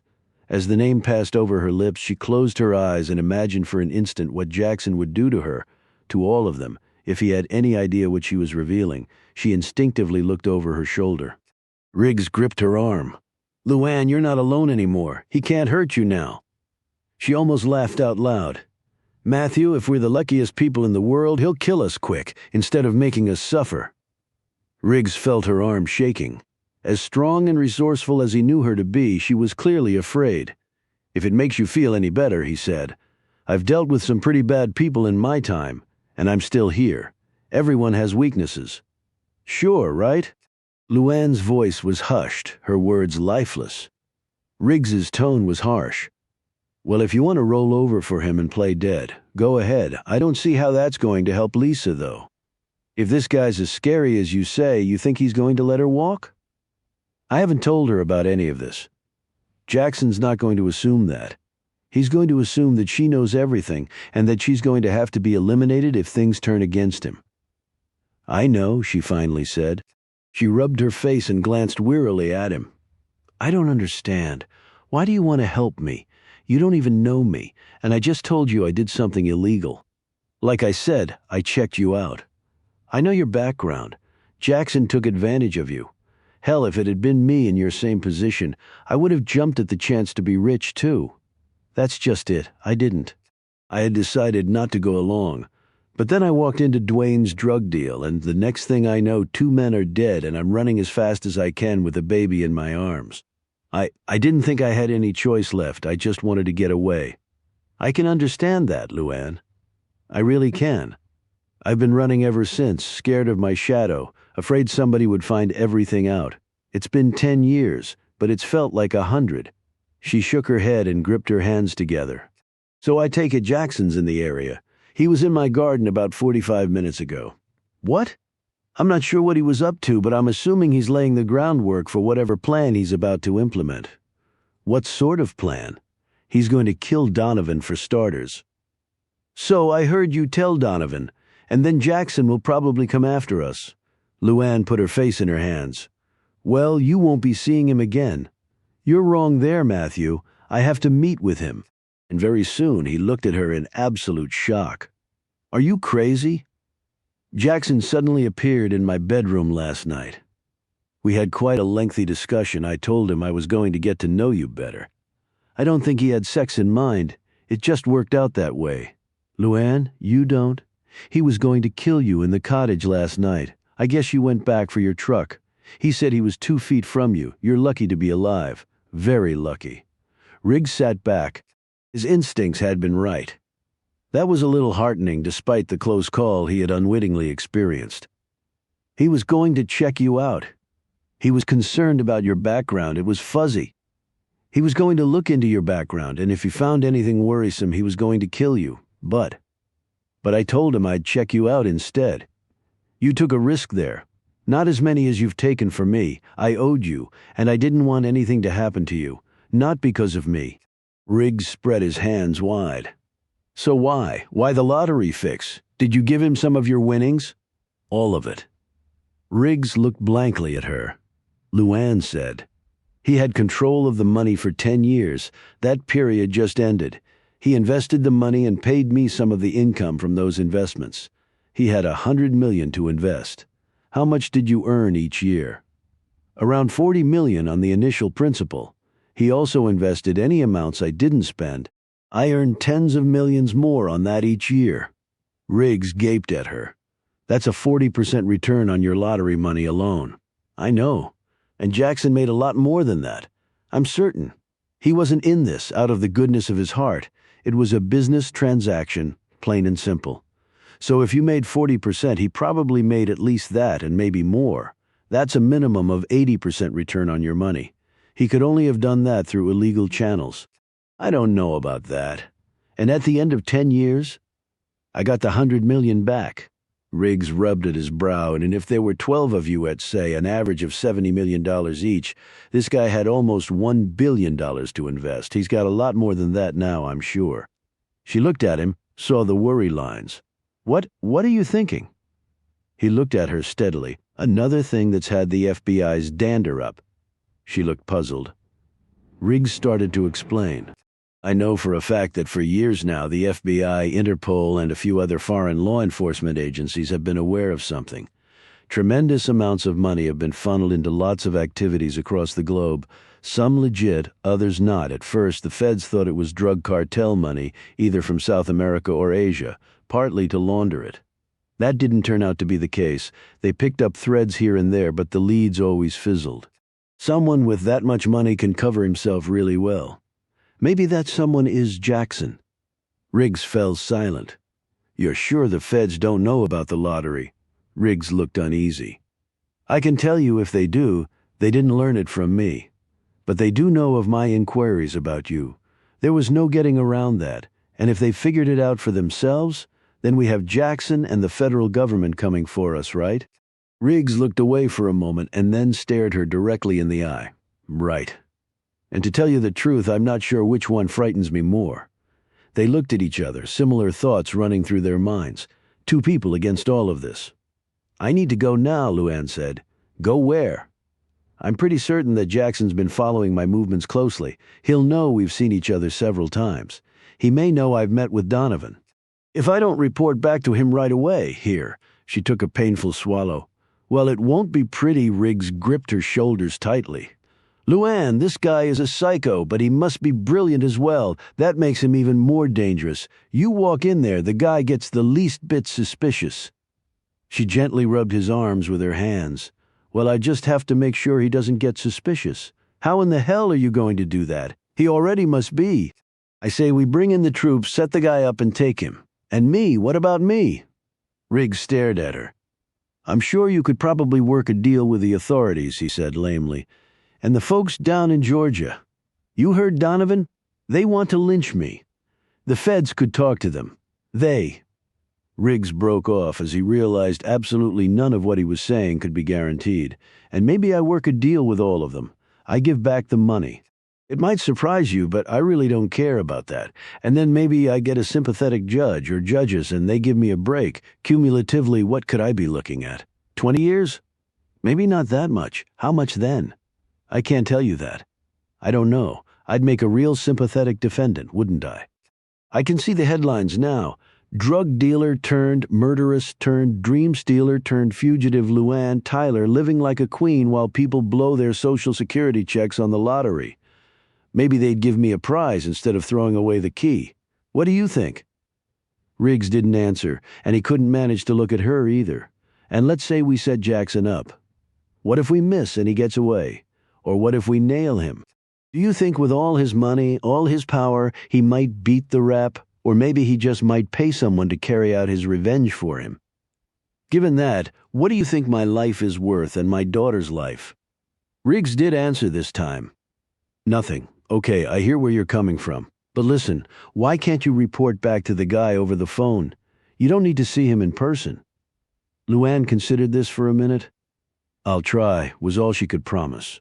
Luann stood up to her full height and gazed down at him. She looked 20 again. Strong, rangy, confident. Despite having zillions of dollars and traveling all over the world, I'm not the FBI. I'm still just a dumb girl from Georgia. But you might be a little surprised at what I can do when I set my mind to it. Lisa's face was conjured up in her thoughts, and I've got a lot to lose too much. Her eyes seemed to look right through his, seeing something far, far down the road. When she spoke, her voice carried the full measure of her deep Southern roots. So I'm not going to lose. Chapter 44. George Masters stared down at the file intently. He was sitting in his office at the Hoover Building in Washington. Masters had been with the FBI for over 25 years. 10 of those years had been spent in the FBI's New York office. And now Masters was staring down at a name that he had become intimately familiar with 10 years ago, Luann Tyler. Masters had been part of the federal investigation of Tyler's flight from the United States, and although the investigation had been officially closed years ago due to basic inertia, Masters had never lost interest, mainly because none of it made sense. Things that didn't make sense bothered the veteran FBI agent greatly. Even after transferring to Washington, he had kept the case in the back of his mind. Now there were recent events that had ignited that spark of interest into a full flame. Matthew Riggs had made inquiries about Luann Tyler. Riggs Masters knew was in Charlottesville, Virginia. Masters knew Riggs, or who Riggs used to be. Very well, if someone like Riggs was interested in Tyler, so was Masters. After failing to prevent Luann Tyler's escape from New York, Masters and his team had spent considerable time trying to reconstruct the last several days leading up to her disappearance. He had figured that she would have either driven up from Georgia to New York or taken the train. She didn't have a driver's license or a car. The big convertible she had been spotted in had been found in front of the trailer, so she hadn't used that vehicle. Masters had then focused on the trains. At the station in Atlanta, Masters had hit the jackpot. Luann Tyler had taken the Amtrak Crescent to New York City on the day the authorities believed the murders were committed. But that wasn't all she had done. Luann had made a phone call from Otis Burns's car phone. Burns was the other dead man in the trailer. The FBI had traced the phone call. The number was an 800 number, but it had already been disconnected. Investigations into who had leased the phone number had run into a complete dead end that had gotten Masters' curiosity up even more. Now that he was once again focused on Luann Tyler, Masters had instructed his men to go over NYPD records looking for any unusual events occurring around the time of Luann's disappearance. One item his men had just discovered had interested Masters greatly. A man named Anthony Romanello had been found dead in his New York apartment the night before the press conference announcing Luann as the lottery winner. The discovery of a dead body in New York City was hardly news. However, the police had been suspicious of Romanello's death because he had a long arrest record and was suspected of hiring himself out as an assassin. The police had probed into the details of what he had done on his last day among the living. Romanello and a woman had been seen at a restaurant shortly before Romanello had died. They had been observed having a serious argument. Barely 2 hours later, Romanello was dead. The official cause of death had been ruled cardiac arrest. However, the autopsy had revealed no sign of heart trouble in the youthful and strongly built man. None of those details had gotten Masters excited. What had gotten his adrenaline going was the description of the woman. It matched Luann Tyler precisely. Masters shifted uncomfortably in his chair and lit up a cigarette, and then came the kicker. Found on Romanello's person was a receipt for a train ticket. Romanello had been in Georgia and returned to New York on the very same train with Luann, although they had been seated in separate compartments. Was there a connection? Drawing on information that had been long buried in his mind, the veteran FBI agent was beginning to piece things together from a clearer perspective. Maybe being away from the case all these years had been a good thing. He had finished poring over the files he had accumulated on Luann Tyler, including records from the lottery. The winning ticket had been purchased at a 7-Eleven in Rikersville, Georgia, on the day of the trailer murders, presumably by Luann Tyler. Pretty nervy for her to stop and buy a ticket after a double homicide, Masters thought. The winning ticket had been announced on the following Wednesday at the drawing in New York.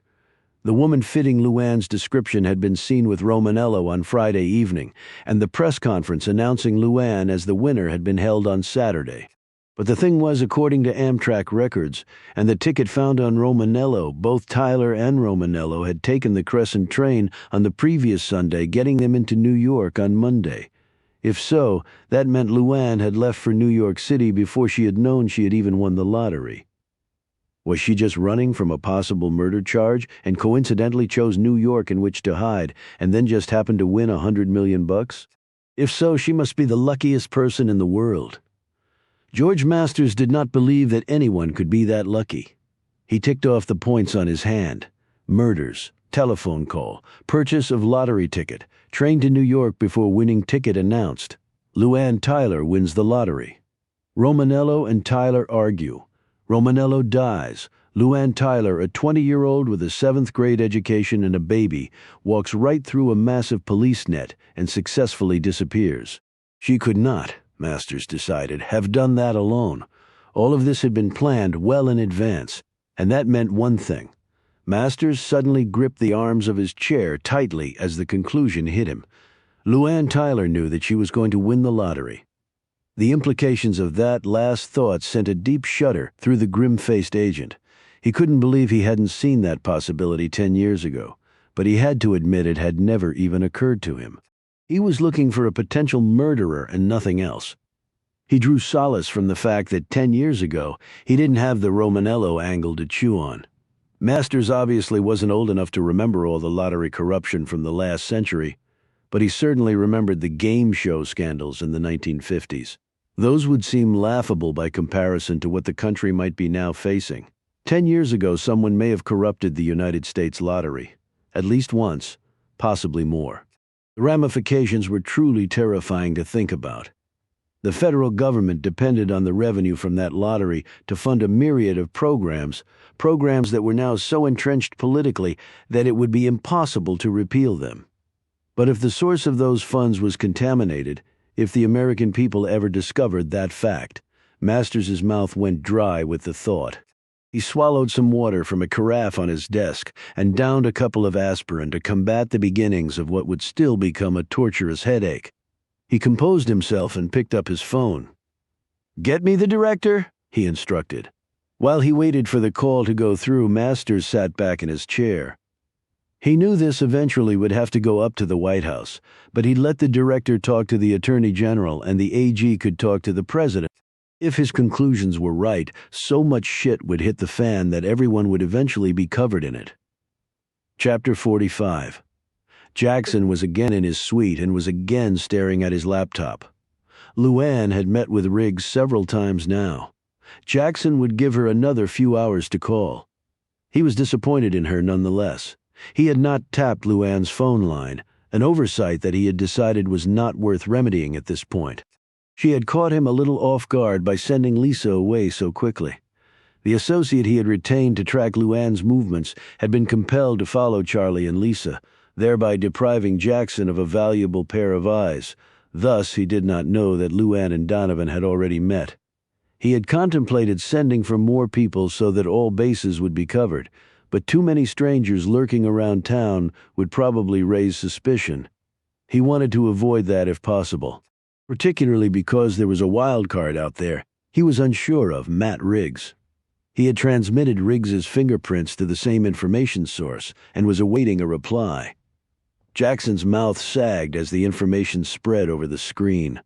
The name that appeared as the owner of the fingerprints was not Matthew Riggs. For a moment, Jackson wondered if he could have lifted someone else's prints in the cottage by mistake. But that was impossible. He had seen the exact area the man calling himself Matt Riggs had touched. There could have been no mistake there. He quickly decided to check the other source of a possible mistake. He dialed the number and spoke at length to the person on the other end. "This one was tricky," the voice said. "We went through normal channels initially to avoid any suspicions. We believe the request was kicked to senior level and we received back a no fingerprint found reply. But a person was identified," Jackson said, "right? But only after we went back through other channels." Jackson knew that meant hacking into a database. "That's when we pulled up the information we transmitted to you. But it's a different name than the one he's using now, and it lists him as being deceased, right?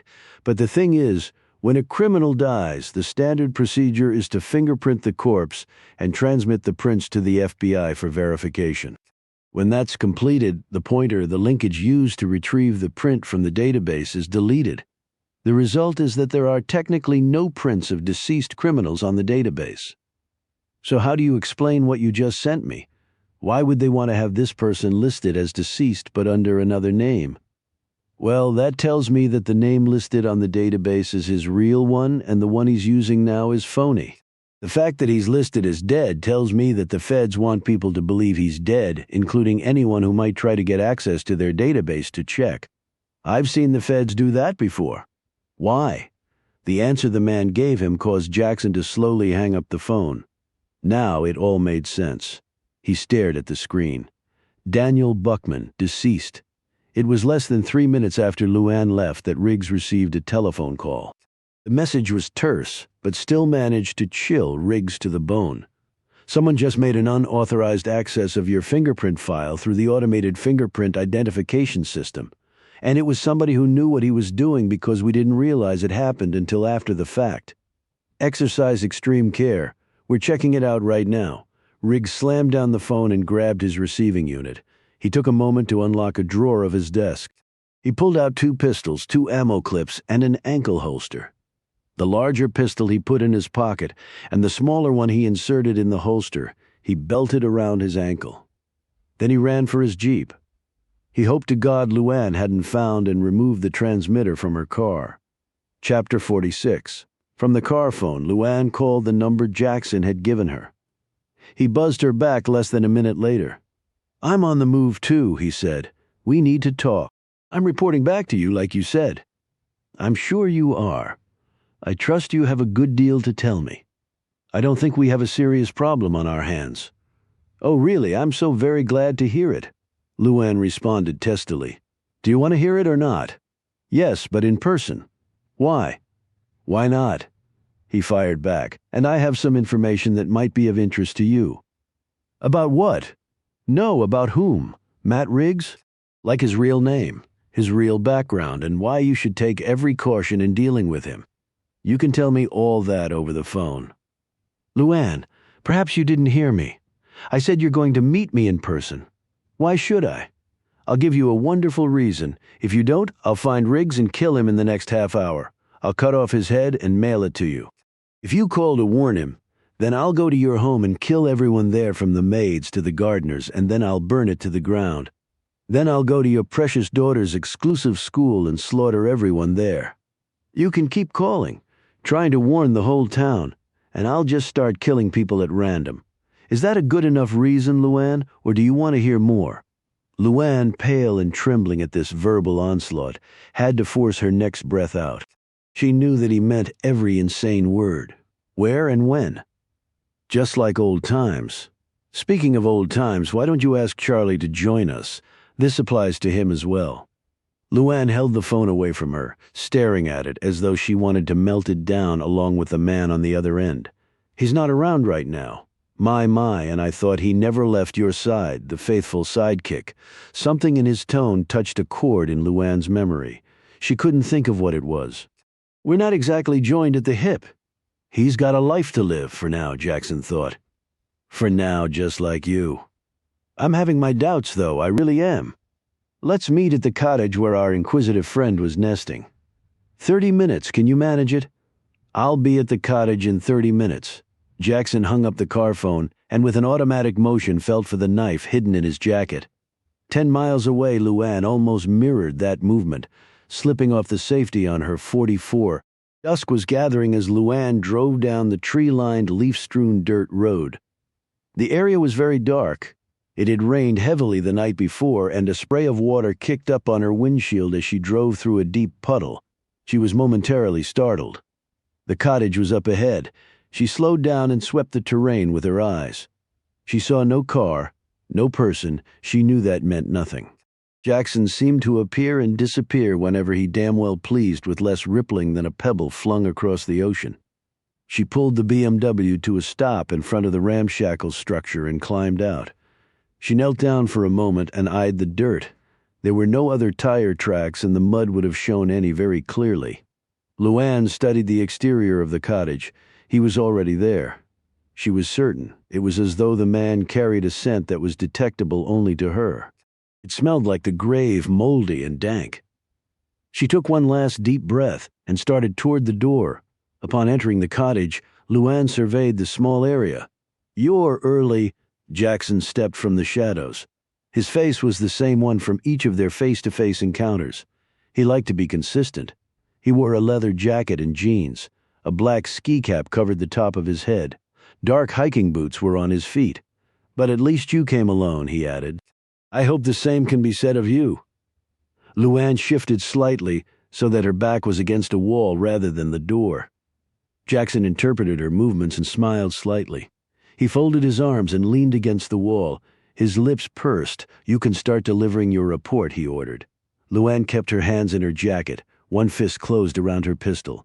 She managed to point the muzzle at Jackson through the pocket. Her movements were slight, but Jackson cocked his head and smiled. "Now, I distinctly remember you saying you wouldn't kill in cold blood. There are exceptions to everything. Fascinating, but we don't have time for games. The report?" Luann started speaking in short bursts. "I met with Donovan. He's the man who was following me. Thomas Donovan." Luann assumed that Jackson had already run down Donovan's identity. She had decided on the drive over that the best approach was to tell Jackson mostly the truth and to only lie at critical junctures. Half-truths were a wonderful way to inspire credibility, and right now she needed all she could muster. "He's a reporter with the Washington Tribune." Jackson squatted on his haunches, his hands pressed together in front of him. His eyes remained keenly on her. "Go on." "He was doing a story on the lottery.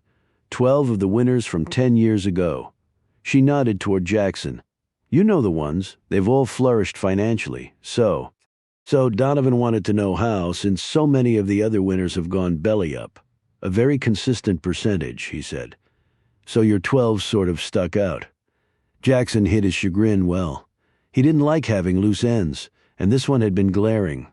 Luann studied him closely. She read the smallest of self-doubts in his features. That was enormously comforting to her, but this was not the time to dwell on it. What did you tell him? I told him I had been referred to an excellent investment firm by someone from the lottery. I gave him the name of the investment firm you used. I'm assuming they're legitimate. Very, Jackson replied, at least on the surface. And the others? I told Donovan I didn't know about them, but that they could have been referred to the same firm for all I knew, and he bought that? Let's just say that he was disappointed. He wanted to write a story about the wealthy screwing the poor. You know, they win the lottery, and then parasitic investment firms churn their accounts, earn their pieces of the pie, and leave the winner with nothing but attorney fees for filing bankruptcy. I told him that I certainly didn't support that conclusion. I had done just fine, and he knew about your situation in Georgia. That's what drew him to me initially, I would imagine. Luann drew in a small breath of relief as she saw Jackson nod slightly at this remark. He apparently had arrived at the same conclusion. He thought I would confess to some big conspiracy, I guess. Jackson's eyes glittered darkly. Did he mention any other theories like the lottery being fixed? To hesitate now would be disastrous, Luann knew, so she plunged ahead. No, although he thought he had a big story, I told him to talk directly to the investment firm, that I had nothing to hide. That seemed to take the wind out of his sails. I told him if he wanted to contact the Georgia police, he could go ahead. Maybe it was time to get things out in the open. You weren't being serious. I wanted him to believe I was. I figured if I made a big deal out of resisting or wanting to hide anything, he'd get even more suspicious. As it was, everything sort of fizzled for him. How did you leave it? He thanked me for meeting with him, even apologized for troubling me. He said he might contact me later, but kind of doubted it. Once again, Luann saw Jackson incline his head slightly. This was working out better than she could have expected. He got out of my car and into his. That's the last I saw of him. Jackson was silent for several moments, and then he slowly rose, silently clapping his hands together. I love a good performance, and I think you handled the situation very well, Luann. I had a good teacher, 10 years ago. The airport where you impersonated an impersonation. You told me the best way to hide is to stick out because it runs counterintuitive to human nature. I used the same principle. Be overly open, cooperative, and honest, and even suspicious people tend to rethink things. I am honored that you remembered all that. A little ego-stroking went a long way with most men, Luann knew, and Jackson exceptional, though he was in many ways was no exception in that regard. In an understatement of mammoth proportions, Luann said, You're a little hard to forget, so you don't have to do anything with Donovan. He's harmless. Now tell me about Riggs. A smile formed on the man's lips. I witnessed your impromptu meeting with Riggs on the rear grounds this morning. It was rather picturesque. From your state of undress, I imagine he had quite a pleasant morning. Luann hid her anger at this barb. Right now she needed information. She replied, All the more reason why I should know all about him. Well, let's start with his real name, Daniel Buckman. Buckman? Why would he have a different name? Funny question coming from you. Why do people change their names, Luann? Perspiration sprouted on her forehead. Because they have something to hide. Precisely. Was he a spy? Jackson laughed. Not quite, actually. He's not anything. What do you mean by that? I mean that dead men technically can't be anything other than dead, correct? Dead? Luann's entire body froze. Had Jackson killed Matthew? It couldn't be. She fought with all her might not to plunge to the floor. Luckily, Jackson continued. I obtained his fingerprints, had them run through a database, and the computer told me that he's dead. The computer's wrong. The computer only relays what it's been told. Someone wanted it to appear that Riggs was dead in case anyone came looking. Came looking like who? His enemies. When Luann didn't respond, Jackson said, Have you ever heard of the Witness Protection and Relocation Program?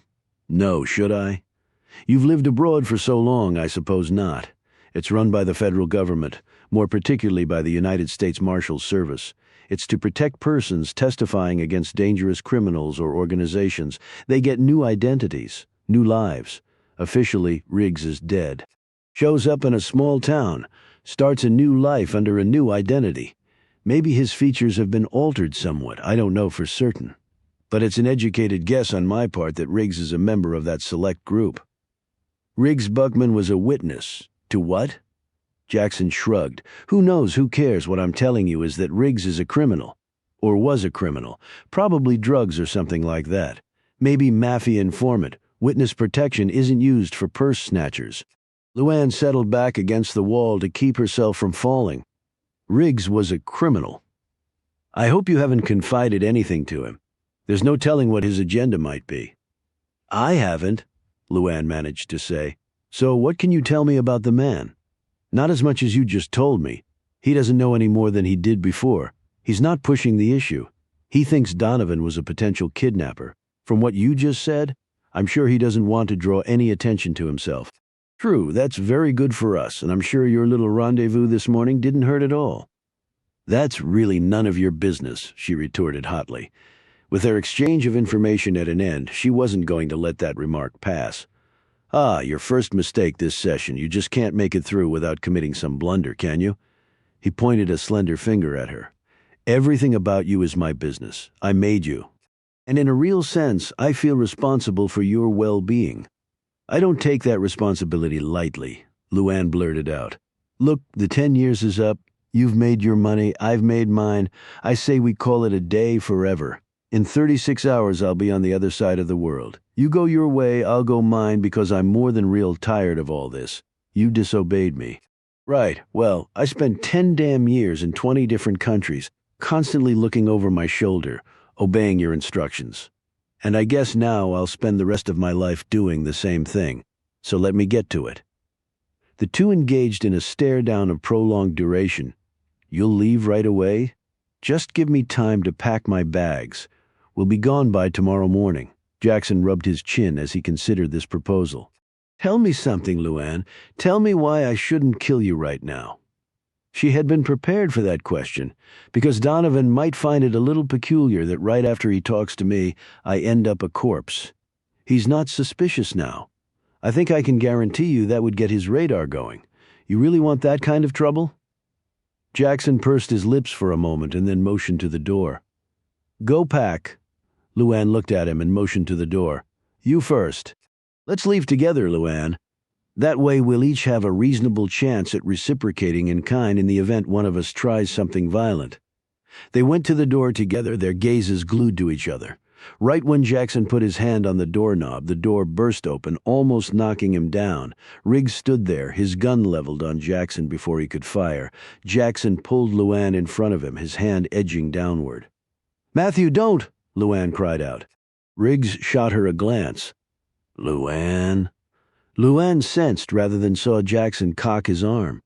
He was using an underhanded throwing method to hurl the knife, but it wouldn't be any less deadly that way. Her hand shot out, partially colliding with Jackson's forearm. The next instant, Riggs was grunting in pain, the knife sticking out of his arm. He dropped to the floor, clutching at the blade's handle. Luann pulled her gun out of her pocket and whipped around, trying to draw a bead on Jackson. At the very same time, Jackson pulled her backward against him. Their combined momentum sent Jackson and Luann crashing through the glass window. Luann landed on top of him as they hit the porch hard. Luann's pistols squirted free from her hand and slid across the porch. Each felt the subtle but undeniable strength of the other as they wrestled amid the thick, slippery shards of glass, trying to gain some footage. He clutched at her neck. She kicked at his groin, one of her elbows levered against his chin. Locked tightly together, they both rose slowly, each seeking an advantage. She noted the blood pouring from the grisly wound on Jackson's hand. He must have cut it going through the window. His grip couldn't be 100%, she thought. With a sudden burst of strength that seemed to astonish even Jackson, Luann tore free from him, seized him by his belt and shirt front, and threw him face first against the side of the cottage where he slumped down. momentarily stunned from the impact. Without wasting an instant or any unnecessary motion, Luann propelled herself forward, straddled his back, gripped his chin with both hands and pulled it backward, trying her best to crack his spine. Jackson screamed in pain as she pulled harder and harder. Another inch, and he was a dead man. Her hands, however, suddenly slipped and she fell backward, landing in the glass. She exploded up and then froze as she looked down. In her hands was Jackson's face. Jackson staggered up. For one terrible instant, their eyes locked on each other, and for the first time, Luann was staring at Jackson's real face. Jackson looked down at her hands. He touched his face, felt his own skin, his own hair, his breath coming in great gasps. Now she could identify him. Now she had to die. The same thought occurred to Luann. She dove for the gun at the same time Jackson pounced on her. They slid together along the porch, both straining for the gun. "Get off her, you bastard!" Riggs screamed. Luann turned to see the man, deathly pale, standing at the window, his shirt entirely red, the gun in his shaky hands. With an enviable bit of speed, Jackson leapt over the porch railing. Riggs fired an instant too late, the bullets striking the porch instead of flesh. "Shit!" Riggs groaned and dropped to his knees, disappearing from Luann's line of sight. Matthew, Luann, sprung to the window. Meanwhile, Jackson had disappeared into the woods. Luann raced through the door, pulling off her jacket as she did so. She was next to Riggs in an instant. "Wait! Don't pull it out, Matthew!" Using her teeth, she tore her jacket sleeve apart and into strips. Next, she ripped open his shirt sleeve and exposed the wound. At first, she tried to staunch the bleeding with the cloths, but she couldn't. She searched under Riggs's armpit and applied pressure with her finger at a certain spot. The flow of blood finally stopped. As gently as she could, Luann pulled the knife free while Riggs's fingers dug into her arm, his teeth almost biting through his lip. She tossed the blade down. "Matthew, hold your finger right here. Don't push too hard. You need to allow a little blood to flow through." She guided his finger to the pressure point under his arm that she had been pressing against. "I've got a first aid kit in my car. I'll dress it as best as I can. Then we need to get you to a doctor."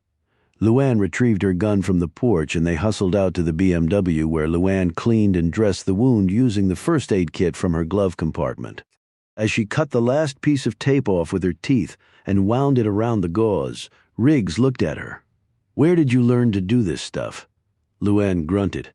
"Hell, the first time I ever saw a doctor was when Lisa was born, and even then, it was only for about 20 minutes.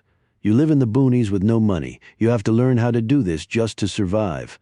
When they got to an urgent care center off Route 29, Luann started to get out of the car to help Riggs in. He stopped her. "Look, I think it'll be better if I go in alone. I've been to this place before, they know me. General contractors get hurt a lot. I'll tell them I slipped and stuck a hunting knife in my arm." "You're sure?" "Yeah, I think I made a big enough mess for you already." He struggled out of the car. "I'll be here when you get out, I promise," she said. He smiled weakly, and holding his injured arm, he went inside. Luann pulled the BMW around and backed into the parking space so she could see anyone coming in. She locked the doors and then swore under her breath. Riggs had come to her rescue. For that, she could hardly fault him. But right before that, she had Jackson convinced that everything was okay. Another minute, and they would have been home free. God, the timing! She slumped against the seat. It was possible that she could explain Riggs's sudden and armed presence away. Riggs had been concerned for her safety, followed her, thinking maybe that the man she was meeting was Donovan, but Riggs had done something else, something that she couldn't explain away. She let out a loud groan as she watched the traffic pass by on Route 29. In front of Jackson, Riggs had called her Luann. That one word had destroyed everything. There was no way he would have missed that now. Jackson knew she had lied to him about what Riggs knew. She had no doubt what the punishment for that would be. Her spirits had been so high barely 30 minutes ago. Now all bets were off. She glanced down at the seat and saw the white piece of paper there. She picked up Donovan's card and looked at the phone number. She thought for a moment and then picked up the phone. She silently cursed when she only got the answering machine. She left a lengthy message telling Donovan what had happened. She implored him once again to go underground, that she would pay for everything. He was a good man looking for the truth. She didn't want him to die. She didn't want anyone else to die because of her. She hoped to God he would live to get the message. Jackson pressed the cloth against his palm. He had indeed badly cut his hand going through the glass. Damn, the woman Riggs would have been dead if she hadn't hit Jackson's arm a millisecond before he released the knife. He gingerly touched his real skin. A small lump had appeared thanks to one of her blows. He had finally felt her raw strength, and he had to admit it exceeded his own. Who would have thought it? The big muscle-bound types never possessed genuine God-given strength like that. That kind you couldn't manufacture in a health spa. It was a combination of both inner and outer phenomena working in precise, albeit spontaneous bursts when called upon. One couldn't measure it or quantify it, because it came and went upon demand by its owner and varied in its intensity depending on the situation, rising to the occasion and mustering just enough reserve so that failure was never a possibility. Either you had that type of power or you didn't. Luann Tyler clearly did. He would not forget that. He would not seek to conquer her that way, but as always he would adapt around it. And the stakes were as high as they were ever likely to climb for one specific reason. The irony was he had believed her. He had been prepared to let her walk away. Luann had confided in Riggs, that was clear. Riggs knew her real name. There were few actions that angered Jackson more than prevarication by his own people. Disloyalty could not and would not be tolerated. If she had lied about Riggs, it was more than probable that she had lied about Donovan. Jackson had to assume that the Trib reporter was closing in on the truth. Thus, he had to be stopped as well. As these thoughts were going around in Jackson's mind, his portable phone rang. He picked it up. He listened, asked a few questions, conveyed some clear instructions, and when he hung up, a deep look of satisfaction graced his true features. The timing couldn't have been better. His trap had just been sprung. Chapter 47. The Bell Ranger helicopter landed in a grassy field where 3 black sedans bearing government license plates were waiting. George Masters alighted from the chopper. Another agent, Lou Berman, right at his elbow. They climbed in one of the cars and started off.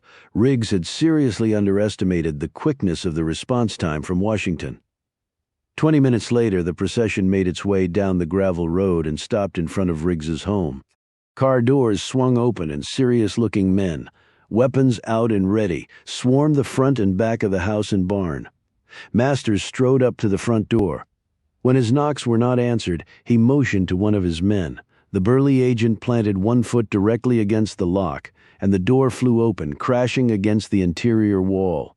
After they searched the house thoroughly, they finally converged in Riggs's office. Masters sat down at the desk and quickly rustled through the papers, his eyes alighting on one set of notes. Masters leaned back in the chair and intently studied Riggs's scribbles on Luann Tyler and someone named Catherine Savage. He looked up at Berman. Tyler disappears and Catherine Savage reappears. That's the cover. We can check the airports, see if Catherine Savage flew out 10 years ago, Berman said. Masters shook his head. We don't need to do that. They're one and the same. Tyler is here. Find out Savage's address pronto. Call up some of the high-end real estate agents around here. I don't think Her Highness will be living in another trailer. Berman nodded, pulled out a portable phone, and went to confer with the local FBI agents who had accompanied them here. Masters ran his eyes around Riggs's office. He was wondering how Riggs fit into all this. He had it nice here, new life, new career, peaceful, lot of good years left to live. But now, Masters had been at the White House meeting with the President, the Attorney General, and the Director of the FBI. As Masters had outlined his theory, he had watched each of their faces go sickly pale, a scandal of horrific proportions, the government lottery fixed. The American people would believe that their own government had done it to them. How could they not? The president had publicly announced his support for the lottery, even appeared in a TV commercial touting it. So long as the billions flowed in and a few lucky people were elevated to millionaire status, who cared? The concept of the lottery had received attacks claiming that what it spent on furthering the public welfare was largely negated by what it cost in others: breakup of families, gambling addiction, making poor people even poorer, causing people to eschew hard work and industriousness for the unrealistic dream of winning the lottery. One critic had said it was much like inner-city kids striving for the NBA instead of an MBA. However, the lottery had remained bulletproof from those attacks if it came out. However, that the game was fixed, then the bullets would rapidly shatter that bubble. There would be a tremendous bloodletting, and everyone from the president on down was going to take a major hit. As Masters had sat in the Oval Office, he saw that clearly in all their features: the FBI director, the nation's top lawman, the attorney general, the nation's top lawyer, the president, the number one of all. The responsibility would fall there, and it would fall heavily. So Masters had been given explicit instructions: bring in Luann Tyler at any cost and by any means possible, and he intended to do just that. How's it feel? Riggs climbed slowly into the car. His right arm was in a sling. Well, they gave me enough painkillers to where I'm not sure I can feel anything. Luann put the car in gear and they sped out onto the highway. Where are we going? He asked. McDonald's. I'm starving and I can't remember the last time I had a Big Mac and fries. Sound good? Sounds good. She pulled into the drive-thru of a McDonald's, ordering some burgers, fries, and 2 coffees. They ate as they drove. Riggs put down his coffee, wiped his mouth, and nervously fingered the dashboard with his good arm. So tell me, how badly did I screw things up for you? Matthew, I'm not blaming you. I know, he said sheepishly. He slapped the seat. I thought you were walking into a trap. She stared over at him. And why's that? Riggs looked out the window for a long moment before answering. Right after you left, I got a call. Is that right? Who from, and what did it have to do with me? He sighed deeply. Well, for starters, my name's not Matthew Riggs. I mean, it's been my name for the last 5 years, but it's not my real name. Well, at least we're even on that score, he said with a forced grin. Daniel Buckman. He held out his hand. My friends call me Dan. Luann didn't take it. You're Matthew to me. Do your friends also know that technically you're dead and that you're in the witness protection program? Riggs slowly withdrew his hand. She flipped him an impatient look. I told you that Jackson can do anything. I wish you'd start believing me. I was betting he was the one who tapped into my file. That's why I followed you? If he knew about me, I didn't know how he'd react. I thought he might kill you. That's always a possibility with the man. I got a good look at him. Luann was exasperated.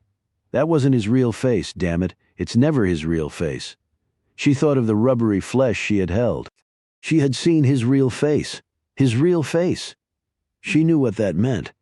Jackson would now do everything in his power to kill her. She slid her hands nervously over the steering wheel. Jackson said you were a criminal. So what'd you do? Are you telling me you believe everything that guy says to you? Just in case you didn't notice, he's a psycho. I haven't seen eyes like that since they executed Ted Bundy. Are you saying you're not in witness protection? No. The program isn't just for the bad guys. She looked at him, puzzled. What does that mean? Do you think criminals can pick up the phone and get the sort of info I got on you? I don't know. Why can't they? Pull over. What? Just pull the damn car over. Luann turned into a parking lot and stopped the car. Riggs leaned over and pulled out the listening device from under Luann's seat. I told you I had bugged your car. He held up the sophisticated device. Let me tell you, they almost never give out equipment like this to felons. Luann looked at him, her eyes wide. Riggs took a deep breath. Up until 5 years ago, I was a special agent with the FBI. I'd like to think a very special agent. I worked undercover infiltrating gangs operating both in Mexico and along the Texas border. These guys were into everything from extortion to drugs to murder for hire. You name it, they were doing it. I lived and breathed with that scum for a year. When we busted the case open, I was the lead witness for the prosecution. We knocked out the entire operation, sent a bunch of them to prison for life. But the big bosses in Colombia didn't take all that kindly to my depriving them of about $400 million a year in disposable income from the drug operation component.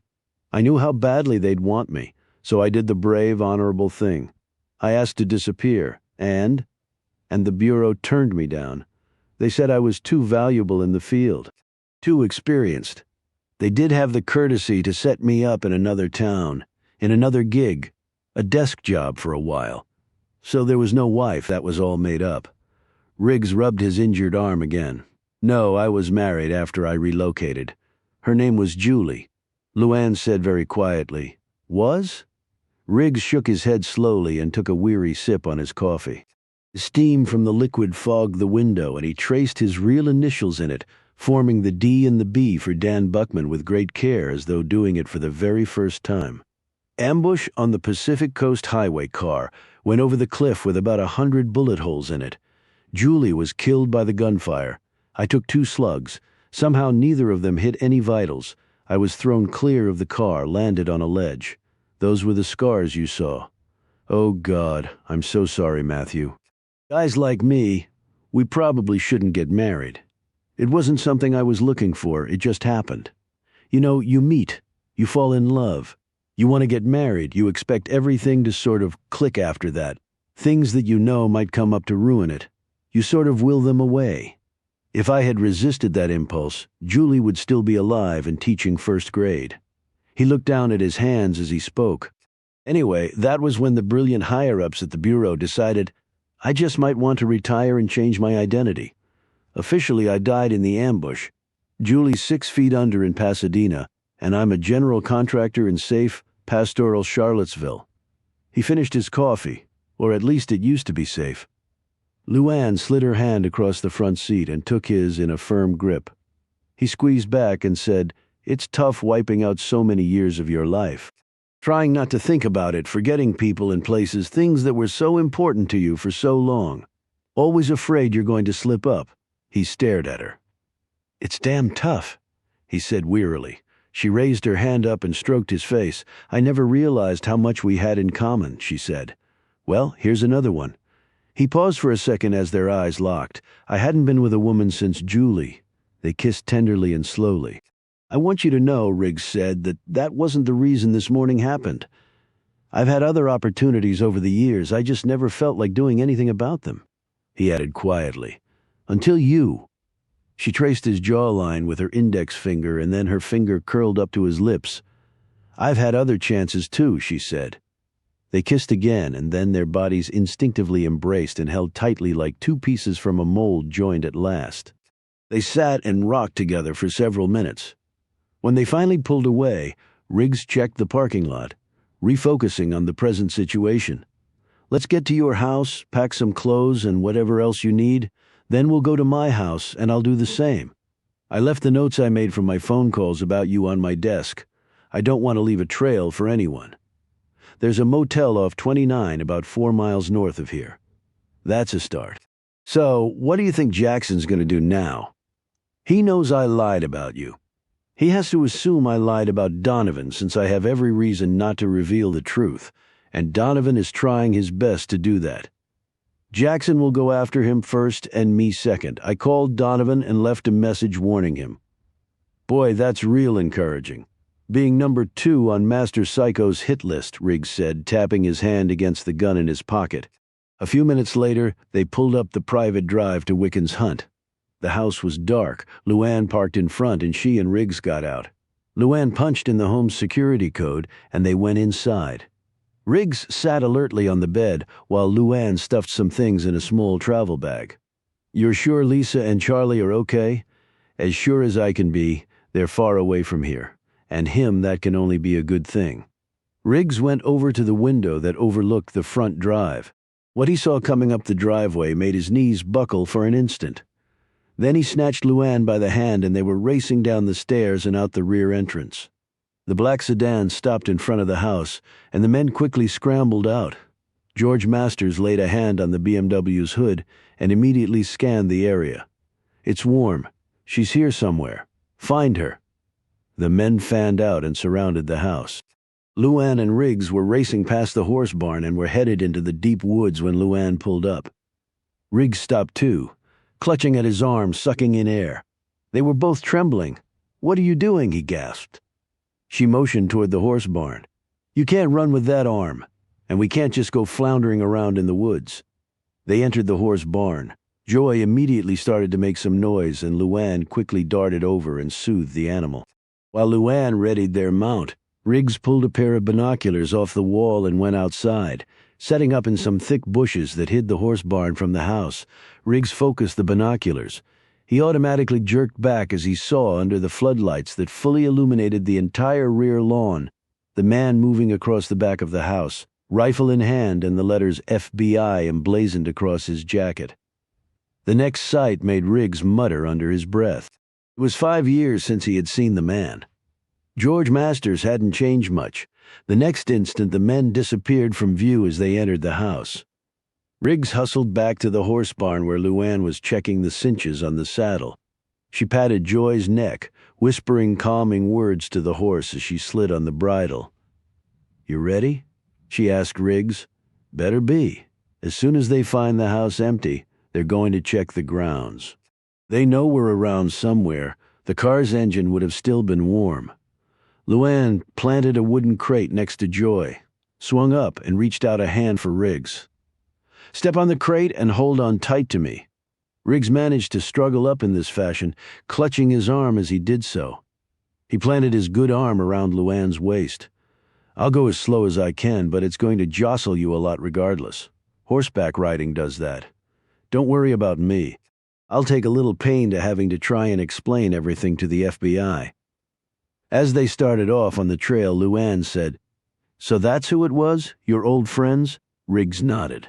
"At least one old friend. In fact, used to be a friend anyway. George Masters. He's the one at the bureau who said I was too valuable in the field, who wouldn't let me enter witness protection until my wife was dead. Matthew, it's not worth it. There's no reason you should be running from them. You haven't done anything wrong."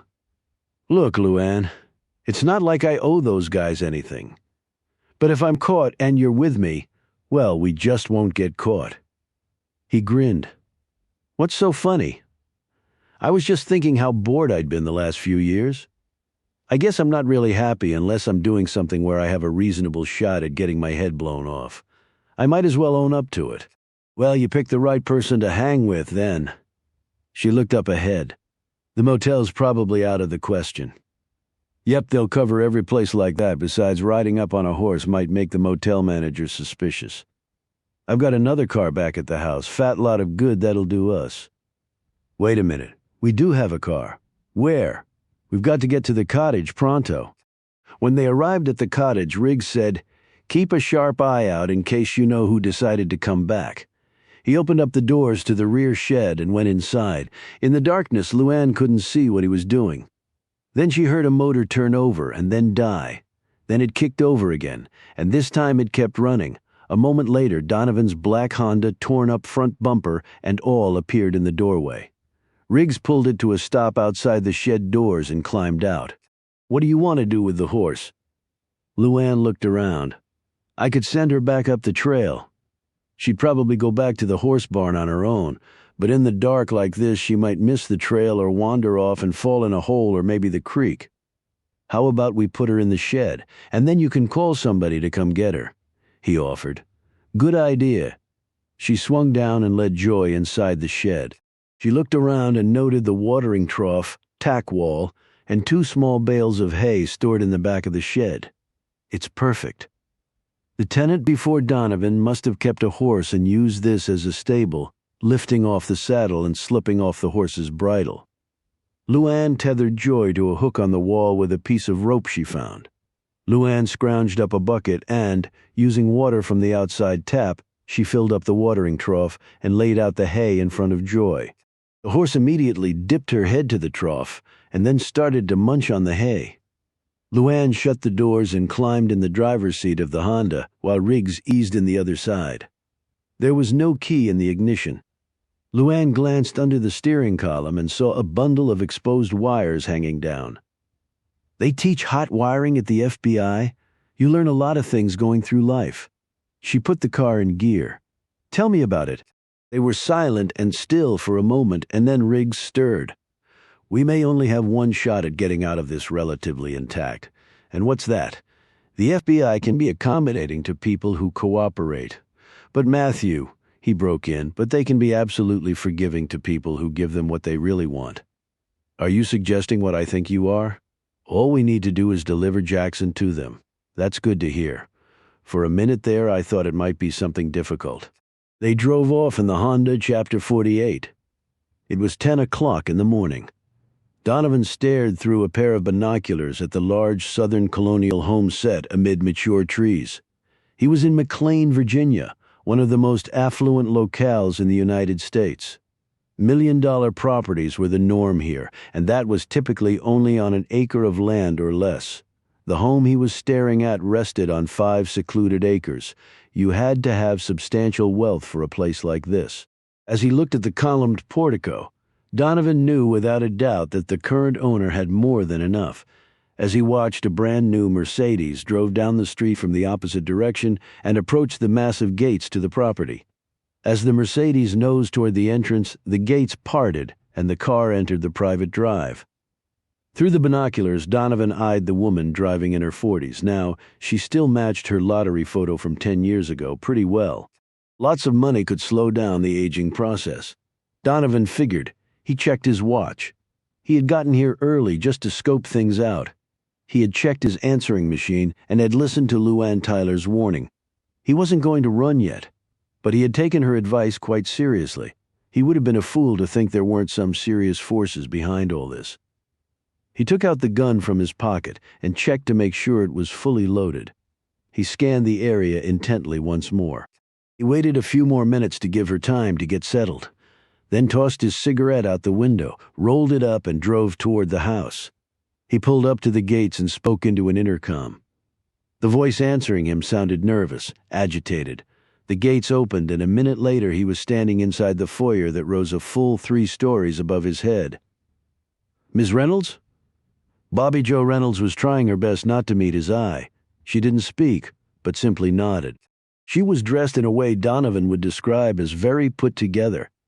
You wouldn't have suspected that barely 10 years ago she had been a starving actress wannabe hustling tables. She had been back in the country for almost 5 years now, after a lengthy sojourn in France. During his investigation into the lottery winners, Donovan had checked her out thoroughly. She was now a very respected member of the Washington social community. He suddenly wondered if Alicia Crane and she knew each other. After failing to get anywhere with Luann, Donovan had contacted the 11 other lottery winners. They had been far easier to track down than Luann. None of them were fugitives from the law, yet Reynolds was the only one who had agreed to speak with him. 5 of the winners had hung up on him. Herman Rudy had threatened bodily harm and used language Donovan hadn't heard since his Navy days. The others hadn't called back after he had left messages. Reynolds escorted him into what Donovan figured was the living room. Large, airy, and filled, presumably under an interior designer's tasteful eye with contemporary furnishings, sprinkled here and there with costly antiques. Reynolds sat down in a wingback chair and motioned Donovan to the settee across from her. "Would you like some tea or coffee?" She still didn't look at him, her hands nervously clasping and unclasping. "I'm fine." He hunched forward, took out his notebook, and slipped a tape recorder from his pocket. "You mind if I record this conversation?" "Why is that necessary?" Reynolds was suddenly showing a little backbone now, he thought. Donovan quickly decided to squelch that tendency before it gained any further strength.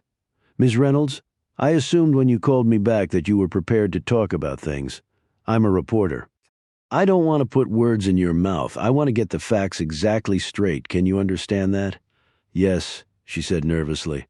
"I suppose I can. That's why I called you back. I don't want my name besmirched. I want you to know that I've been a very respectable member of this community for years. I've given generously to numerous charities. I sit on several local boards." Miss Reynolds, Donovan interrupted. "Do you mind if I call you Bobby Joe?" There was a perceptible wince on Reynolds's face. "I go by Roberta," she said primly. Reynolds reminded Donovan so much of Alicia he was tempted to ask if they knew each other. He decided to pass on that impulse. "All right, Roberta? I know you've done a ton of good for the community, a real pillar, but I'm not interested in the present. I want to talk about the past, specifically 10 years ago. You mentioned that on the phone? The lottery?" She swept a shaky hand through her hair. "That's right. The source of all this." He looked around at the opulence. "I won the lottery 10 years ago. That's hardly news now, Mr. Donovan. Call me Tom?" "I would prefer not." "Fine. Roberta, do you know someone named Luann Tyler?" Reynolds thought a moment and then shook her head. "It doesn't seem familiar. Should I know her?" Probably not. She won the lottery too, in fact 2 months after you did. Good for her. She was a lot like you, poor, not a lot to look forward to. No way out, really? She laughed nervously. You make it sound like I was destitute. I was hardly that. But you weren't exactly rolling in dough, were you? I mean, that's why you played the lottery, right? I suppose. It's not like I expected to win. Didn't you, Roberta? She looked startled. What are you talking about? Who manages your investments? That's none of your business. Well, my guess is it's the same person who manages the money of 11 other lottery winners, including Luann Tyler. So? Come on, Roberta, talk to me. Something's up. You know all about it, and I want to find out all about it. In fact, you knew you were going to win the lottery. You're crazy. Her voice was trembling badly. Am I? I don't think so. I've interviewed lots of liars, Roberta, some very accomplished. You're not one of them. Reynolds stood up. I don't have to listen to this. Donovan persisted. The story's going to come out, Roberta. I'm close to breaking through on a variety of fronts. It's only a matter of time. The question is, do you want to cooperate and maybe get out of this whole thing relatively unscathed? Or do you want to go down with everybody? Donovan continued in a steady voice. I'm not looking to wipe out your life, Roberta. But if you participated in a conspiracy to fix the lottery, in whatever manner, you're going to take some lumps. But I'll offer you the same deal I offered Tyler. Tell me all you know. I go and write my story and you do whatever you want to do until the story hits, like disappear. Consider the alternative. It's not nearly as pretty. Reynolds sat back down and looked around her home for a moment. She took a deep breath. What do you want to know? Donovan turned on the recorder. Was the lottery fixed? She nodded. I need an audible response, Roberta. He nodded toward the recorder. Yes, how? Donovan was almost shaking as he waited for the answer. Would you mind pouring me a glass of water from that carafe over there? Donovan jumped up, poured the water, and set the glass down in front of her. He sat back down. How? He repeated. It had to do with chemicals. Donovan cocked his head. Chemicals? Reynolds pulled a handkerchief from her pocket and wiped at a sudden cluster of tears in her eyes. As Donovan watched her, he figured she was near the breaking point. Ironic that the one to call him back would be the nervous Nellie type. I'm no scientist, Roberta. Give it to me as simply as you can. Reynolds gripped the handkerchief tightly. All but one ball, the one with the winning number, was sprayed with some chemical, and the passageway through which the ball traveled was sprayed with something. I can't explain it exactly, but it made certain that only the one ball that wasn't sprayed with anything went through. It was the same for all the other ball bins. Damn.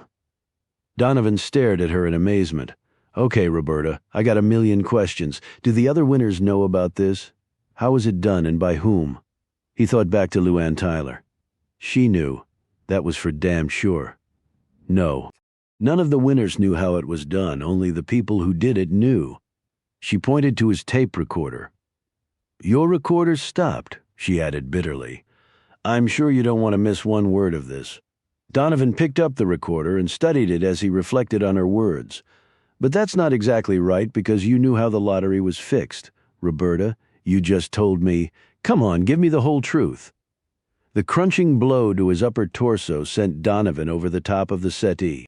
He landed hard on the oak floor, his breath painfully gone. He could feel shattered ribs floating inside him. Reynolds hovered over him. No, the truth is, only the person who came up with the whole scheme knew how it was done. The feminine hair and face came off, and Jackson stared down at the injured man. Donovan tried desperately to get up. Christ! Jackson's foot slammed into his chest, knocking him back against the wall. Jackson stood erect.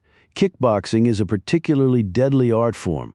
You can literally kill someone without using your hands. Donovan's hand slipped down to his pocket. Fumbling for his gun, his limbs would barely respond. His broken ribs were prodding internal organs they weren't meant to touch. He couldn't seem to catch his breath. Really? You're obviously not feeling well. Let me help you. Jackson knelt down and, using the handkerchief, pulled the gun out of Donovan's pocket. This actually is perfect. Thank you. He kicked Donovan viciously in the head and the reporter's eyes finally closed. Jackson pulled plastic locking binds from his pocket and within a minute had Donovan secured. He pulled off the rest of the disguise, packed it carefully in his bag, pulled from under the couch, and went up the stairs 2 at a time. He raced down the hallway and opened the bedroom door at the far end. Bobby Jo Reynolds lay spread eagled on the bed, her arms and legs tied to the bedposts, tape over her mouth. She looked wildly up at Jackson, her body twitching in uncontrollable fear. Jackson sat down next to her. "I want to thank you for following my directions so precisely. You gave the staff the day off and made the appointment with Mr. Donovan just as I requested." He patted her hand. "I knew that I could count on you, the most faithful of my little flock." He looked at her with soft, comforting eyes until her trembling subsided. He unloosened her straps and gently removed the tape. He stood up. "I have to attend to Mr. Donovan downstairs. We'll be gone very soon and won't trouble you any more. You will stay here until we're gone, do you understand?" She nodded in a jerky motion, rubbing her wrists. Jackson stood up, pointed Donovan's gun at her, and squeezed the trigger until the firing pin had no bullets left to ignite. He watched for a moment as blood spread over the sheets. Jackson shook his head sadly. He did not enjoy killing lambs, but that was how the world worked. Lambs were made for sacrifice. They never put up a fight. He went back downstairs, pulled out his makeup kit and mirror, and spent the next 30 minutes hovering over Donovan. When the reporter finally came to, his head was splitting. He could feel the internal bleeding, but at least he was still alive. His heart almost stopped when he found himself staring up at Thomas Donovan. The person even had his coat and hat on. Donovan refocused his eyes. His initial impression had been one of staring at his twin. Now he could see subtle differences, things that weren't exactly right. However, the impersonation was still remarkable. Jackson knelt down. "You look surprised, but I assure you I'm very adept at this. Powders, creams, latex, hairpieces, spirit gum, putty. It really is amazing what one can do, even if it is all an illusion of sorts. Besides, in your case it wasn't all that difficult. I don't mean this in a negative way, but you have quite an ordinary face. I didn't have to do anything special, and I've been studying your features for several days now. You did surprise me by shaving off your beard, though. However, instead of beard, we have beard stubble courtesy of crepe hair and adhesive." He grabbed Donovan under his armpits and lifted him up to the couch and sat down across from him. The groggy journalist listed to one side. Jackson gently propped him up with a pillow. "It certainly wouldn't pass the closest of scrutiny. However, the result isn't bad for a half-hour's work." "I need to get to a doctor," Donovan managed to get the words out through blood-caked lips. "I'm afraid that's not going to happen, but I will take a couple of minutes to explain some things to you. For what it's worth, I believe that I owe you that. You were quite ingenious in figuring out the bankruptcy angle. That, I admit, had never occurred to me. My main concern was to ensure that none of my winners would want for money. Any shortage of funds might give them motivation to tell all fat and happy people rarely double-cross their benefactor. You found the hole in that plan." Donovan coughed, and with a sudden motion managed to sit up straight. "How'd you pick up my trail?" "I knew Luann would tell you basically nothing. What would you do next? Ferret out another source?"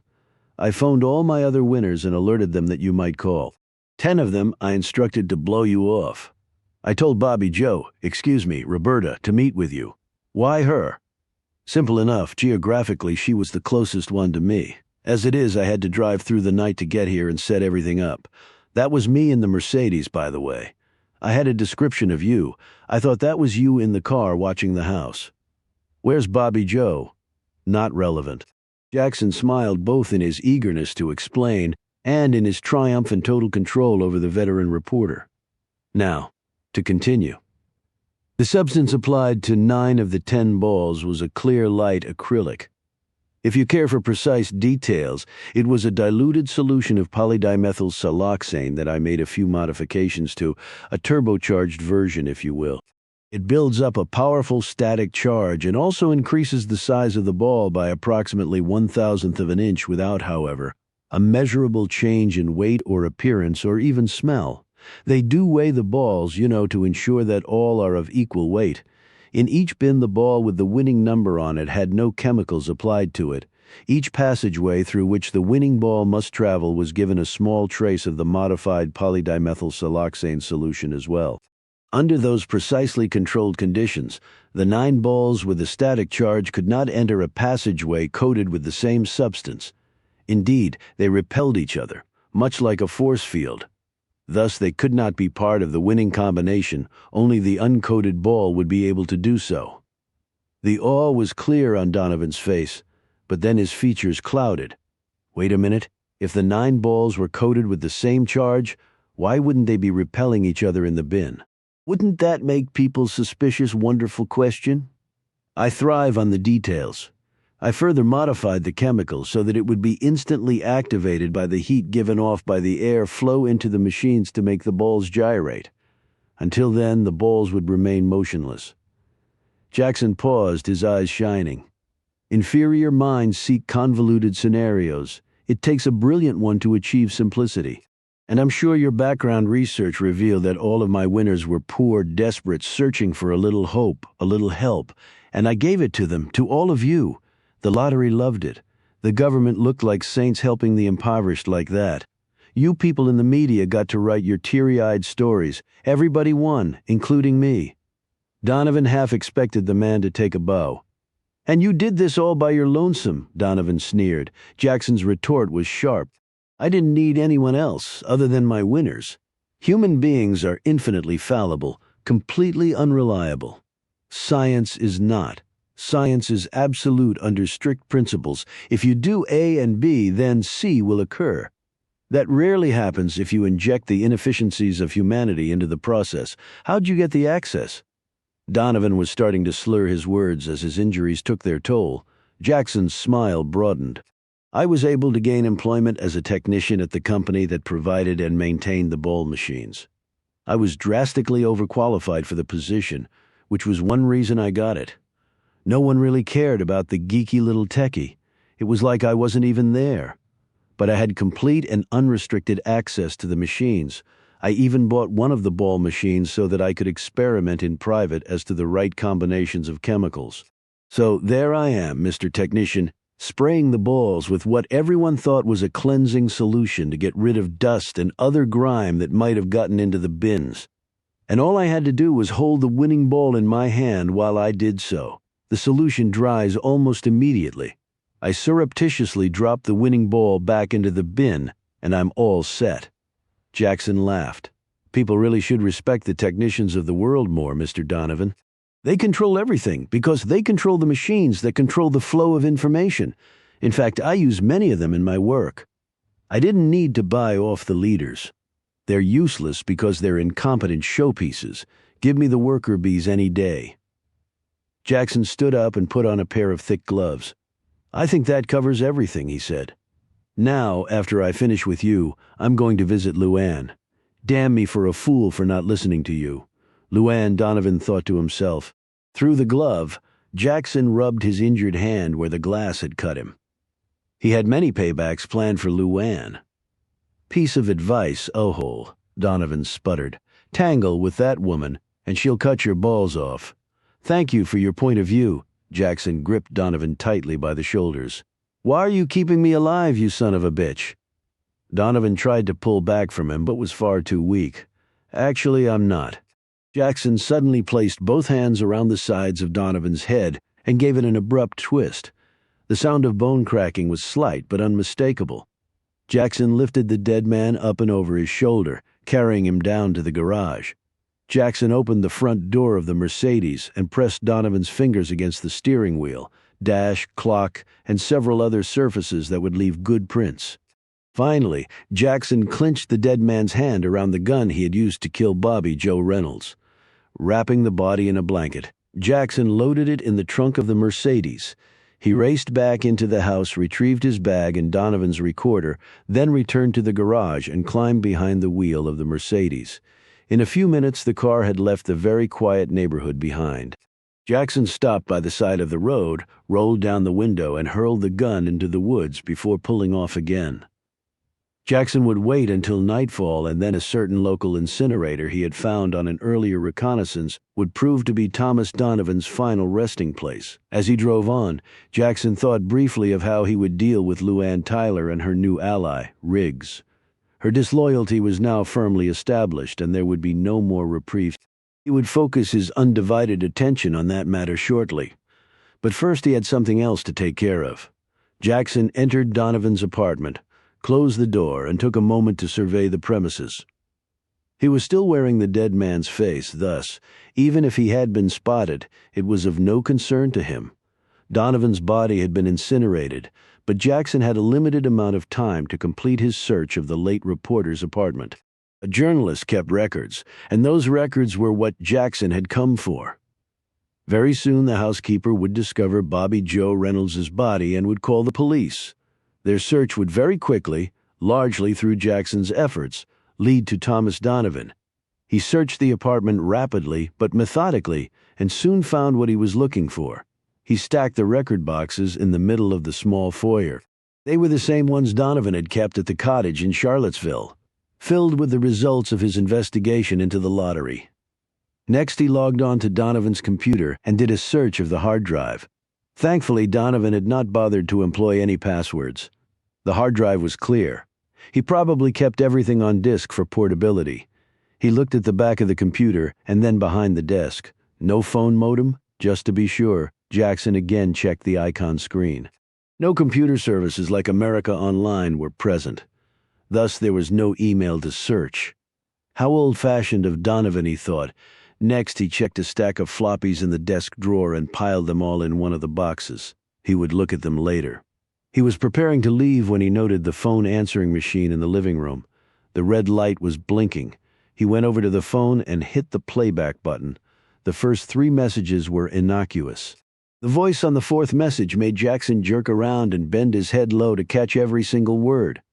Alicia Crane sounded nervous and scared. "Where were you, Thomas?" she implored. "You haven't called." "What you were working on was too dangerous. Please call me," the message said. Jackson rewound the tape and listened to Alicia's voice again. He hit another button on the machine. Finally, he picked up the boxes and left the apartment. Chapter 49. Luann looked at the Lincoln Memorial as she drove the Honda over the Memorial Bridge. The water of the Potomac River was dark and choppy. Flecks of white foam appeared but then quickly dissipated. It was the morning rush hour and the traffic over the bridge was heavy. They had spent one night in a motel near Fredericksburg while they decided what to do. Then they had driven to the outskirts of Washington, D.C. and spent the night at a motel near Arlington. Riggs had made some phone calls and visited a couple of retail establishments preparing for the events that would take place the next day.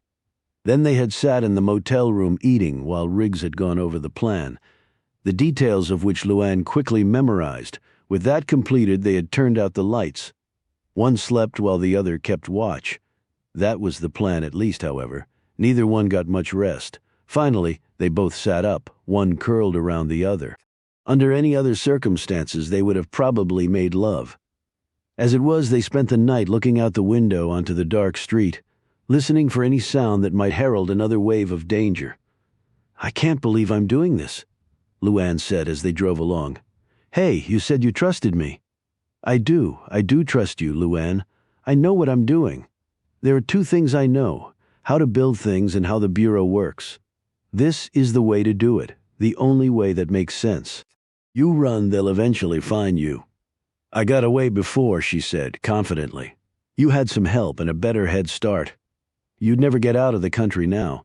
So if you can't run, you do the reverse. You go right at them, take the offensive. Luann focused on the traffic at the same time she was thinking intently about what they were about to do, what she was about to do. The only man she had ever absolutely trusted was Charlie. And that complete trust had not come quickly. It had been built and then cemented over a 10-year period. She had only known Riggs for a very short time, and yet he had earned her trust even in a matter of days. His actions reached her far more deeply than any words he could try to tempt her with. "Aren't you nervous?" she asked. "I mean, you don't really know what you're going to be walking into." He grinned at her. "That's the really great part, isn't it? You're a crazy man, Matthew Riggs. You really are. All I want in my life is a little predictability, a semblance of tranquility, of normalcy even, and you're salivating over walking along the edge of the cliff. It's all in how you look at it. He looked out the window. Here we are. He pointed to an open spot on the curb, and she pulled over and parked. Riggs got out and then poked his head back in. You remember the plan? Luann nodded. Going over everything last night helped. I can find it with no trouble. Good, see you soon. As Riggs walked down the street to the payphone, Luann looked up at the large, ugly building. The Jedgar Hoover building was stenciled on its facade. Home of the Federal Bureau of Investigation. These people were looking for her everywhere, and here she was parked 10 feet from their damned headquarters. She shivered and put on her sunglasses. Putting the car in gear, she tried to keep her nerves in check. She hoped to hell. The man really knew what he was doing.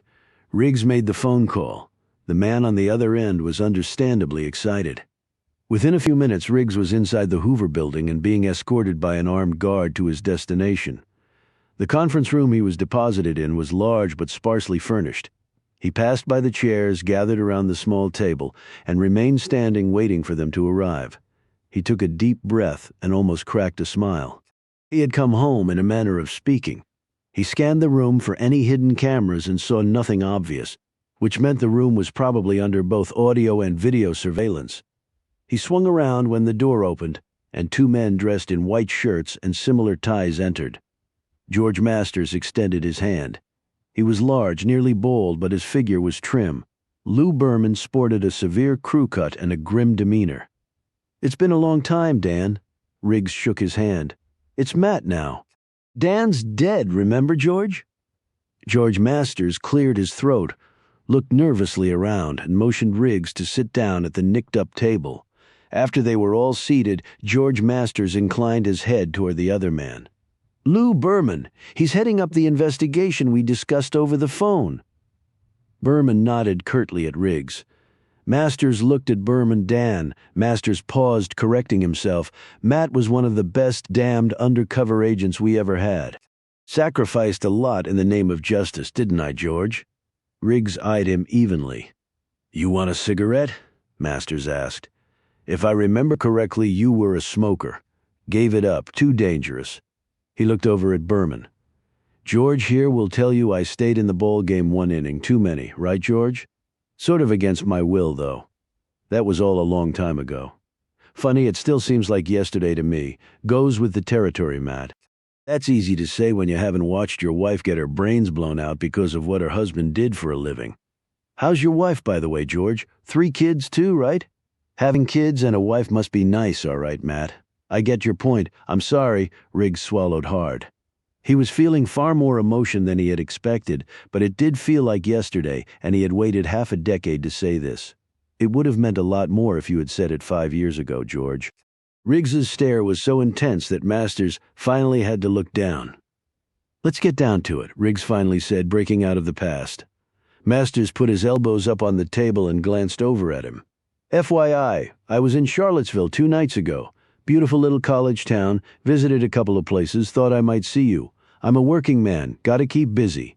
Masters eyed the sling. Accident? The construction business can be very hazardous. I'm here to strike a deal, George.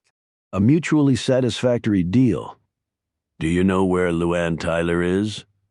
Berman leaned forward, his eyes darting all over Riggs's face. Riggs cocked his head at the other man. I've got her down in the car, Lou. You want to go check here? Riggs reached in his pocket, pulled out a set of keys, and dangled them in front of the FBI agent. They were the keys to his house, but Riggs figured Berman wouldn't take him up on the offer. I'm not here to play games, Berman snarled. Riggs put the keys away and leaned forward. Neither am I. Like I said, I'm here to make a deal. You want to hear it? Why should we deal? How do we know you're not working with Tyler? What do you care if I am?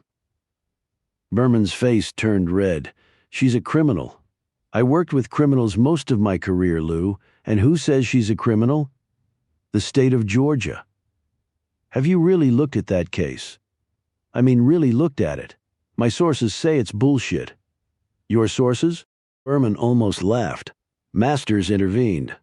"I've looked at it, Matt. It probably is bullshit."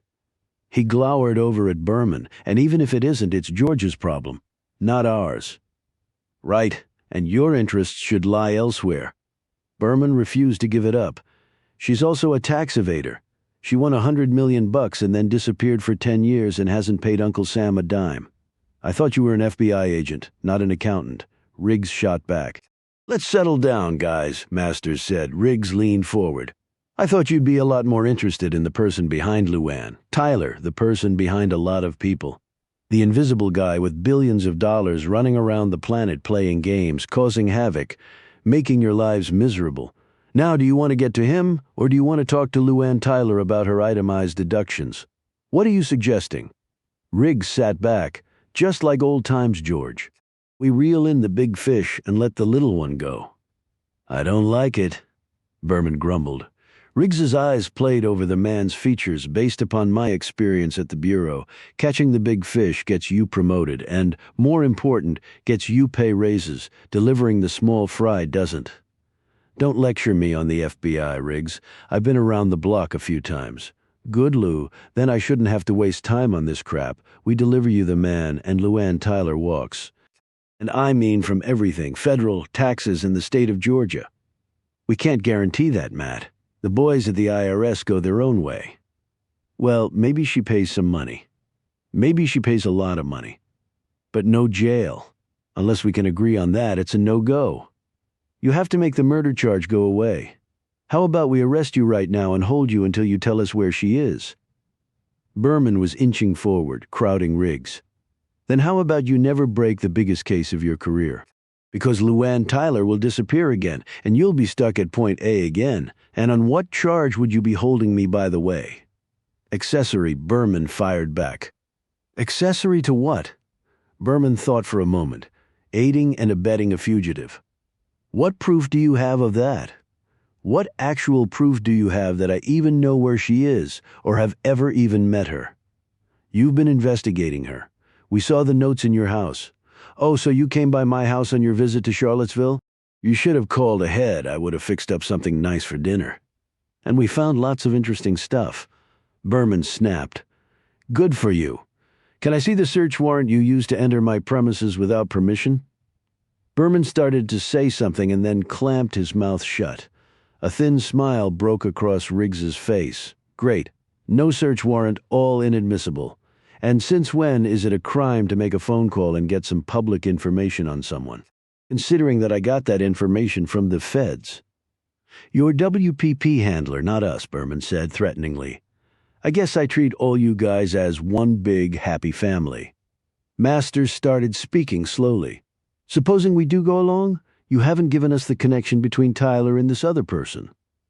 Riggs had been expecting this question and was surprised it hadn't come up before. He had to get the money from somewhere.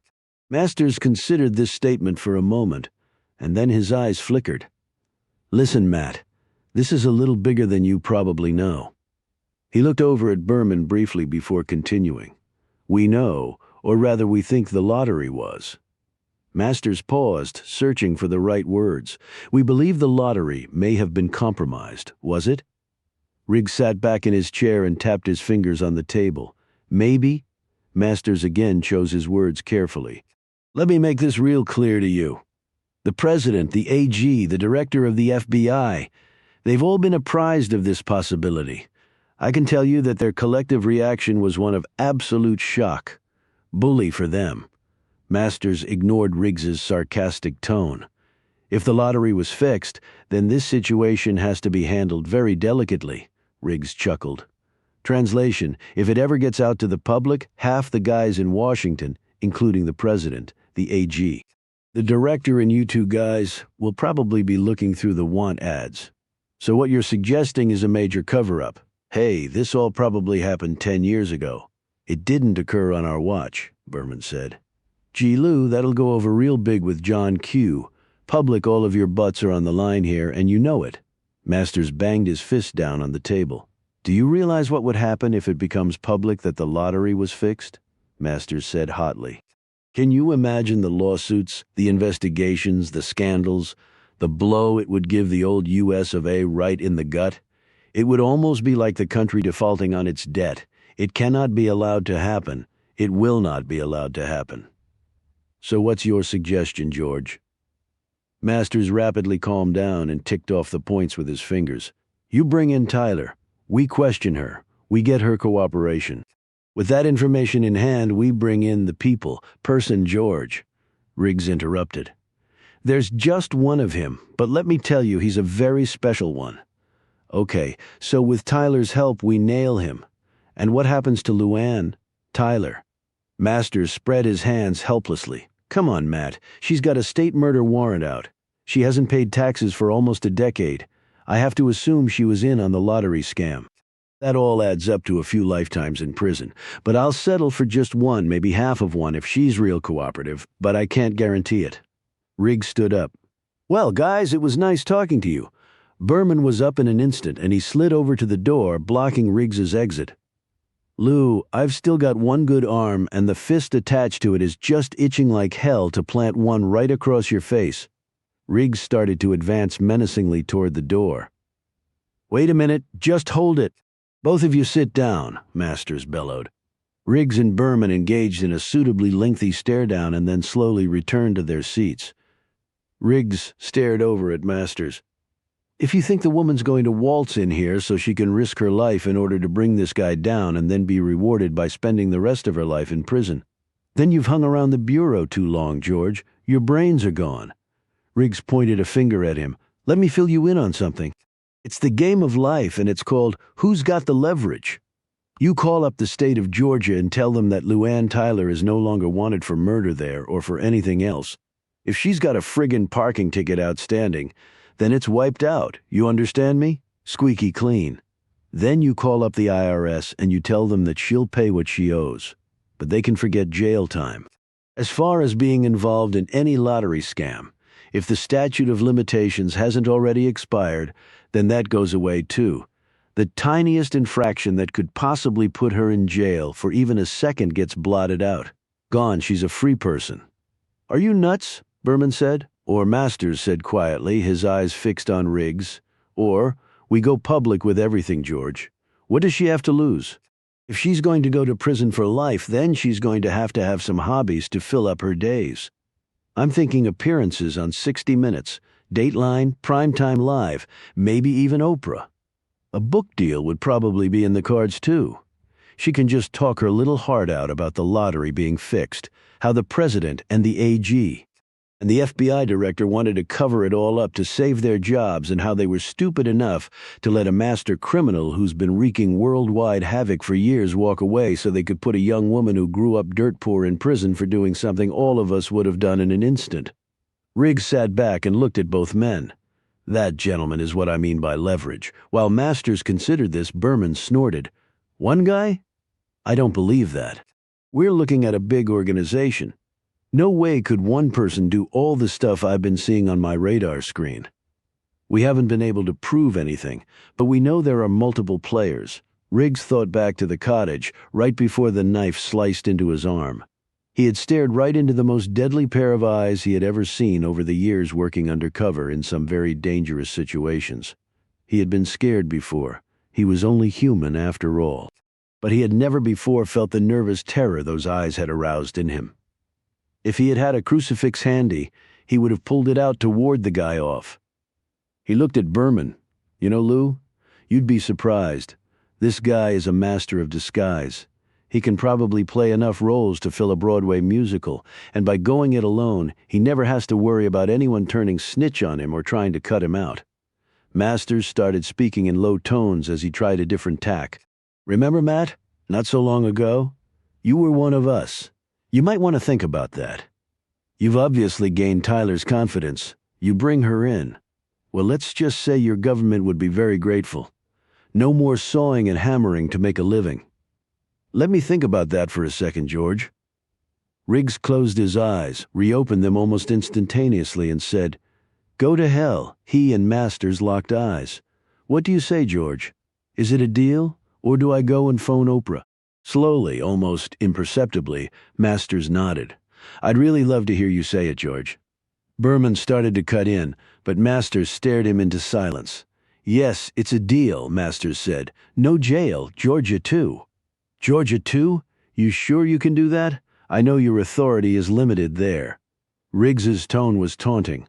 Mine is, but I don't think the President of the United States has that same problem.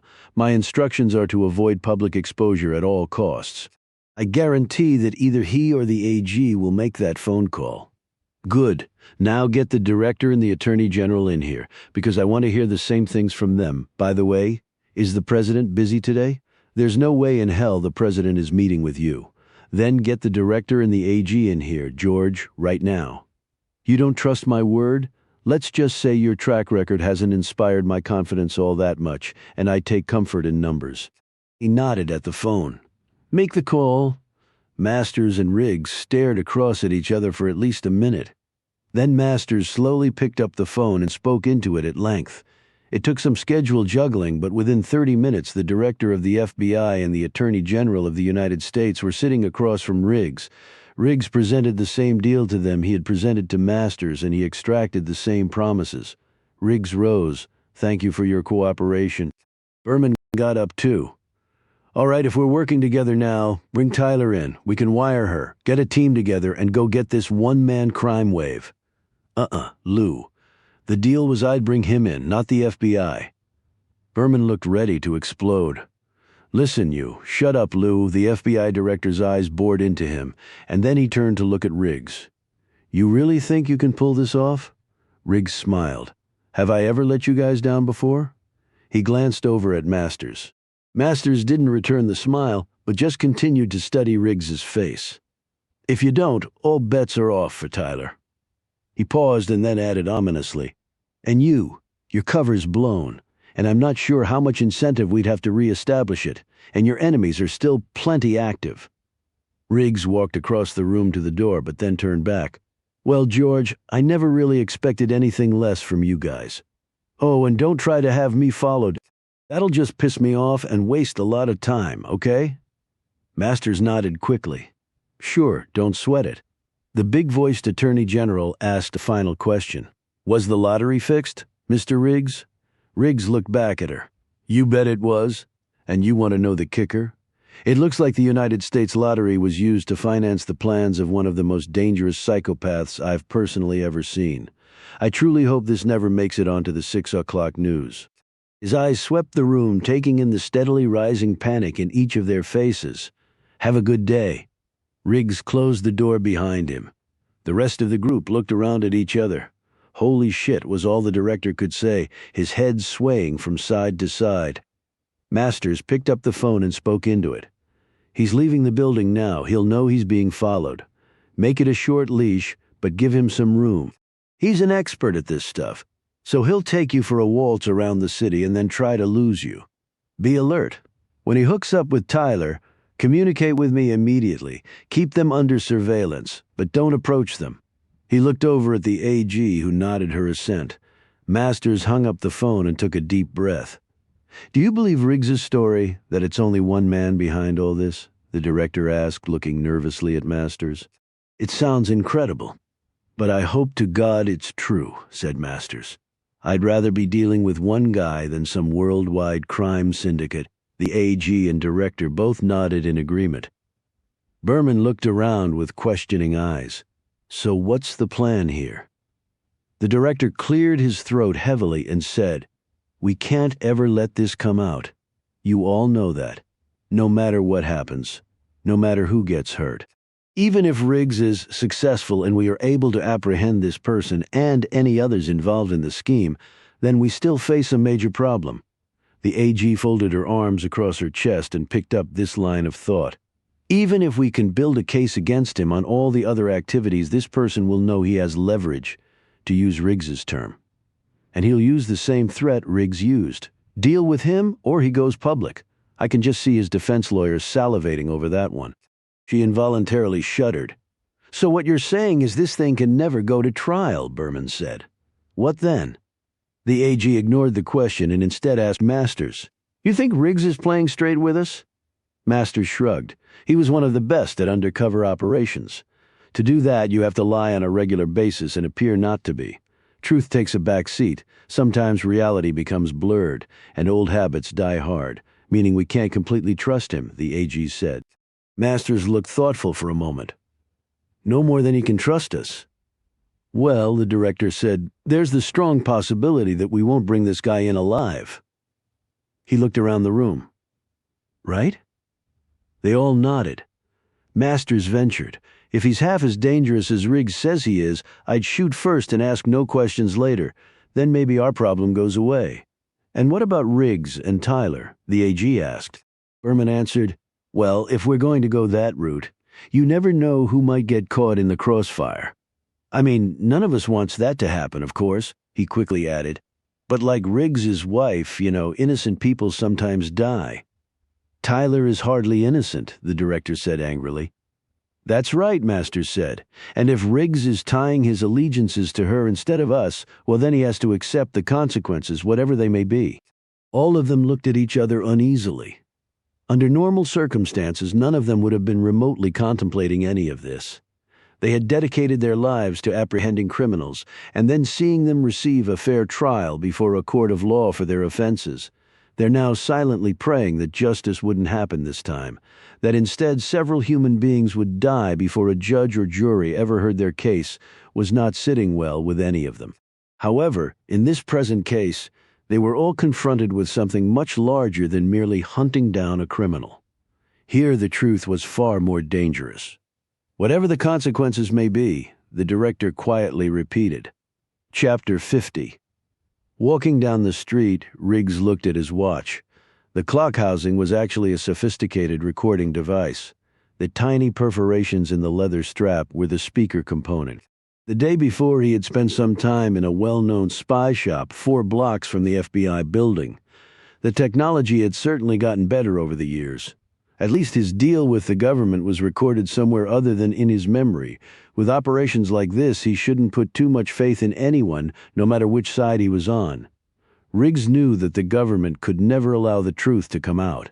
In this case, capturing the criminal alive was just as bad as not capturing him, maybe worse, and anyone who knew the truth was in serious jeopardy, and not just from Jackson. Riggs knew that the FBI would never intentionally gun down an innocent person, but he knew the FBI hardly regarded Luann as innocent, and since Riggs had thrown his support her way, he was automatically lumped with her as the enemy. If it got dicey toward the end, which Riggs knew it would, and if Luann were anywhere near Jackson, well, the FBI might not be real careful about who they were firing at. Riggs didn't expect Jackson to go down quietly. He would take out as many agents as he could. Riggs had seen that in his eyes at the cottage. The man had no respect for human life. To him, a person was merely a factor to be manipulated and eliminated if circumstances called for it. As an undercover agent, Riggs had dealt with people like that for years. People almost as dangerous as Jackson. Given those elements, the FBI would err on the side of killing the man rather than taking him alive. They wouldn't risk the life of an agent in order to ensure that the man would stand trial. Riggs was well aware that the government had no incentive to bring Jackson to trial and every incentive not to. So Riggs's job was to flush out Jackson and then the feds could do what they wanted. If that was pumping the man full of lead, Riggs would be glad to help them do so. But he was going to keep Luann as far away from the man as humanly possible. She was not going to be caught in the crossfire. He had been through that once. History was not going to repeat itself. Riggs didn't bother to look behind him. He knew he was already under surveillance. Despite Masters' assurances to the contrary, he would have immediately ordered a tail. Riggs would have done the same thing in his position. Now he had to beat the tail before meeting up with Luann. He smiled, just like old times. While Riggs had been dealing with the FBI, Luann had driven to another payphone and dialed a certain phone number. It rang several times, and Luann thought she would probably get the standard automated message. Then a voice answered. She could barely recognize it. The connection was so bad. Charlie? Luann? Where are you on the road? I can barely hear you. Hold on. I'm passing some power lines. In a moment, the connection was much clearer. That's better, Luann said. Hang on, there's someone who wants to talk to you. Mom? Hello, baby. Are you okay? I'm fine, sweetie. I told you Mommy would be fine. Uncle Charlie said you and Mr. Riggs saw each other. That's right, he's helping me with things. I'm glad you're not alone. I miss you. I miss you too, Lisa. I can't tell you how much. Can we come home soon? Home? Where was home now? I think so, baby. Mommy's working really hard on that right now. I love you. Oh, sweetie, I love you too. Here's Uncle Charlie. Lisa, yes? I mean to keep my promise to you. I'm going to tell you everything. The truth, okay? The voice was small, a little scared. All right, Mom. When Charlie came back on the phone, Luann told him to just listen. She filled him in on the latest events, including Riggs's plan and his real background. Charlie could barely contain himself. I'm pulling over at a rest stop in 2 minutes. Call me back. When Luann did so, Charlie's tone was heated. Are you crazy? Where's Lisa? In the restroom. Is it safe? I'm right outside the door and the place is packed with families. Now, answer my question. No, I don't think I'm crazy. You let Riggs, an ex-FBI agent, walk into the Hoover building and cut a deal for you. How in the hell do you know he's not selling you down the river right now? I trust him. Trust him. Charlie's face turned crimson. You barely know him, Luann. This is a big mistake, darling, a damned big one. I don't think so. Riggs is playing straight. I know he is. I've learned some things about him in the last few days. Like he's an experienced undercover agent who's an expert at lying. Luann blinked for a second as these words sank in. A small seed of doubt suddenly grew, invading her confidence in Matthew Riggs. Luann, are you there? She gripped the phone hard. Yes. Well, if he did sell me down the river, it won't be long before I find out. You've got to get out of there. You said you've got the car. Get the hell out of there. Charlie, he saved my life. Jackson almost killed him while he was trying to help me. Charlie was silent for a minute. He was having an internal conflict and was highly uncomfortable with it. From everything Luann had just told him, Riggs probably was going to bat for her. Charlie thought he knew why. The man was in love with her. Was Luann in love with him? Why shouldn't she be? And where did that leave him? The fact was, Charlie wanted Riggs to be lying. He wanted the man out of their lives. That thought was skewing his whole mental process. But Charlie did love Luann, and he loved Lisa too. He had always put his own interests behind theirs, and with that thought his inner conflict disappeared. Luann, I'll go with your instincts. Riggs is probably okay now that I think about it. Just keep your eyes open, will you? I will, Charlie. Where are you? We headed through West Virginia, then into Kentucky, skirted the edge of Tennessee, and now we're floating back toward Virginia. I've got to go now. I'll call later today and fill you in. I hope the rest of today isn't as exciting as the last two were. You and me both. Thanks, Charlie. For what? I haven't done anything. Now who's lying? Take care of yourself. Luann hung up the phone. She would be meeting Riggs soon if everything went according to plan. As she walked back to the car, Charlie's initial reaction came back to her. Could she trust Riggs? She slid into the front seat of the Honda. She had left it running because she had no keys and didn't share Riggs's skills at hot wiring automobiles. She was about to put the car in gear when her hand stopped. This was no time for doubts, and yet she was suddenly overwhelmed with them. Her hand refused to move. Chapter 50. One Riggs walked slowly down 9th Street, looking casually around as if he had all the time in the world. A gust of freezing air hit him. He stopped, gingerly slipped off the sling and put his injured arm in the sleeve of his overcoat, buttoning it all the way up. As the bitter wind continued to blow down the street, Riggs pulled up the collar of his overcoat, took a knit cap emblazoned with the Washington Redskins logo from his pocket, and pulled it tightly over his head so that only the lower part of his reddening face was visible. He entered a corner convenience store. The two teams of agents that were following him, one on foot, the other in a gray Ford, swiftly moved into position. One team covered the front of the store, the other the rear. They knew Riggs was an experienced undercover agent, and they weren't taking any chances. Riggs appeared carrying a newspaper under his arm, walked down the street and hailed a taxi. The agents quickly climbed into the sedan, and it followed the taxi.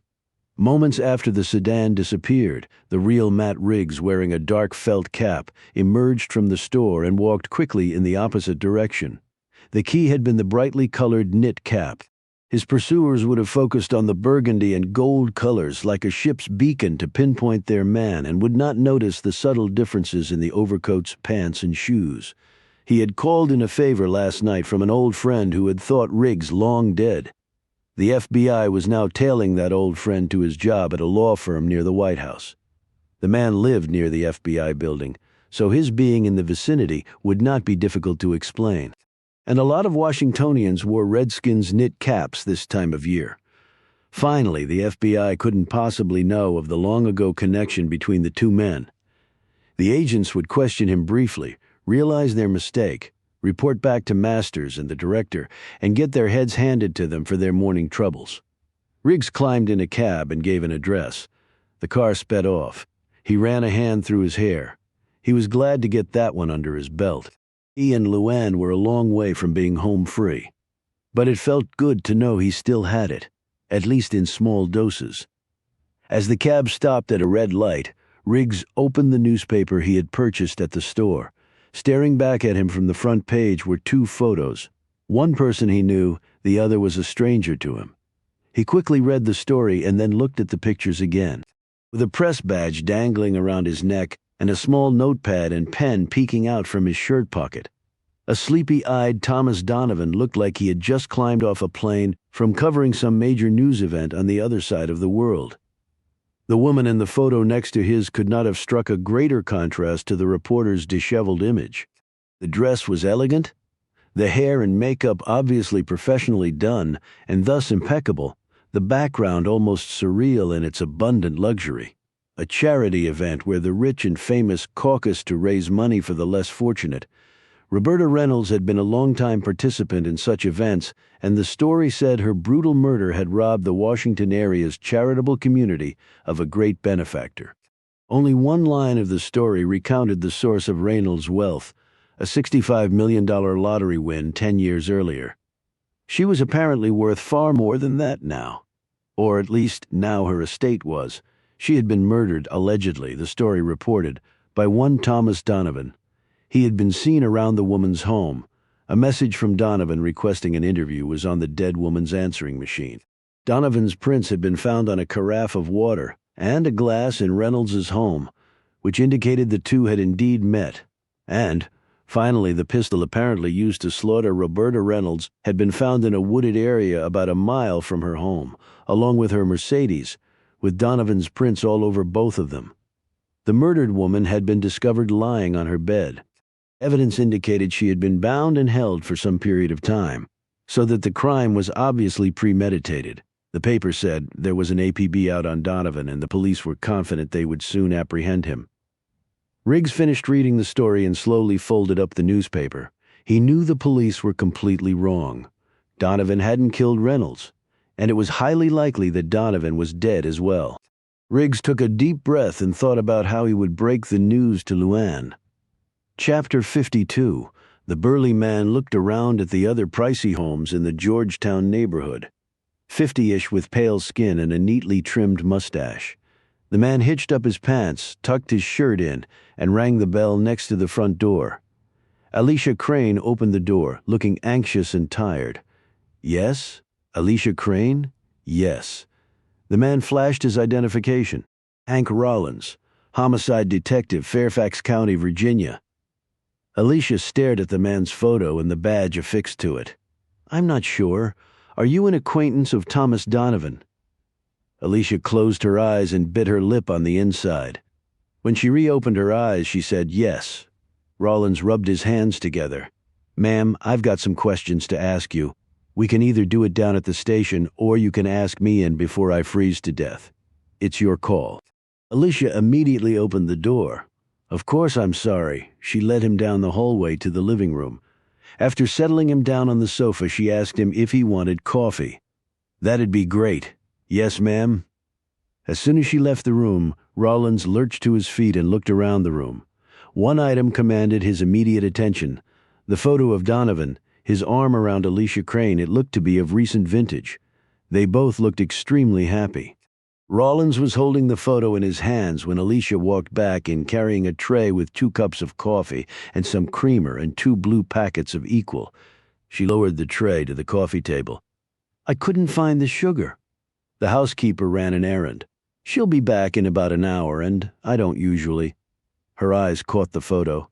May I have that? She asked. She set down the tray and held out her hand. Rawlins quickly passed the photo over and returned to his seat. I'll get to the point, Miss Crane. You've read the newspaper, I assume? You mean that pack of lies? Her eyes flashed for an instant.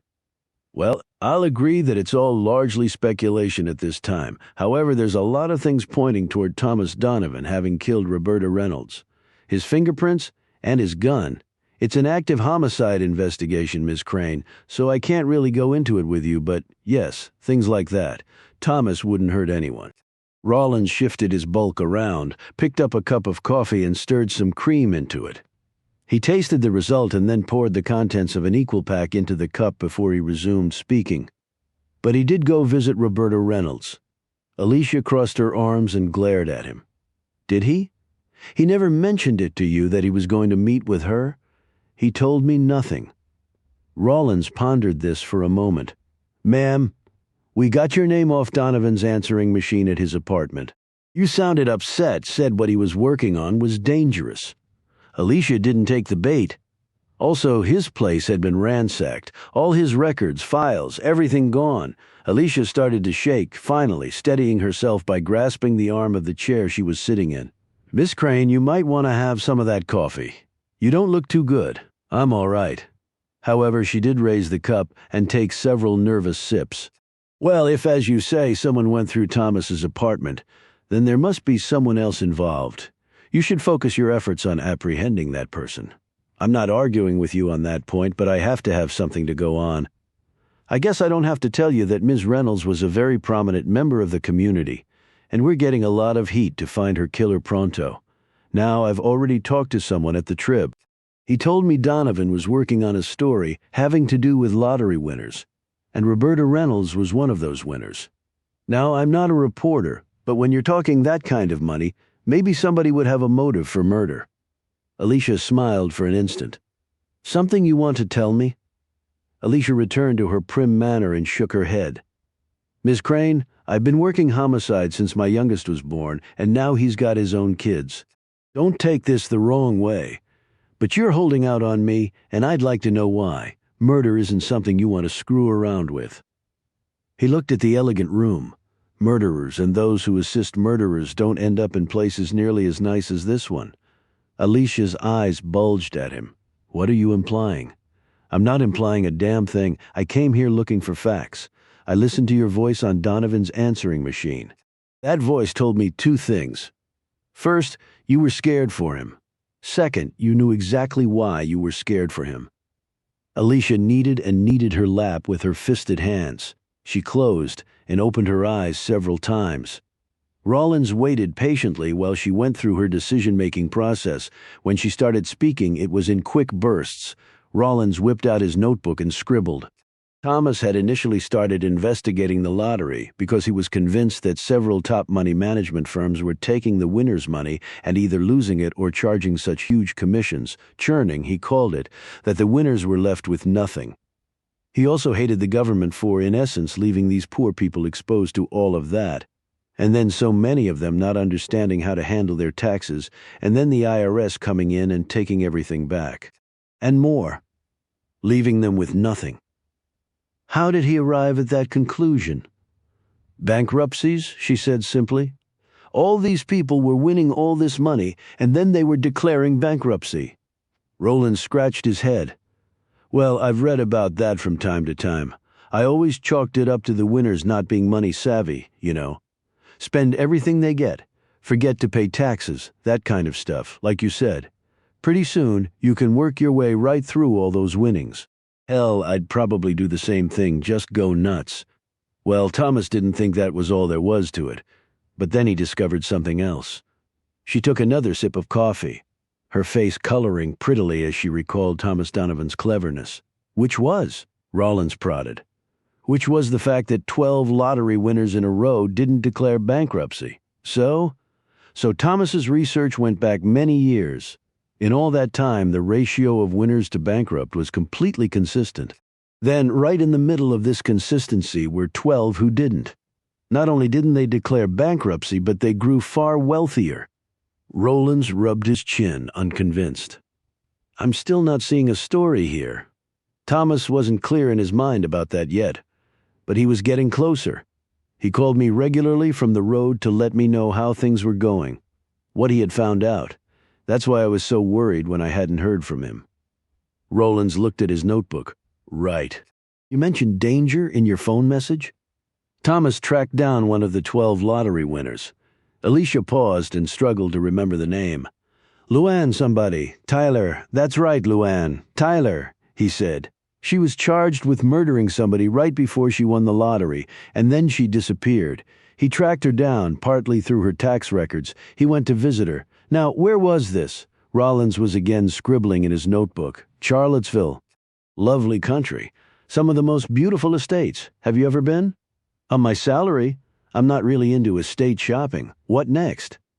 He confronted the woman, and she cracked, or almost did. Thomas said, you can always tell by the eyes. Uh-huh. Rollins rolled his own eyes. So what was Donovan's angle? Excuse me? His angle. What story was he going to write that you thought put him in danger? Oh, well, the woman was a murderer. She had killed once, she could kill again. Rollins smiled lightly. I see. I don't think you're taking this seriously. I take my work very seriously. I just don't see the connection. Are you suggesting that this Luann person killed Roberta Reynolds? Why would she do that? We don't even know if they knew each other. Are you suggesting that she may have threatened Donovan? I'm not suggesting that Luann Tyler threatened or murdered anyone. I mean, I have no proof of that. Then what? Rollins was struggling to maintain his patience. Alicia looked away. I don't know. I mean, I'm not sure. Rollins stood up, closing his notebook. Well, if I need any more information, I'll be in touch. Alicia just sat there, her face pale, her eyes shut. Rollins was almost at the door when she spoke. The lottery was fixed. Rollins slowly turned and walked back into the living room. Fixed? He called 2 days ago and told me that. Thomas made me promise not to breathe a word to anyone. She clutched at the hem of her skirt in her anxiety.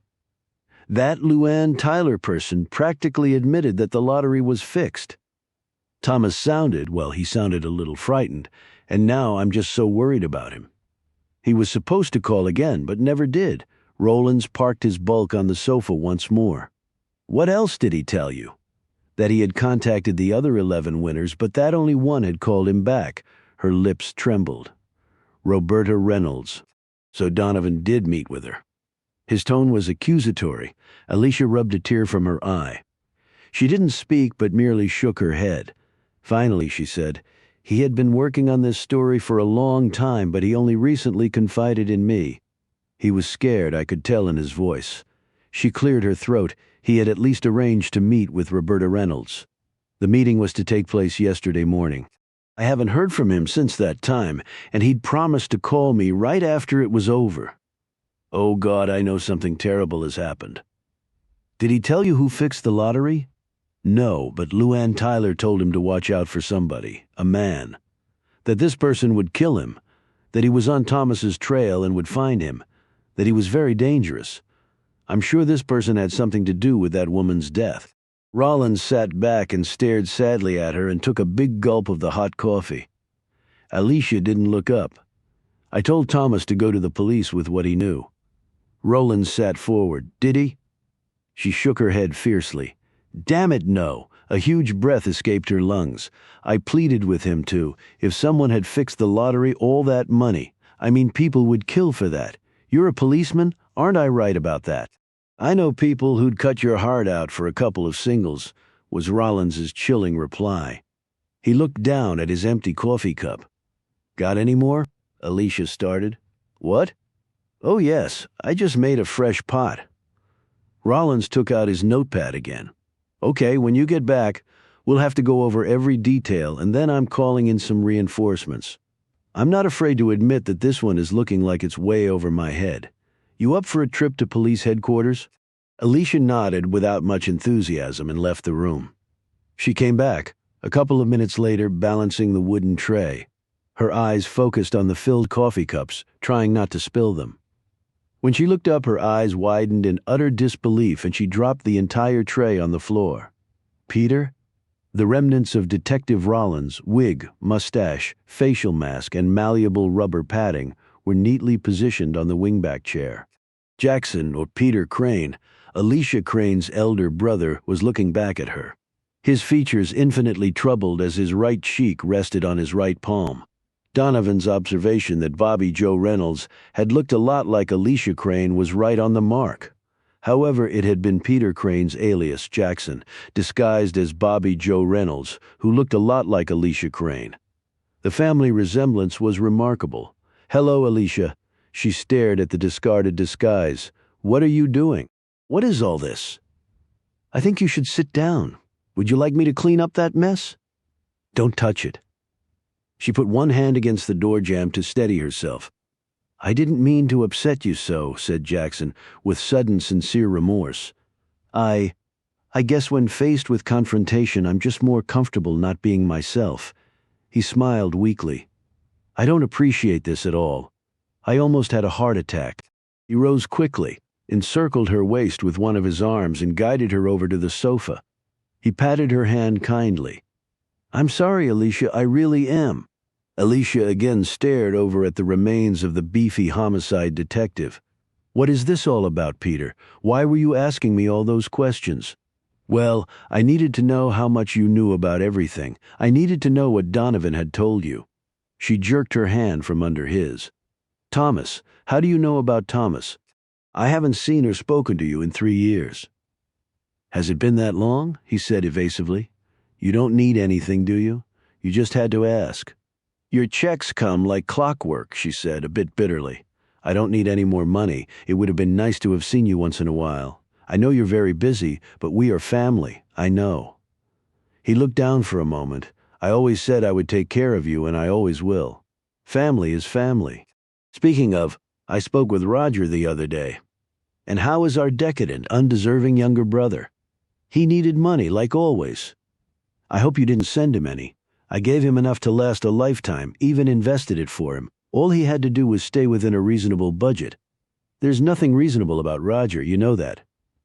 She looked at him a little nervously. "I sent him some money." Jackson started to say something, but she hurried on. "I know what you said all those years ago, but I just couldn't let him be thrown out on the street. Why not? It might be the best thing that ever happened to him. He shouldn't live in New York. It's too expensive. He wouldn't survive. He's not strong, not like Father Jackson." Held his tongue at the mention of their father. The years had not cleared up his sister's blindness in that regard. "Forget it. I'm not going to waste my time discussing Roger. I want you to tell me what's going on, Peter. When did you meet Donovan? Why, please just answer the question. Almost a year ago, he did a lengthy piece on Father and his distinguished career in the Senate. It was a wonderful, compelling testimonial." Jackson shook his head in disbelief. She would have viewed it that way, the exact opposite of the truth. "So I called Thomas up to thank him. We had lunch and then dinner, and, well, it's been wonderful, extraordinarily wonderful. Thomas is a noble man with a noble purpose in life." "Like Father?" Jackson's mouth curled into a smirk. "Very much like him," she said indignantly. "It's truly a small world." He shook his head at the irony. "Why do you say that?" Jackson stood up and spread his arms to show the entire sweep of the room. "Alicia, where exactly do you think all of this came from?" "Why, from the family money, of course. The family money that was gone. All of it has been for years." "What are you talking about?" "I know that Father ran into some financial difficulties along the way, but he recovered. He always did." Jackson looked at her with contempt. "He recovered shit, Alicia. He didn't earn a dime of it. It was all made long before he was around. All he did was blow it. My inheritance, your inheritance. He pissed it away on himself and his lousy dreams of greatness. He was a fake and a loser." She jumped up and slapped his face. "How dare you? Everything you have is because of him." Jackson slowly rubbed his skin where she had hit him. His real skin was pale, smooth as though he had lived his life in a temple like a Buddhist monk. Which in one sense he had. 10 years ago I fixed the national lottery," he said quietly, his dark eyes glittery as he stared at her small, stunned face. "All that money, Everything you have came from that money from me, not dear old Dad. What do you mean? How could you? Jackson pushed her down on the sofa as he interrupted. I collected almost $1 billion from 12 lottery winners, the very same ones Donovan was investigating. I took their winnings and I invested the money. You remember grandfather's network of Wall Street elite? He actually earned his money. I maintained those contacts over the years for a very specific purpose. With the fortune I amassed from the lottery winners, which Wall Street assumed came from the family money, I was one of their preferred customers. I negotiated the best deals, was given first choice of all the initial public offerings, the surefire winners. That's a well-kept secret of the rich. Alicia, they get first dibs on everything. A stock that I get at $10 a share right before it hits the market goes to $70 a share in the 24 hours after it hits the market. I sell it to the ordinary folks, collect my 600% return, and move on to the next windfall. It was like printing money. It's all in who you know and what you bring to the table. When you bring $1 billion, believe me, everybody sits up and takes notice. The rich get richer and the poor never will. Alicia's lips had begun trembling halfway through her brother's explanation, as his speech and mannerisms grew more and more intense, more and more feverish. Where is Thomas? Her question was barely audible. Jackson looked away and licked his dry lips. He was no good for you, Alicia. No good at all, an opportunist. And I'm sure he loved all of this. All that you had, all that I had given you, was no good? Alicia stood up, her hands clamped so tightly together the skin looked boiled. Where is he? What have you done to him? Jackson stared at her, searching her features for something. It suddenly occurred to him that he was looking for some redeeming quality. From afar he had long held idyllic visions of his only sister, putting her perhaps on a pedestal, face to face with her. He found that image was unsustainable. The tone of his response was casual, his words far from casual, as he finally made up his mind. I killed him, Alicia. She stood there frozen for an instant and then started toppling to the floor. He grabbed her and laid her on the couch, this time not so gently. Now don't be this way. There will be other men. I can assure you of that. You can walk the earth searching for Father Donovan wasn't him, but I'm sure you'll keep trying. He didn't try to hide the sarcasm. She wasn't listening to him, however. The tears stained her cheeks. He continued despite her tears, pacing in front of her. The professor in front of his class of 1. You'll have to leave the country, Alicia. I erased your phone message to Donovan, so the police won't have that to go on. However, since your relationship has endured for a year, it must be well known to others. The police will come, calling at some point. I'll make all the arrangements, as I recall. You've always loved New Zealand, or perhaps Austria. We had several lovely times there as children. Stop it, you animal. He turned to find her on her feet. Alicia, I'm not going anywhere. Let me be quite clear, you know too much. The police will ask questions. You have no experience in these matters. They will get the truth from you quite easily. You're right about that. I intend to call them right now and tell them everything. She started for the phone, but he blocked her way. Alicia, be reasonable. She hit him with her fists as violently as she could.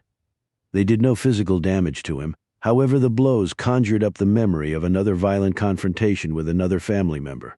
His father back then had been physically stronger than he, was able to dominate him in ways that Jackson had never let himself be dominated since. I loved him, damn you. I loved Thomas, Alicia shrieked in his face. Jackson focused a pair of watery eyes upon her. I loved someone too, he said. Someone who should have loved me back, respected me, but who didn't. Despite the years of pain, of guilt and embarrassment, Jack's son still held long-buried feelings for the old man. Feelings that he had never dwelt upon or vocalized until now. The resurgence of this emotional maelstrom had a violent impact on him. He grabbed her by the shoulders and threw her roughly on the sofa. Peter! Shut up, Alicia! He sat down next to her. You're leaving the country. You're not going to call the police, do you understand? You're crazy, you're insane. Oh God, I don't believe this is happening. Actually, right now, I'm absolutely certain I'm the most rational member in the family. He stared into her eyes and repeated the words very slowly. You're not talking to anyone, Alicia, do you understand? She looked at his eyes and suddenly shivered to the depths of her soul. For the first time during this confrontation, terror had suddenly replaced her anger. It had been a long time since she had seen her brother, the boy she had happily romped with, and whose maturity and intelligence she had been fascinated by, was now unrecognizable to her. The man across from her was not her brother. This manifestation was something else altogether. She hastily changed course and spoke as calmly as she could. "Yes, Peter, I understand. I'll pack tonight." Jackson's face took on a level of despair that it had not carried for many years. He had read her thoughts, her fears. They were so plainly written on the thin parchment of her soft features. His fingers clutched the large throw pillow on the sofa between them. "Where would you like to go, Alicia?" "Anywhere, Peter. Anywhere you say." "New Zealand, you mentioned New Zealand. That would be fine." "It is a beautiful country, or Austria, as I said. We had good times there, didn't we?" He tightened his grip on the pillow. "Didn't we?" he asked again. "Yes, we did." Her eyes dipped to follow his movements, and she tried to swallow, but her throat was too dry. "Perhaps I could travel there first and then on to New Zealand, and not a word to the police? You promise?" He lifted up the pillow. Her chin trembled uncontrollably as she watched the pillow come toward her. "Peter, please, please don't." His words were stated very precisely. "My name is Jackson, Alicia. Peter Crane doesn't live here anymore." With a sudden pounce, he pushed her flat against the couch, the pillow completely covering her face. She fought hard, kicking, scratching, gyrating her body. But she was so small, so weak. He barely felt her fighting for her life. He had spent so many years making his body hard as rock. She had spent that time waiting for a precise replica of her father to stride gallantly into her life, her muscles and her mind growing soft in the process. Soon, it was over. As he watched, the violent movements diminished quickly and then stopped altogether. Her pale right arm slid down to her side and then dangled off the couch. He removed the pillow and forced himself to look down at her. She at least deserved that. The mouth was partially open, the eyes wide and staring. He quickly closed them and sat there with her, patting her hand gently. He did not try to hold back his own tears. That would have done no good. He struggled to remember the last time he had cried but couldn't. How healthy was it when you couldn't even recall? He placed her arms across her chest but then decided to have them clasped at her waist instead. He carefully lifted her legs up on the sofa and put the pillow he had used to kill her under her head, arranging her pretty hair so that it swept out evenly over the pillow. He thought she was very lovely in death despite the utter stillness. There was a peace there, a serenity that was at least heartening to him, as though what he had just done wasn't all that terrible. He hesitated for a moment and then went ahead. He checked her pulse and laid her hand back down. If she'd still been alive, then he would have left the room, fled the country, and left it at that. He wouldn't have touched her like that again. She was family, after all, but she was dead. He rose and looked down at her one last time. It needn't have ended this way. Now all the family he had left was the useless Roger. He should go kill his brother right now. It should have been him lying there, not his cherished Alicia. However, Roger wasn't worth the effort. He froze for an instant as an idea occurred to him. Perhaps his brother could play a supporting role in this production. He would call Roger and make him an offer he knew his younger brother would be unable to resist, as it would be all cash, the most potent drug in existence. He gathered up the elements of his disguise and methodically reapplied them all the time, making little darting glances at his dead sister. He had coated his hands with a lacquer-like substance, so he wasn't concerned about leaving fingerprints. He left by the back door. They would find her soon enough. Alicia had said her housekeeper had gone out to run an errand. It was a better than even chance that the police would think Thomas Donovan had continued his homicidal rampage by murdering his lady friend, Alicia Morgan Crane. Her obituary would be extensive. Her family had been very important. There would be much to write about. And at some point Jackson would have to come back as himself once more to bury her. Roger could hardly be trusted to do that. "I'm sorry, Alicia. It shouldn't have come to this." This unexpected turn of events had come closer than anything he could remember to completely immobilizing him. Above all else, he cherished complete control, and it suddenly had been stripped from him. He looked down at his hands, the instruments of his sister's death. His sister. Even now his legs felt rubbery, his body not in sync with his mind. As he walked down the street, still reeling from what he had just done, Jackson's mental energies finally were able to focus on the one person he clearly saw as responsible for all of it. Luann Tyler would experience the brunt of everything he was now feeling. The pain that slashed so viciously through him would be multiplied 100-fold upon her until she would beg him to just finish her, make her stop breathing, because every breath would be a hell, would be beyond what any person could endure, even her. And the grand part of it all was that he would not have to go looking for her. She would come to him. She would run to him with all the speed and strength her extraordinary physical specimen of a body could inspire. For he would have something that Luann would go anywhere, do anything for. He would hold something that Luann Tyler would die for. And so you will Luann Tyler / Catherine Savage. As he disappeared down the street, he swore this over the mental image of a still warm body whose dear face strongly resembled his own. Chapter 53. For the 10th time, Riggs looked around the mall and then checked his watch. In cutting his deal with the FBI, he had just shimmied out onto the most fragile limb in the world, and Luann was 3 hours late. If she never showed up, where did that leave him? Jackson was still out there, and Riggs doubted if the knife would miss its mark a second time. If he didn't produce Jackson, fulfill his deal with his former employer, and have his cover reestablished, the cartel members who had sworn to kill him 5 years ago would soon learn that he was alive, and they would surely try again. He couldn't return to his house. His business was probably already going to hell, and to top it off, he had $5 in his pocket and no car. If he could have screwed up his life to any greater degree, he was at a loss as to how. He slumped on a bench and stared up at the Washington Monument, while the cold wind whipped up and down the flat, open space that stretched from the Lincoln Memorial to the United States Capitol. The sky was overcast. It would be raining again soon. You could smell it in the air. Just wonderful. And you're right between a rock and a hard place, Mr. Riggs, he said to himself. His emotional barometer had dropped to its lowest point since finding out his wife had perished in the gang attack 5 years ago. Had it really been less than 1 week ago that he had been leading a relatively normal life, building things for wealthy people, reading books by his wood stove, attending a few night classes at the university, thinking seriously about taking a real vacation for a change. He blew on his cold fingers and stuffed them in his pockets. His injured shoulder ached. He was just about to leave when the hand touched his neck. "I'm sorry." As he turned his head, his spirits soared with such swiftness that he felt dizzy, but he couldn't help smiling. He needed desperately to smile. Sorry for what? He watched as Luann settled in beside him, slipping her arm through his. She didn't answer right away. After staring off for a minute and then taking a heavy breath, she turned to him, stroked his hand with hers. "I had some misgivings." "About me?" "I shouldn't have. After all you've done, I shouldn't have any doubts left." He looked at her kindly. "Sure you should. Everybody has doubts.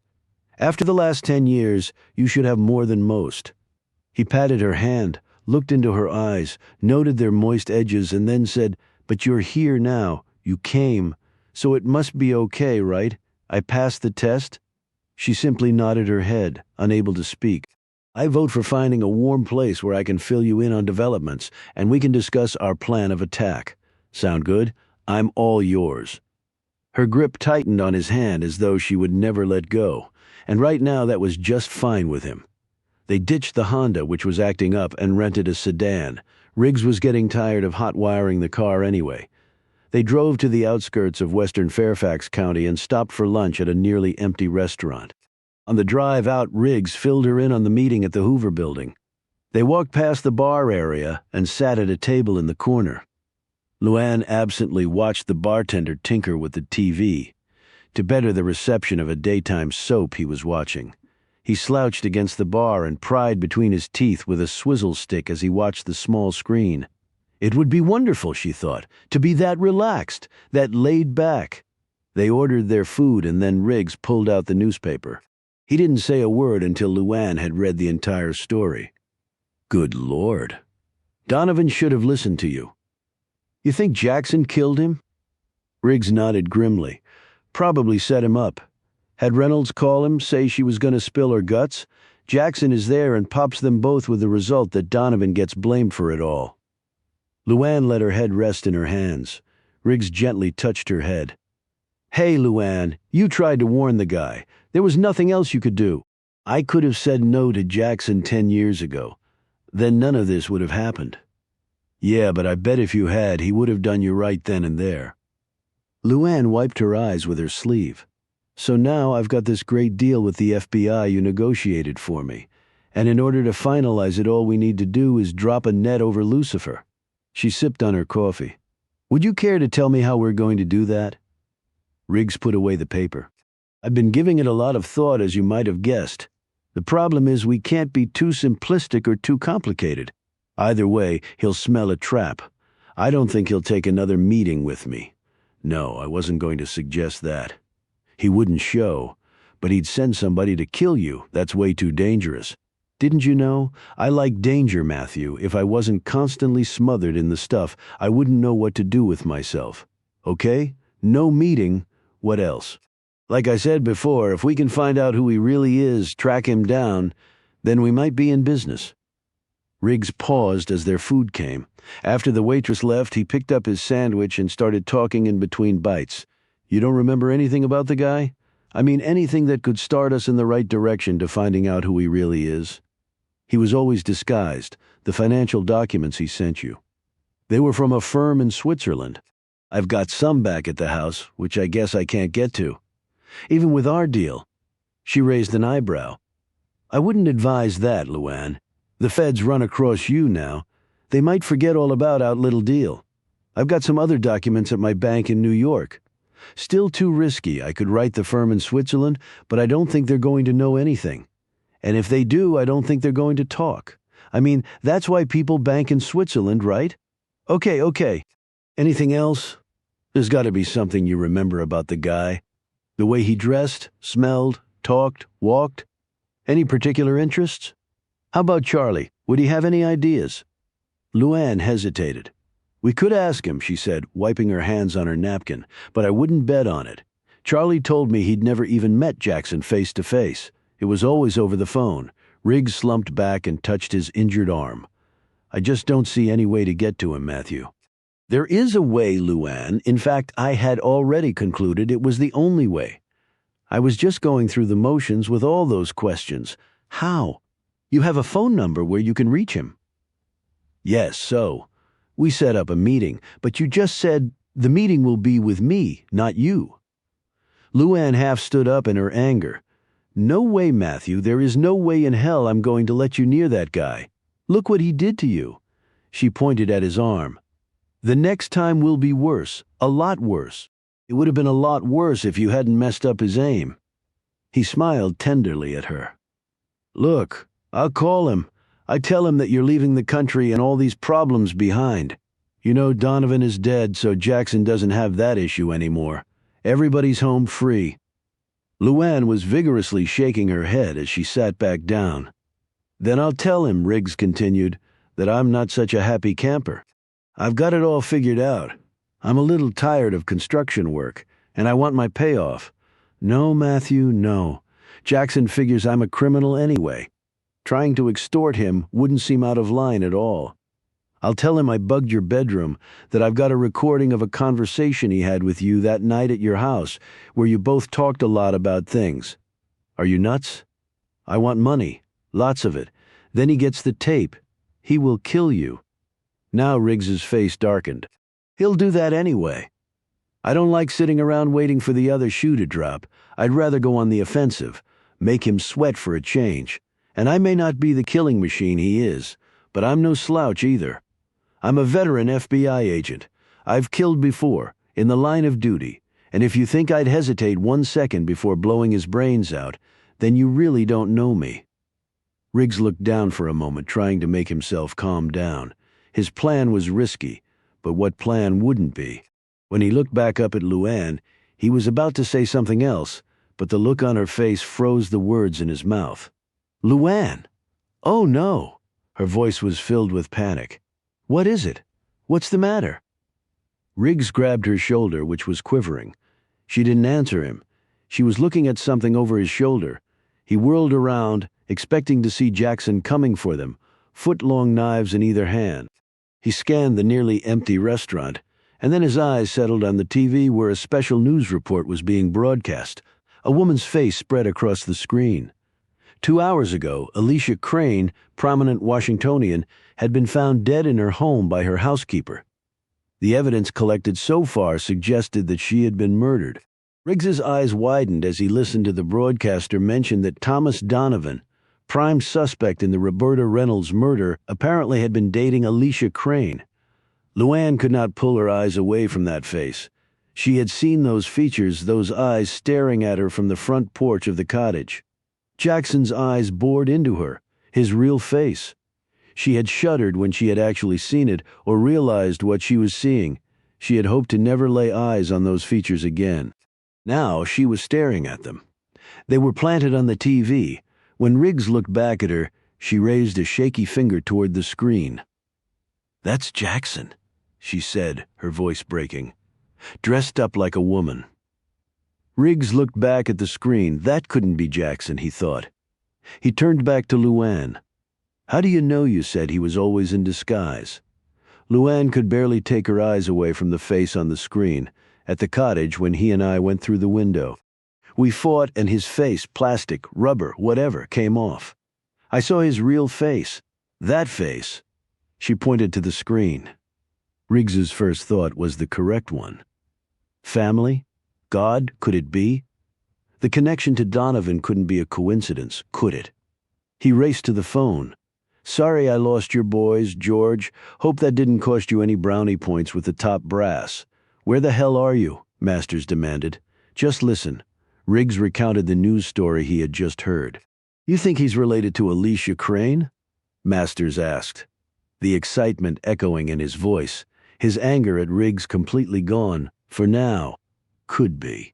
Ages are about right. Older or younger brother, maybe? I don't know. Thank God for strong genes. What's your game plan? We check her family. Shouldn't be too hard to do. Her father was a U.S. senator for years, very prominent lineage. If she has brothers, cousins, whatever, we hit 'em fast. Bring them in for questioning. Hell, it can't hurt. I don't think he's going to be waiting for you to knock on the front door. They never do they? If he is around, be careful, George.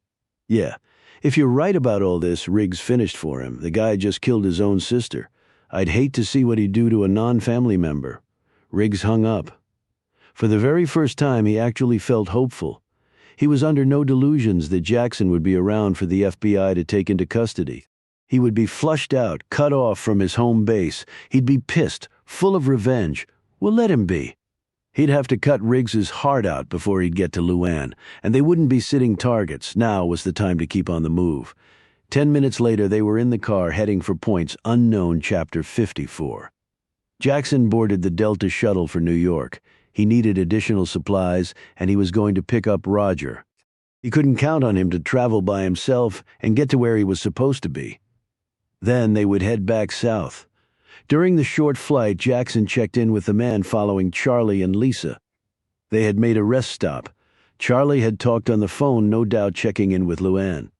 They had gone on and were now close to re-entering Virginia on the southern side. It was all working out very well.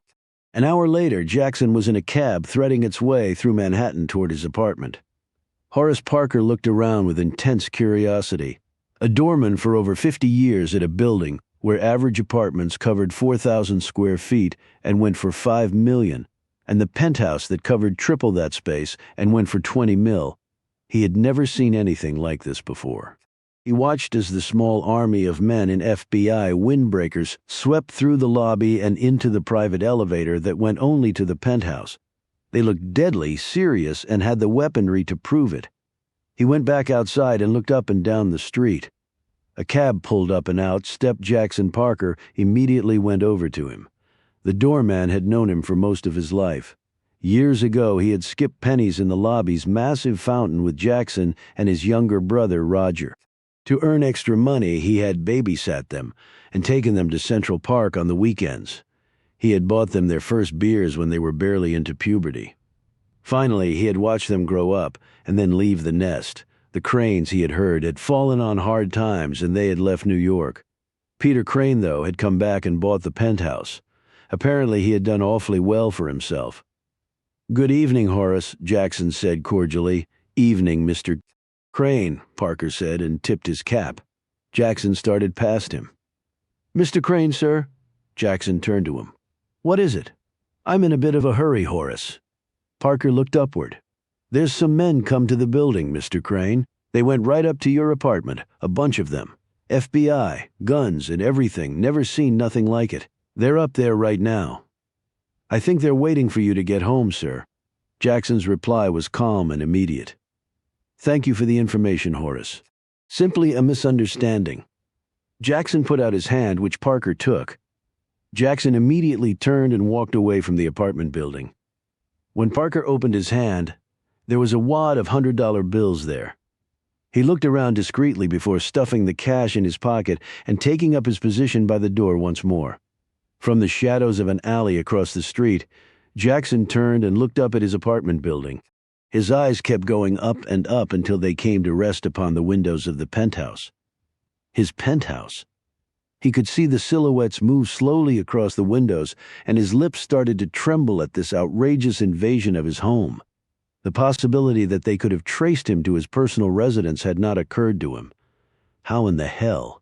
He couldn't worry about it now, though. He went down the cross street and made a phone call. 20 minutes later, a limousine picked him up. He called his brother and told him to leave his apartment immediately, not even bothering to pack a bag, and meet Jackson in front of the St. James Theater. Jackson wasn't sure how the police had found out his identity, but he couldn't be sure they wouldn't wind up at Roger Crane's apartment at any minute. Then he made a quick stop to gather together some necessary supplies from another smaller apartment he kept under a phony name. Under the ownership of one of his myriad corporate shells, he maintained a private jet and full-time crew at LaGuardia. He called ahead so that the pilot on duty would be able to file his flight plan as quickly as possible. Jackson did not intend to spend time twiddling his thumbs in the waiting area. The limo would take them right to the plane. That accomplished, he collected his brother from in front of the theater. Roger was 2 years younger and slimly built, but wiry like his older brother. He also shared the same shock of dark hair and delicate facial features. He was certainly curious about his brother's abrupt return to his life. "I couldn't believe you called like that out of the blue. What's up, Peter?" "Shut up, I need to think." He suddenly turned to his younger brother. "Have you seen the news?" He shook his head. "I don't usually watch TV. Why?" He obviously didn't know of Alicia's death. That was good. Jackson didn't answer his brother. He settled back in the seat, his mind racing through a seemingly infinite number of scenarios. In a half hour, they were at LaGuardia Airport. Soon they had left the Manhattan skyline behind on their way south. The FBI did converge on Roger Crane's small apartment building, but a little too late, yet they were far more intrigued by what they had discovered at Peter Crane's penthouse. Masters and Berman, walking around the massive penthouse, came across Jackson's makeup and archives rooms and his computerized control center.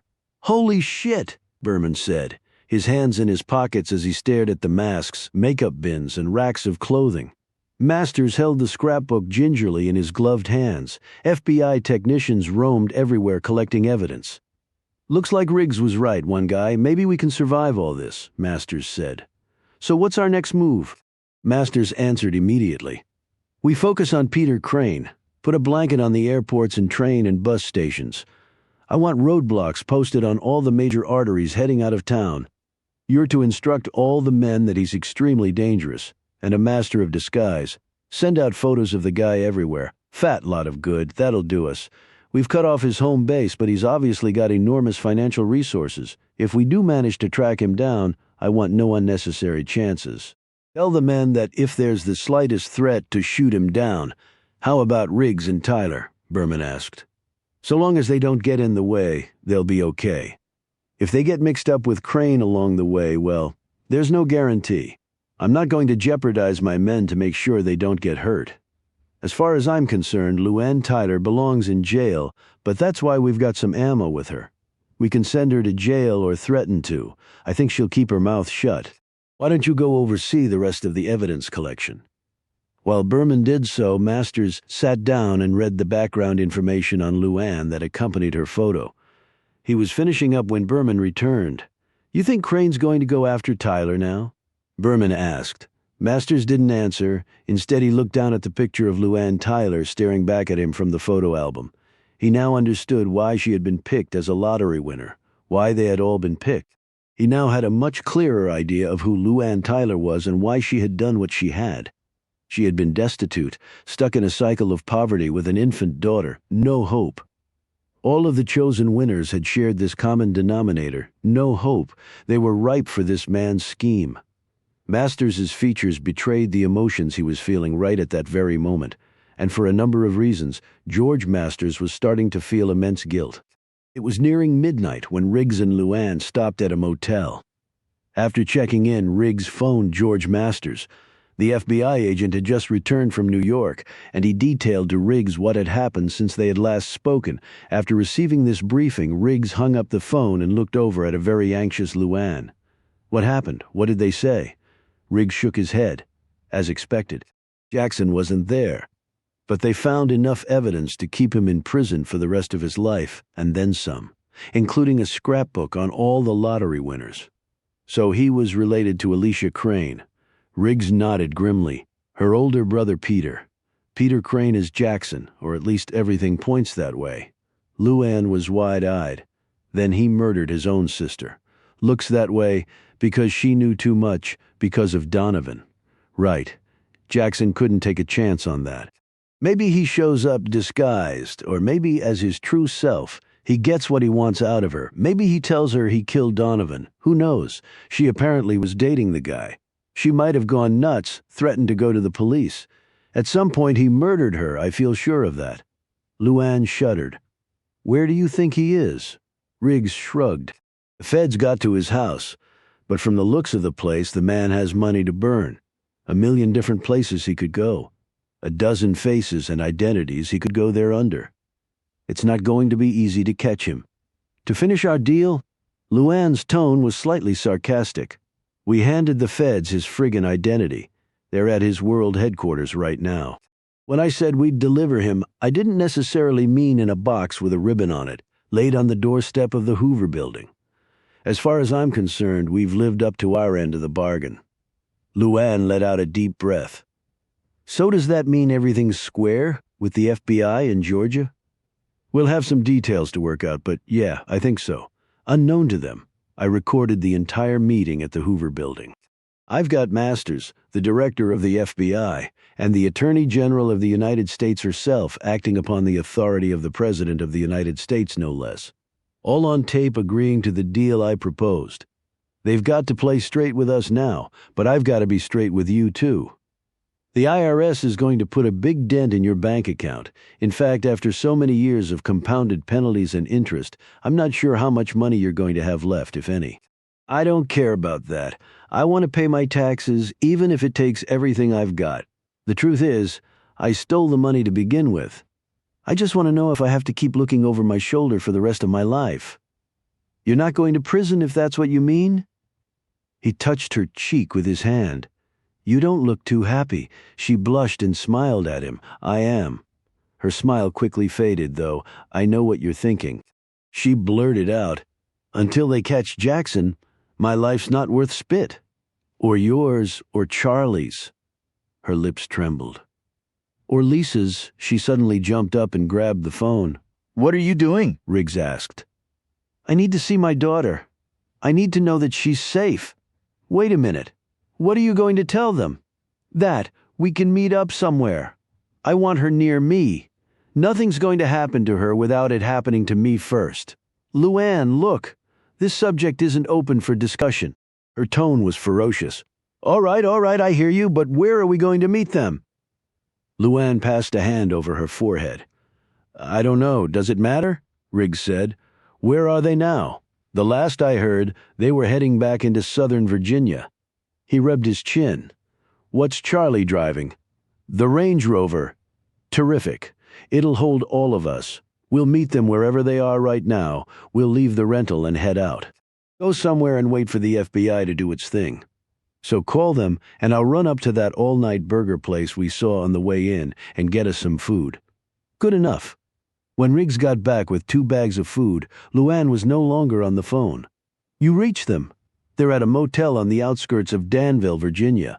But I need to call them back and let them know when we're going to be there. She looked around. Where the hell are we? We're in Edgewood, Maryland, north of Baltimore. Danville is a little over 100 miles south of Charlottesville, which means we're about 5 or 6 hours from Danville. Okay, if we start right now, Luann, it's after midnight. They're probably in bed, right?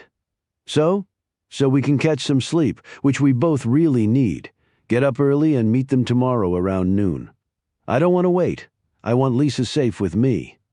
Luann, driving when you're exhausted isn't real safe. Even if we start right now, we won't make it until 5 or 6 in the morning. Nothing's going to happen between now and then. Come on, I think we've had enough excitement for one day, and if Lisa knows you're coming tonight, she won't get a wink of sleep. I don't care. I'd rather she'd be sleepy and safe. Riggs shook his head slowly. Luann, there's another reason we might not want to hook up with them right now, and it has to do with keeping Lisa safe. What are you talking about? Riggs put his hands in his pockets and leaned up against the wall. Jackson is somewhere out there that we know now. The last time we saw him, he was running off into the woods. He could have easily come back and followed us. But what about Donovan and Bobby, Joe Reynolds and Alicia Crane? He killed them. We believe he killed them or had someone kill them, or he could have killed all of them personally and hired someone to follow us. That man has a deep pocketbook. There isn't much he can't buy. Luann reflected briefly on Anthony Romanello. Jackson had hired him to kill her. So Jackson could know about your meeting with the FBI. He could know where we are right now. And if we go running off to see Lisa, then we lead him right to her as well. Luann slumped down on the bed. We can't do that, Matthew, she said wearily. He rubbed her shoulders. I know, but I want to see my little girl. Can't I do that? Riggs thought for a few minutes and then sat on the bed beside her and held her hands with his. Okay, we'll stay here for the night. It would be a lot easier for someone to follow us at night and remain unseen. Tomorrow we'll get an early start and head down to Danville. I'll keep an eagle eye out for anyone remotely suspicious. As an undercover agent, I got pretty good at that. We'll take secondary roads, make frequent stops, and occasionally take the interstate. It'll be impossible for anyone to tail us. We'll meet Charlie and Lisa at the motel, and then we'll have Charlie take her directly to the local FBI office in Charlottesville. We'll follow in our car, but we won't go in. I don't want them getting hold of you just yet, but since we struck a deal with the feds, we might as well avail ourselves of some of their protection resources. How's that sound? She smiled. So I'll see Lisa tomorrow? He cupped her chin in his hand. Tomorrow. Luann called Charlie back, setting the meeting time at 1 o'clock the following day at the motel in Danville. With Charlie Riggs and herself around her little girl, Jackson could just come on and try something because she liked their odds of survival under those circumstances. They slid into bed, and Riggs wrapped his good arm around her slim waist and snuggled against her. His 9mm was under his pillow, a chair wedged tightly under the door lock. He had unscrewed a light bulb, broken it, and sprinkled the remains in front of the door. Although he didn't expect anything to happen, he wanted as much advance warning as he could get if it did. As he lay next to her, he was both confident and uneasy. She apparently sensed this and turned to face him, her hand gently stroking his face. Got something on your mind? Anticipation, I guess. When I was with the FBI, I had to work hard to keep my patience. I seem to have a natural aversion to delayed gratification. That all? Riggs slowly nodded. You sure you're not sorry you got involved in all this? He pulled her closer to him. Why in the world would I be? Well, let me list some things for you. You've been stabbed and came within an inch of dying. A madman is probably going to try his best to kill us. You stuck your neck out with the FBI for me and your cover is blown, with the result that the people who tried to kill you before may try again. You're running around the country with me trying to stay one step ahead of everybody and your business is going to hell. And it doesn't look like I'll have 2 dimes to rub together to even begin to repay you for everything you've done. That cover it? Riggs stroked her hair and figured he might as well say it now. Who knew how things were going to go? He might not get another chance. You left out the part about me falling in love with you." Her breath caught as her eyes drifted over him, taking in every subtle quiver, trying to give them all simultaneous meaning, all the while his words echoed in her head. She tried to say something, but couldn't. He filled in the silence. "I know it's probably the world's worst timing, but I just wanted you to know." "Oh, Matthew," she finally managed to say. Her voice was trembling. Everything about her was, "I'm sure you've heard those words before. Lots of times from guys probably a lot better suited." She covered his mouth with her hand, but she didn't say anything for a long minute. He gently kissed her fingers. Her voice was husky, as though she were reaching down deep in order to utter the words. "Other men have said them, but this is the first time I've really been listening." She stroked his hair, and then her lips searched out and found his in the darkness and sunk in. Slowly and deeply, they blindly undressed each other, their fingers probing and gently caressing. Luann began to softly cry as the unlikely twins of nervous fear and intense happiness fought for dominance. Finally, she just stopped thinking and gave herself over to what she had been looking for so many years, across so many countries, from precious dreams that rudely dissolved into nightmares, which viciously framed realities that never came close to inspiring in her any more than an extreme ambivalence about her life. She clutched Matthew Riggs hard, as if realizing that this might be her last chance. Their bodies gripped each other for a long time before relaxing. They fell into an exhausted sleep safely in each other's arms. Chapter 55. Charlie rubbed the sleep from his eyes and stared over at the phone. It had been a couple of hours since Luann had filled him in on all the recent developments, and he still couldn't get to sleep. So Jackson was really Peter Crane. That information personally did him no good, but Charlie figured it would help immeasurably the authorities' efforts to track the man down. On the downside, if Jackson knew his identity had been discovered, Charlie figured he would be one pissed-off person, and Charlie wouldn't want anyone he cared for to be in the vicinity of the gentleman if that was the case. He pulled himself up from the couch. His knees were aching more than usual. All the driving was getting to him. He was very much looking forward to seeing Luann, and Riggs, too, he supposed, sounded like the guy had really come through for Luann. If he could pull all this off, well, it would be a miracle. He went into the adjoining room and checked on Lisa. She was still sleeping soundly. He looked at her delicate features, seeing so much of her mother in them. She was going to be tall, too. The last 10 years had gone by so fast. Where would they all be next week? Where would he be? Maybe with Riggs in the equation. His run was coming to an end. He had no doubt that Luann would take care of him financially, but it would never be the same. But what the hell? The whirlwind that represented the last 10 years with her and Lisa had been far more than he deserved anyway. The ringing phone startled him. He checked his watch. Almost 2 a.m. He snatched up the receiver. "Charlie?" Charlie didn't recognize the voice at first. "Who's this? Matt Riggs? Riggs, where's Luann? Is she okay?" "She's more than okay. They caught him." They caught Jackson. His tone was one of unbridled joy. Christ almighty. Hallelujah, where? In Charlottesville.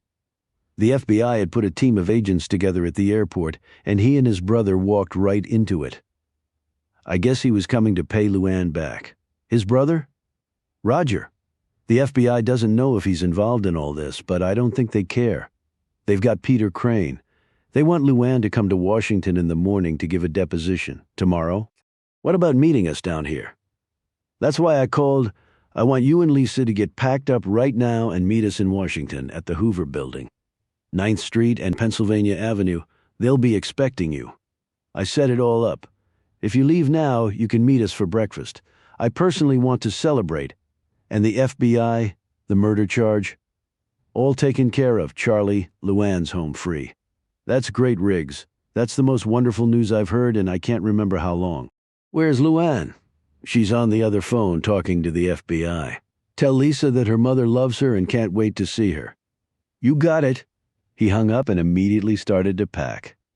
He would have loved to have seen Jackson's face when the FBI busted him. The prick. He figured he'd pack the car before waking Lisa. Might as well let her sleep as long as possible. When she heard the news about her mother, Charlie was sure further sleep would not be possible for the little girl. It looked like Riggs had come through after all. his heart lighter than it had been in years, Charlie. A bag under each arm opened the front door. He immediately froze. The man was standing in the doorway, his face covered by a black ski mask, a pistol in his hand. With a scream of rage, Charlie threw the bag at him, knocking the gun free. Next, Charlie grabbed the man by the mask and hurled him into the room, where he slammed against a wall and went down. Before the man could get up, Charlie was on top of him, hammering him with lefts and rights, his old boxing skills coming back as though he had never left the ring. The piston-like battering took its toll as the man slumped down, groaning from the furious beating, and lay still. Charlie turned his head as he felt the second presence in the room. "Hello, Charlie." Jackson closed the door behind him. As soon as he recognized the voice, Charlie leapt for him, surprising Jackson with his quickness. The twin darts from the stun gun hit Charlie in the chest, but not before his massive fist collided with Jackson's chin, knocking him back against the door. However, Jackson continued to squeeze the trigger, sending the massive electrical current into Charlie's body. Charlie was on his knees, using all of his strength to try to rise, to kick the shit out of the man, to beat him into oblivion where he could hurt no one else. He tried to propel himself forward, every mental impulse in his brain craving nothing less than the man's complete destruction. But his body refused to follow his orders. As he slowly sank to the floor, he stared at a terrified Lisa standing in the doorway leading into the bedroom.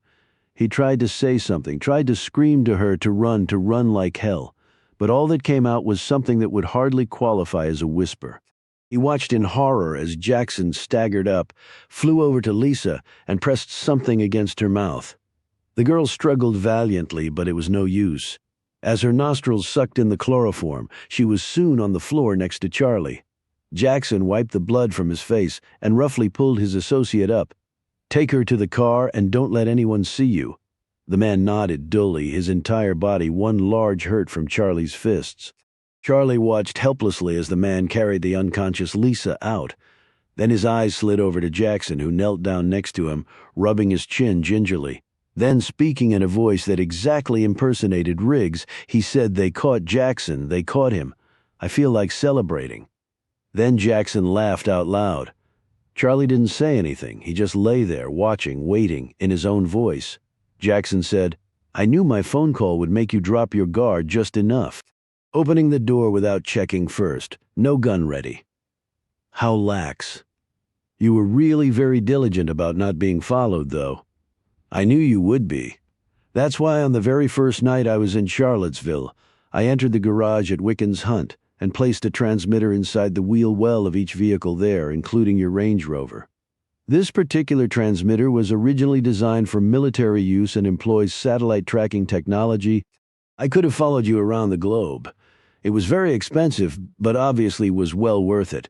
I knew after I met with Luann that she would send Lisa off with you, and I needed to know exactly where you were, just in case I needed little Lisa for the final showdown. I love strategic thinking, don't you? It's so rare when someone does it correctly. As it turns out, I do need her. That's why I'm here." Charlie winced slightly when Jackson pulled the knife from his coat, and he flinched again when Jackson pulled up the sleeve of Charlie's shirt. "I really love this device," Jackson said, looking at the stun gun. "It's one of the few instruments I'm aware of that allows one to have full control over another without seriously injuring them and still leaving them fully conscious." Jackson packed the stun gun away in his coat.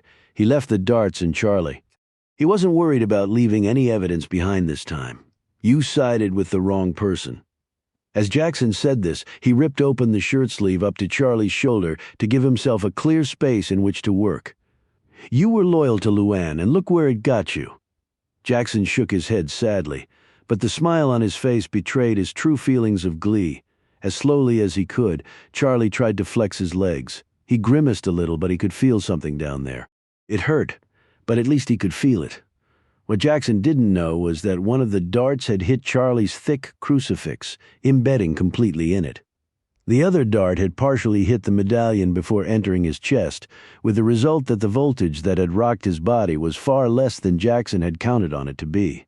"Now, the stun charge will last approximately 15 minutes, Jackson lectured him. "Unfortunately, the cut I'm about to inflict upon you will only take about 10 minutes to cause you to bleed to death. However, you won't feel anything physically, mentally. Well, it might be rather unnerving watching yourself bleed to death and being absolutely powerless to do anything about it. I could kill you quick, but this way seems far more gratifying to me personally." As he spoke, Jackson made a precise and deep gash in Charlie's upper arm. Charlie bit the inside of his jaw as he felt the sharp blade slice through his skin. As Charlie's blood started to pour out in a steady flow, Jackson rose. "Goodbye, Charlie. I'll tell Luann you said hello, right before I kill her." Jackson snapped this last sentence out, his face a twisted mass of hatred. Then he smiled and closed the door. Inch by agonizing inch, Charlie managed to roll over onto his back. Then, after an equally hard struggle, he brought his massive hands up until they closed around the darts. He was already dizzy from the blood loss.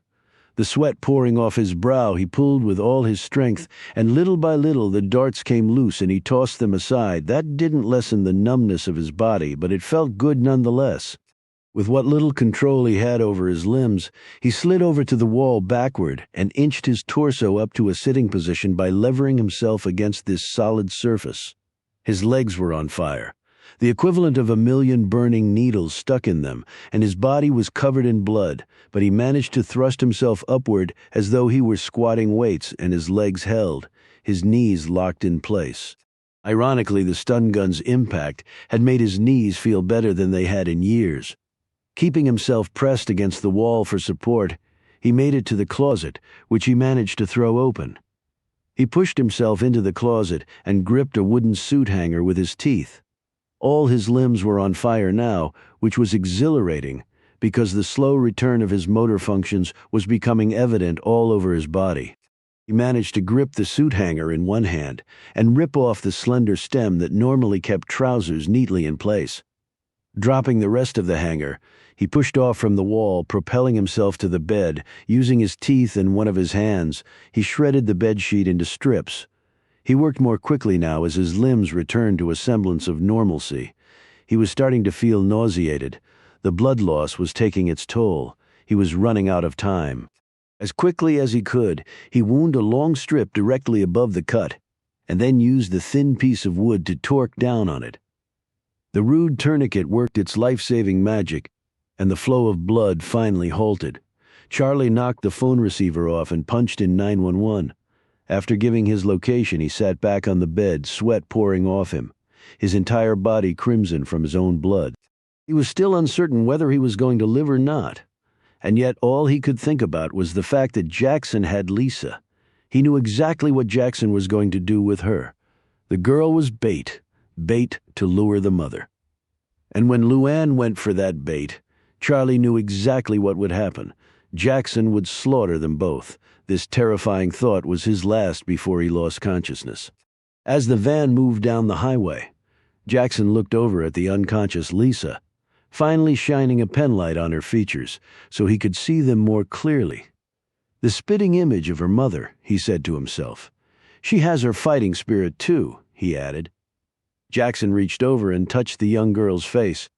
"You were just an infant when I last saw you." He paused for a moment and looked out into the darkness before returning his gaze to her. "I'm very sorry it had to come to this."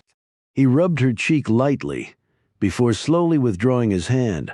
Roberta, Donovan, his sister Alicia, and now the little girl. How many more people was he going to have to kill? After this was all over, he told himself, he would go to the most remote location he possibly could find and do nothing for the next 5 years. When he had cleansed his mind of the events of this past week, he would go on with his life. But first he had to take care of Luann. That was one death he was not going to lose much sleep over.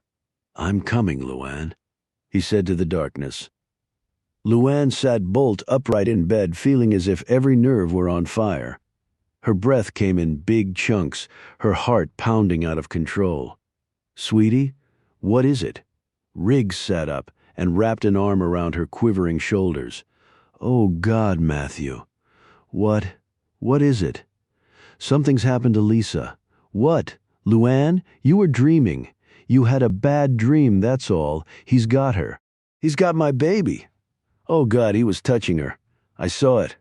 Riggs pulled her around to face him. Her eyes were careening all over the room. "Luann, there's nothing wrong with Lisa. You had a nightmare, perfectly natural under the circumstances." He tried to sound as calm as possible, although being wakened out of a dead sleep by this hysterical outburst had certainly unnerved him. She pushed him off, jumped up, and started tossing things off the table next to the bed. "Where's the phone?" "What?" "Where's the damned phone?" she screamed. As soon as she said it, she uncovered the phone. "Who are you calling?" She didn't answer. Her fingers flew across the face of the receiver as she punched in the cell phone number. She was almost vibrating off the ground as she waited for an answer. They're not answering, so Charlie probably turned off the phone. Do you know what time it is? He wouldn't turn off the phone. He never turns off the damned phone. She redialed with the same result. Well, if that's the case, maybe the battery's dead. If he didn't plug it in when he got to the motel, Luann was shaking her head. Something's happened. Something's wrong. Riggs got up and went over to her. "Luann, listen to me." He shook her to the extent his wound would allow him. "Will you listen for a minute?" She finally calmed down a bit and managed to look at him. "Lisa is fine. Charlie is fine. You had a nightmare, and that's all." He put his arm around her, squeezed her tightly to him. "We're going to see them tomorrow, and everything is going to be fine. Okay, if we go tonight, and we are being followed, we'll never know it. Don't let a nightmare make you do something that could end up really putting Lisa in danger." She stared at him, terror still in her eyes. He continued to murmur in her ear, and his soothing tones finally reached her. She let him draw her back over to the bed, and they climbed in. As he settled back to sleep, however, Luann stared at the ceiling, silently praying that it really had only been a nightmare. Something deep within her kept telling her it wasn't. In the darkness, she could see what looked to be a hand reaching out for her.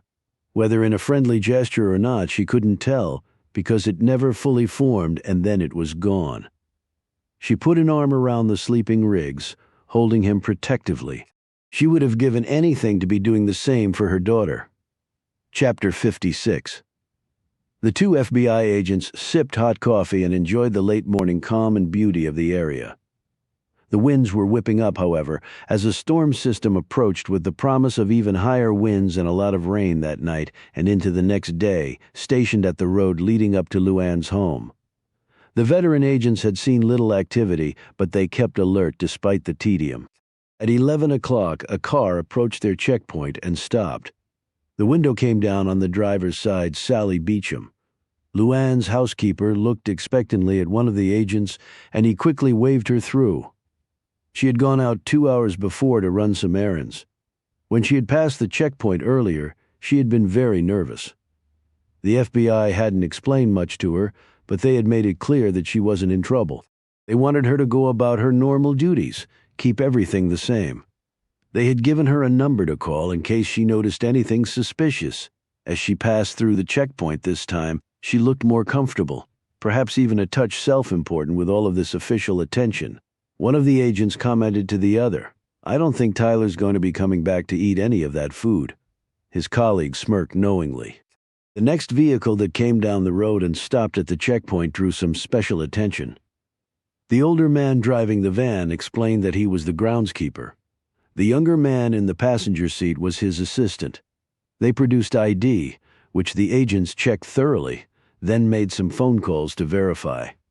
The agents opened the back of the van, and it was indeed filled with tools, boxes, and old rolled-up tarps, just to make sure one of the agents followed the van up the road. Sally Beecham's car was parked in front. A shrill beep emanated from the house.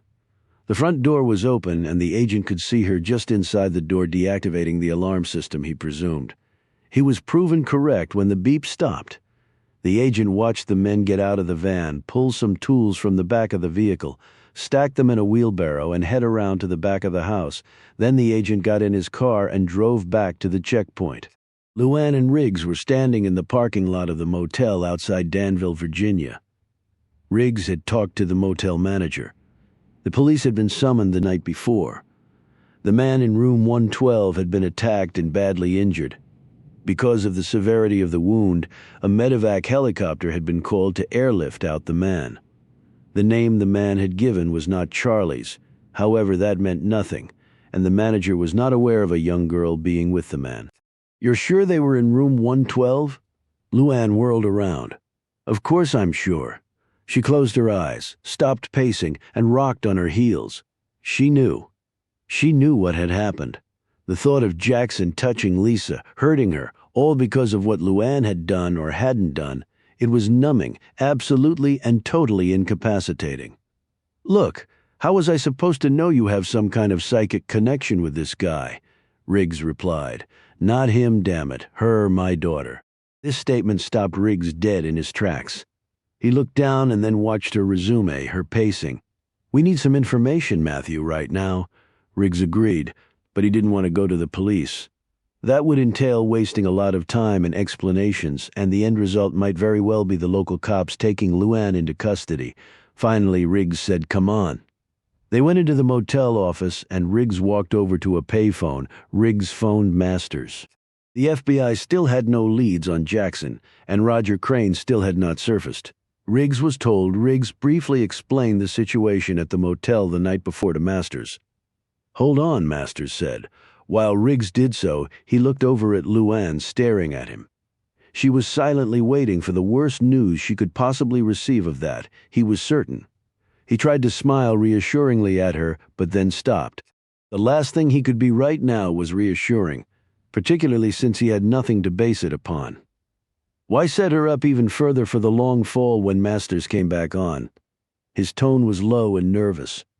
Riggs turned away from Luann while he listened. Masters said, "I just checked with the local police in Danville.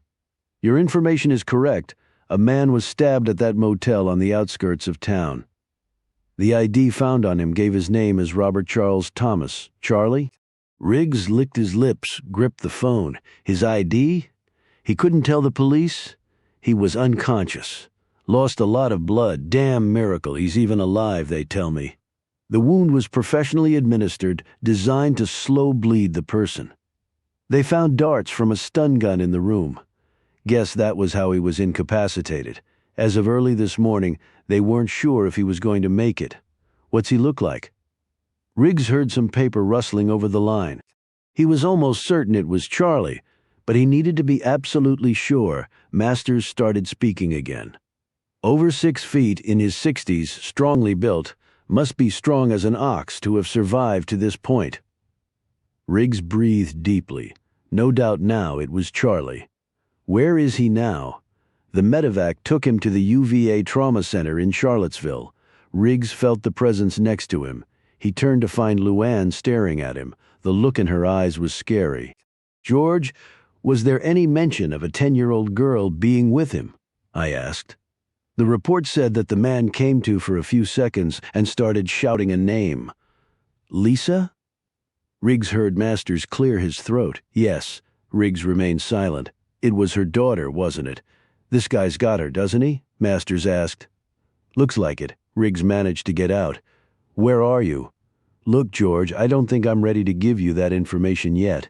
Masters started speaking more forcefully. "He's got the little girl. You two could be next, Matt. Think about it. We can protect you both. You have got to come in. I don't know. Look, you can go back to her house. I've got the entrance under 24-hour guard. If she agrees to go there, I'll fill the place up with agents." "Hold on, George." Riggs held the phone against his chest and looked at Luann. His eyes told her all she needed to know. "Charlie? Unconscious. They don't know if he's going to make it. The good news is that a medevac helicopter flew him to the trauma center at UVA Hospital." "He's in Charlottesville?" she asked.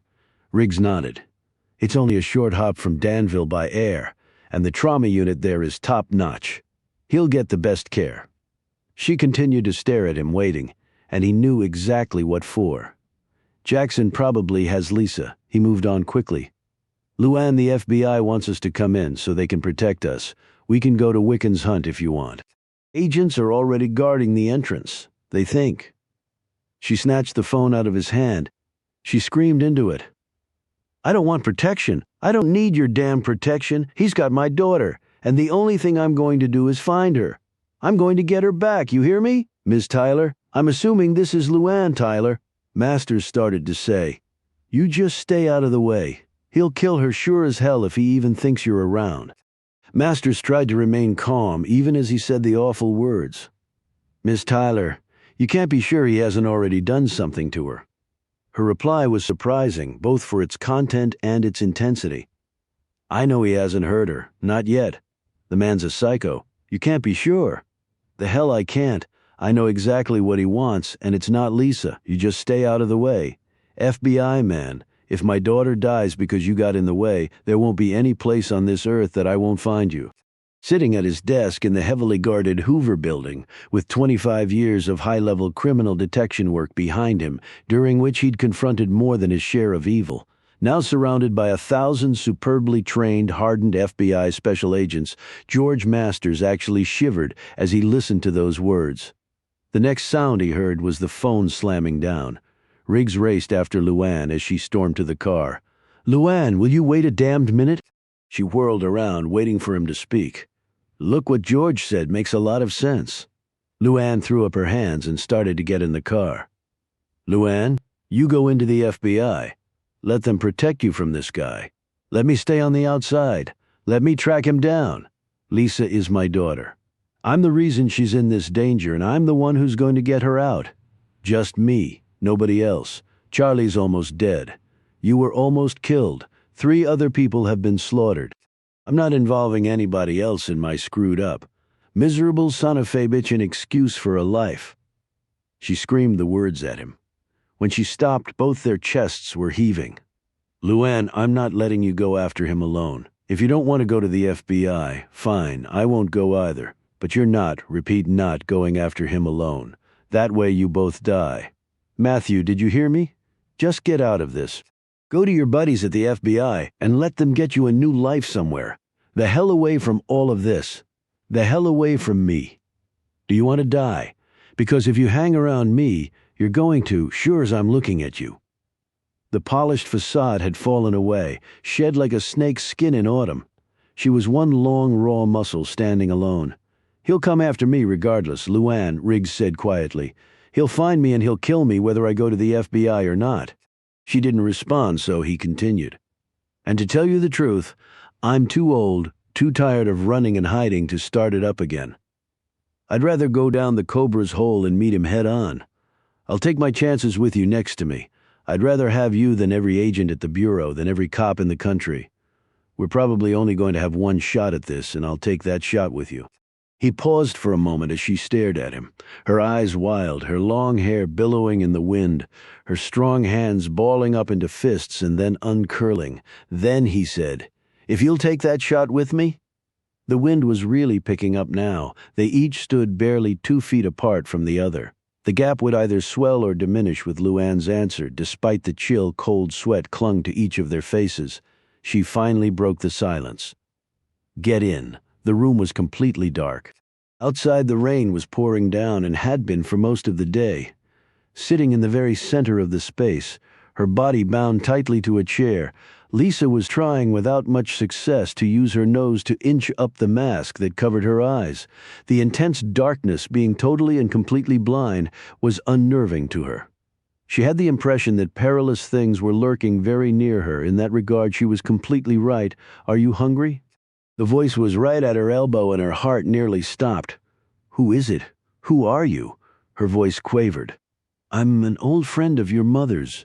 Jackson knelt beside her. "These bindings aren't too tight, are they? Where's Uncle Charlie? What did you do to him?" Lisa's courage suddenly resurfaced. Jackson quietly chuckled. "Uncle, is it?" He stood back up. "That's good. Very good.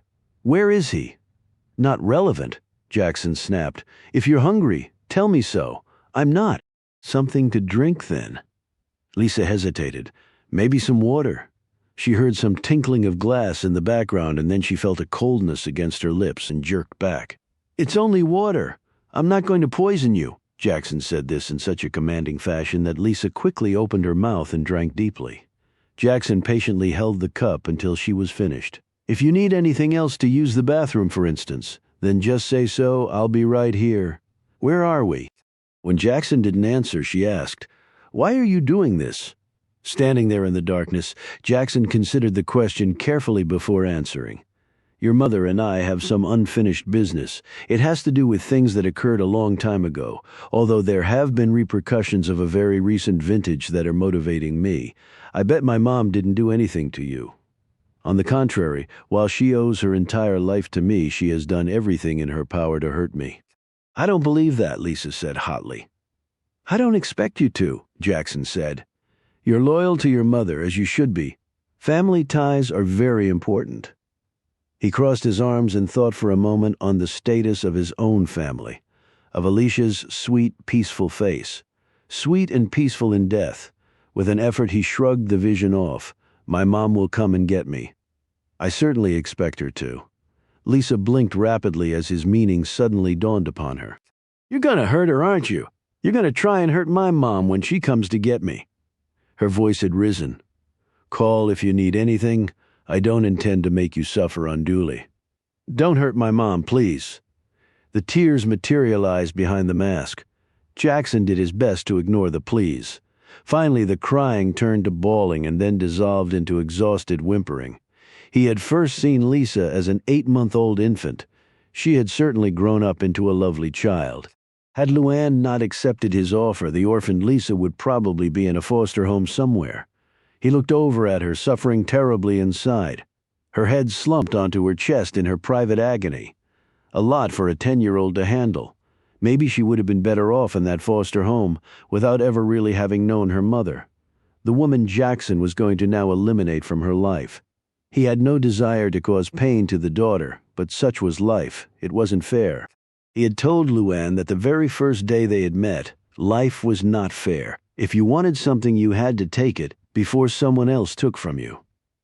Neatly dissected down to its essence, life was one long series of lily pad hoppings. The quick and the resourceful were able to adapt and survive. All others were simply crushed as a more nimble creature landed on the lily pad they had occupied for too long. He stood completely motionless, as though conserving all his energies for what lay ahead. He stared off into the darkness. Very soon it would all begin, and very soon it would all end. Chapter 57. The medical facility at the University of Virginia was a teaching component of the medical school, as well as a highly regarded public hospital with a Level 1 trauma center. Luann raced down the corridor. Riggs was parking the car and then would follow her in. She reflected briefly on the fact that she had never before been in a hospital. She quickly concluded that she didn't care for either the smell or atmosphere. A lot of that was probably due to the reason she was here, to see Charlie. He was in a private room. A member of the Charlottesville police force stood guard outside his door. Luann shot right past him and started to enter the room. "Whoa there, ma'am." "No visitors," said the police officer, a solidly built man in his early 30s, holding out a beefy arm for emphasis. Luann had whirled around ready for a fight when Riggs hustled up. "Hey, Billy." The officer turned around. "Hey, Matt, how you doing? Not so good? Won't be playing basketball at the Y with you for a while?" Billy looked at his sling. "How'd you do that?" "Long story. The guy in there is her uncle." He nodded at Luann. Billy looked embarrassed.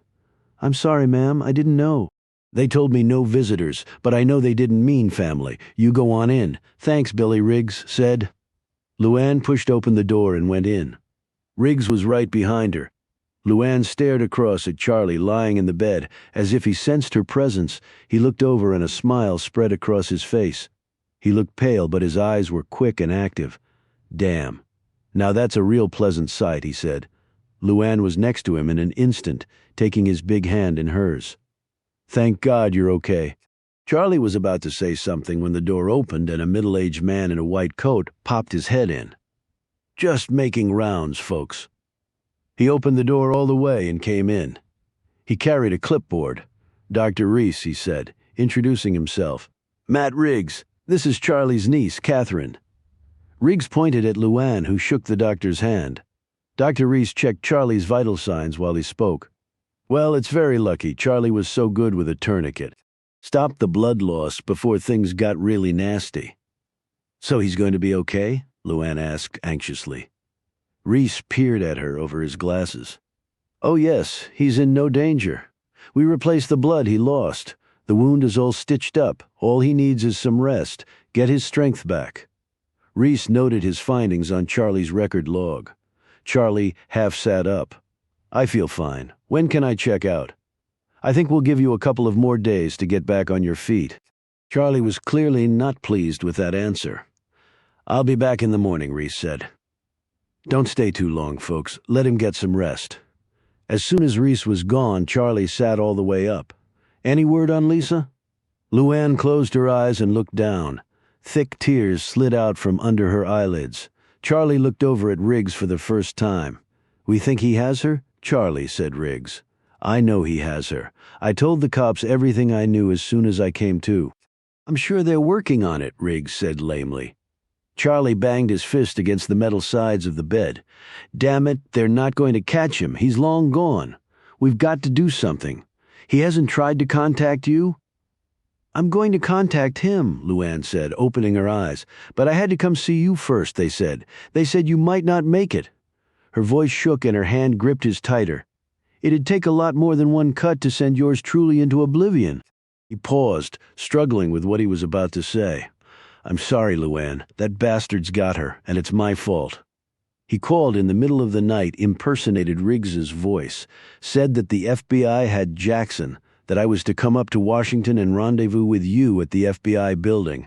I dropped my guard. I walked right into his trap. Charlie shook his head. "God, I should have suspected something, but he sounded just like Riggs." Luann leaned over and hugged him. "Damn you, Charlie. You almost got yourself killed for her and for me." Charlie wrapped his big arms around her while Riggs watched in respectful silence as the two shook and swayed together. "Lisa will be okay, Charlie." She sounded a lot more confident than she actually felt. However, it would do Lisa no good if Luann allowed herself to become hysterical and thus useless. "Luann, you know that guy. He could do anything to her. He wants me, Charlie. His whole world is falling apart. The feds are on to him. He killed Donovan and Bobby Joe Reynolds and probably his own sister as well. And I know he thinks I'm the cause for all of it. That's nuts. It's not nuts if he believes it. Well, you can't just walk in there and give yourself to him." Riggs piped in. "My sentiments exactly. You can't just call the guy up and say, 'Don't worry, I'll be right over so you can kill me.'" Luann didn't answer him. "He's right, Luann," Charlie said. He started to get up. "What the hell are you doing?" she said sharply. "Getting dressed." "Excuse me, didn't you hear the doctor? I'm old, my hearing's going, and so am I going, that is." "Charlie, look," he said angrily as he stumbled trying to get his pants on. Luann gripped his good arm while Riggs steadied him on the other side. "I'm not going to lie here in this bed while that son of a bitch has Lisa. If you don't understand that, I really don't care." Luann nodded in understanding and helped him get his pants on. "You're a big old ornery bear, you know that. I've got one good arm, and just let me get it around that guy's neck." Riggs held up his own injured arm. "Well, between us, we have two good arms. I owe the guy two." Luann put her hands on her hips and looked around. "There's a cop outside. I can take care of him," Riggs said. Luann picked up the rest of Charlie's belongings, including the portable cell phone, and put them in a plastic hospital bag. When Charlie was finished dressing, Riggs stepped out the door and spoke to Billy. "Billy, you mind going down to the cafeteria and getting a couple of coffees and maybe some stuff to munch on? I'd go, but I can't carry anything with this bum arm." He jerked his head toward the room. "And she's pretty hysterical right now. I don't want to leave her." "I'm really not supposed to leave my post, Matt. I'll hang out here, Billy. It'll be okay." Riggs held up some money. "Here. Get yourself something, too. Last time we played hoops, I remember you eating a whole pizza by yourself afterward." He eyed Billy's healthy dimensions. "I don't want you to wilt away to nothing." Billy took the money and laughed. "You sure know the way to a fella's heart." As soon as Billy got into the elevator and the doors closed, Charlie, Luann, and Riggs left the room and made their way out by the back stairs.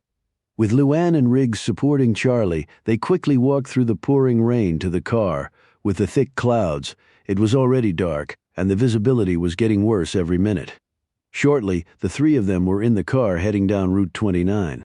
Charlie used the opportunity to tell them everything that had happened at the motel, including the fact that Jackson had had another man with him. After he finished, Charlie leaned forward from the back seat. "So what's the plan?" He winced as the car bounced over a pothole and jostled his arm. Luann pulled into a gas station. She pulled out a slip of paper from her pocket. "I'm going to call him." "And then what?" Riggs asked. "I'll let him tell me," she replied. "You know what the hell he's going to say?" Charlie rejoined. "He's going to set up a meeting, just you and him. And if you go, he's going to kill you. And if I don't go, he's going to kill Lisa. He'll kill her anyway," Riggs said hotly. Luann looked over at him. "Not if I get him first." She thought back to her last encounter with Jackson at the cottage. She was stronger than he was, not by much, but she had the clear advantage there. However, he knew that too. She had seen that in his eyes. That meant he would not go toe-to-toe with her again, at least not physically. She would have to remember that. If he could adapt, so could she. "Luann, I have a lot of confidence in you," Riggs said, "but this guy is something else again." "He's right, Luann," Charlie added. "Thanks for the vote of confidence, guys." She didn't wait for them to answer. She pulled the portable phone out of the bag and punched in the number. Before it started ringing, she looked at both of them. "But remember, I've got 2 good arms." Riggs slid his hand down into his coat until it touched the reassuring metal of his pistol. His aim would have to be a lot better this time around. He hoped to not have the painful distraction of a knife sticking out of his arm. He and Charlie watched as Luann spoke into the receiver, leaving the number of the cell phone. She hung up and waited, still not looking at them. Barely 3 minutes had passed before the phone rang. Before Luann could say anything, Jackson said, "Please know that I have a device attached to my phone that will indicate whether this call is being traced, just in case you happen to be sitting at police headquarters. It will tell me in about 5 seconds if that is occurring. If you are, I will immediately hang up and slit your daughter's throat. I'm not at the police and I'm not tracing your call." He didn't say anything for 5 seconds. She could envision him eyeing his device, perhaps hoping she was lying to him. "I applaud you for avoiding the obvious," he finally said, quite pleasantly. "When and where?" Luann said. "No greeting? No small talk? Where are your manners? Has the expensively constructed princess deteriorated that suddenly, like a flower without water, without sunshine? I want to talk to Lisa right now. Sorry about Uncle Charlie," Jackson said. He was sitting on the floor, almost in total darkness. He held the phone close to his mouth, speaking slowly and in as casual a tone as he could muster. He wanted her panic level to rise steadily. He wanted her to feel his absolute control of the situation.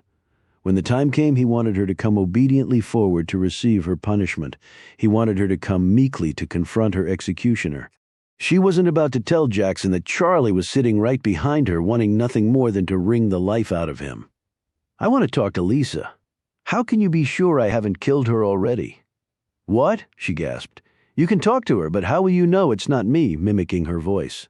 Mommy, I could say. "Come help me." I could say all those things. So if you want to talk to her, you can, but it will prove nothing. "You son of a bitch. Would you still like to talk to her?" "Yes," Luann said pleadingly. "Manners now?" "Yes, what?" She hesitated for an instant, taking a deep breath, trying to keep her wits and her nerves together. "Yes, please," she said. "Just a minute now. Where have I put that child?" Riggs was doing his best to listen in. Exasperated, Luann finally opened the door and got out of the car. She strained to hear any sound in the background. Mom, is that you? Honey, baby, it's Mom." "Oh God, sweetie, I'm so sorry." "Oh, excuse me, Luann, that's still me," Jackson said. "Oh, Mommy, are you there?" he said again, mimicking Lisa's voice precisely. Luann was too stunned to say anything. The next voice she heard was Jackson's real one. His tone almost bit into her ear. It was said with such forcefulness. "I'll let you talk to her, really talk to her. You can have your mother-daughter emotional exchange. But when you're done, I will tell you exactly what you will do. If you deviate in any way from my instructions." He didn't finish. He didn't have to. They both sat there on the phone, not saying anything, simply listening to each other's breathing. 2 trains careening out of control, about to slam into each other across the wireless void. Luann tried with all her might to hold back the thick gush of air that was ramming against her throat. She knew what he was doing to her mind. But she was equally aware that she could do nothing about it, at least not right now. "Do you understand?" "Yes." As soon as she said the word, she heard it. She heard the sound in the background that made her both smile and grimace simultaneously. She looked at her watch. 5 o'clock. The smile increased at the same time. Her eyes took on a gleam of hope. The next minute she was talking to Lisa, quickly asking her questions that only her little girl would know the answer to. They both desperately wanted to reach through the darkness that separated them. And then Jackson came back on the line and gave her the instructions, the where and the when. None of it surprised her as she focused again on the sounds occurring in the background on his end. He ended the call by saying, with daunting finality, "See you soon." She clicked off the phone and got back in the car. She spoke with a calmness that astonished the two men, particularly under the circumstances. "I'm to call him tomorrow at 10 a.m. He'll give me the meeting place then. He'll let Lisa go if I come alone. If he even thinks anyone else is around, he'll kill her." "So it's you for Lisa," Riggs said. She looked at both of them. "That's the way it's going to be, Luann. That's the way it's going to be," she said more forcefully. "How do you know he'll let her go? You can't trust him," Charlie implored. "On this I can. He just wants me." "There's got to be another way," Riggs exclaimed. "There's only one way, Matthew, and you know it." She looked at him sadly before putting the car in gear and driving off. She had one more card to play, but Charlie and Riggs weren't going to be invited to the game. They had already sacrificed too much for her. Jackson had nearly killed both men, and she wasn't about to give the man another try on either. If Jackson were given an extra shot, she knew what the outcome would be. It was now up to her.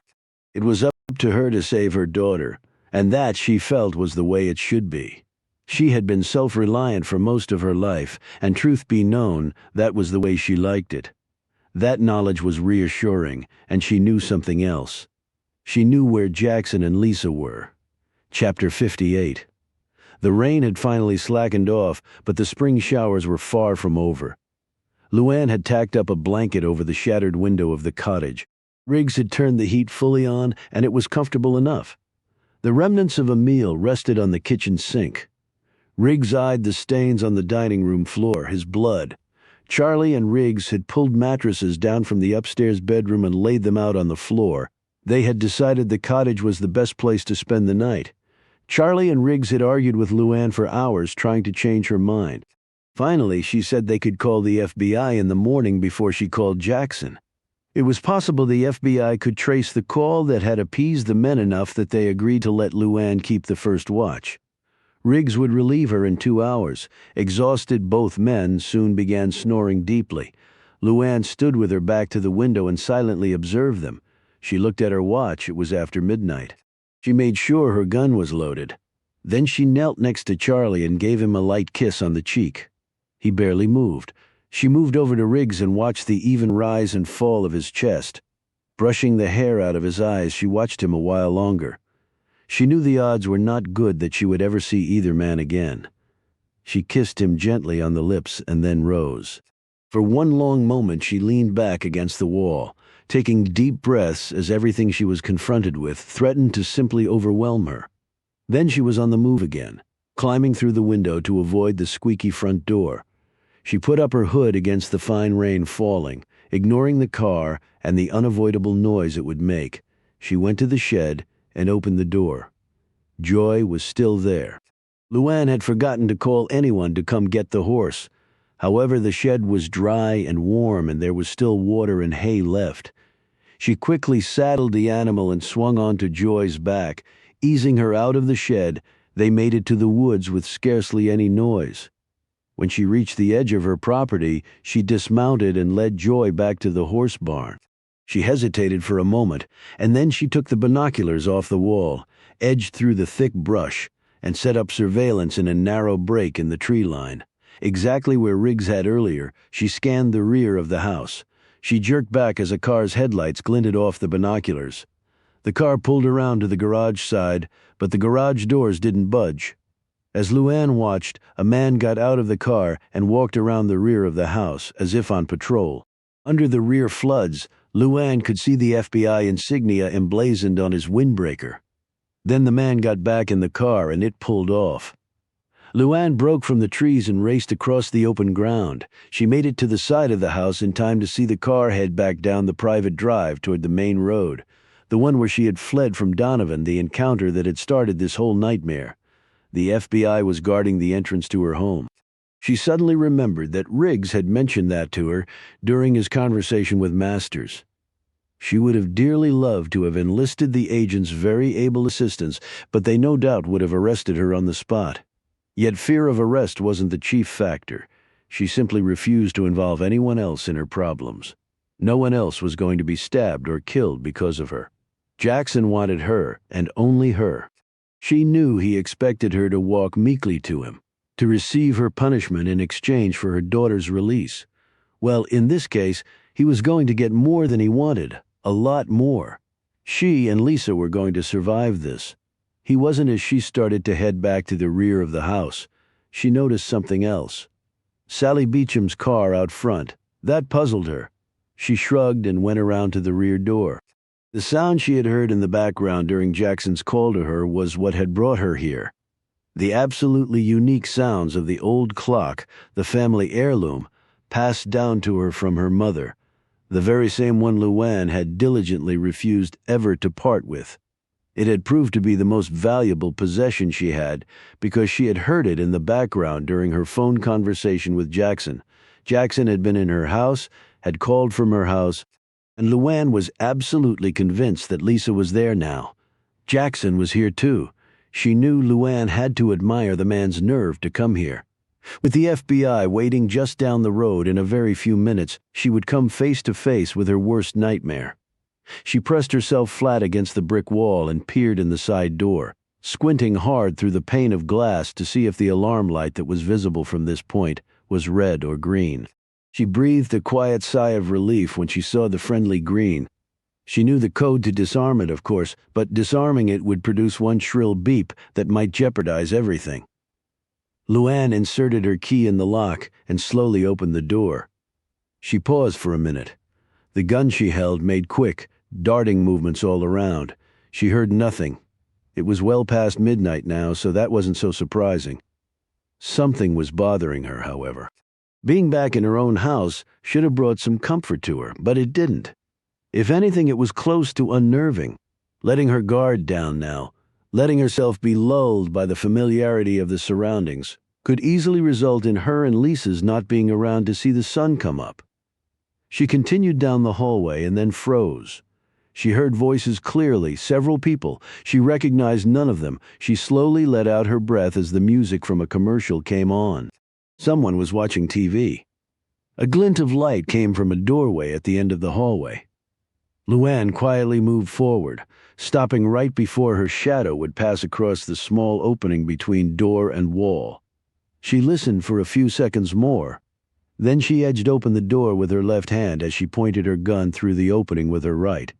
The door swung silently inward, and Luann leaned in. The room was dark, the only light coming from the TV. What she saw next made her freeze once again.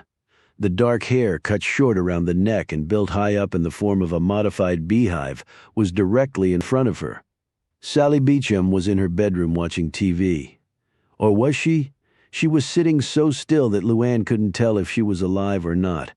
For an instant, the image of Luann threading her way through that trailer 10 years ago, spotting Dwayne on the couch, going toward him, walking right up to him. And seeing him turn so slowly toward her, the blood all over his chest, his face as gray as a Navy ship, and watching him fall off that couch, dying, and then the hand clamping over her mouth from behind. From behind. She whirled, but there was no one there. However, her abrupt movements had made some noise. When she looked back, Sally Beecham was staring at her with horror in her eyes. When she recognized Luann, she seemed to catch her breath. A hand fluttered up to her chest, which was heaving. She started to say something, but Luann put a finger up to her lips and whispered, "Shh, there's someone here," Luann said. Sally looked confused. "Have you seen anyone here?" Sally shook her head and pointed to herself, the worry lines sprouting all over her ghastly pale face, and that's when it hit Luann, and her own face went pale. Sally Beecham never parked in front of the house. She always parked in the garage, which led directly into the kitchen.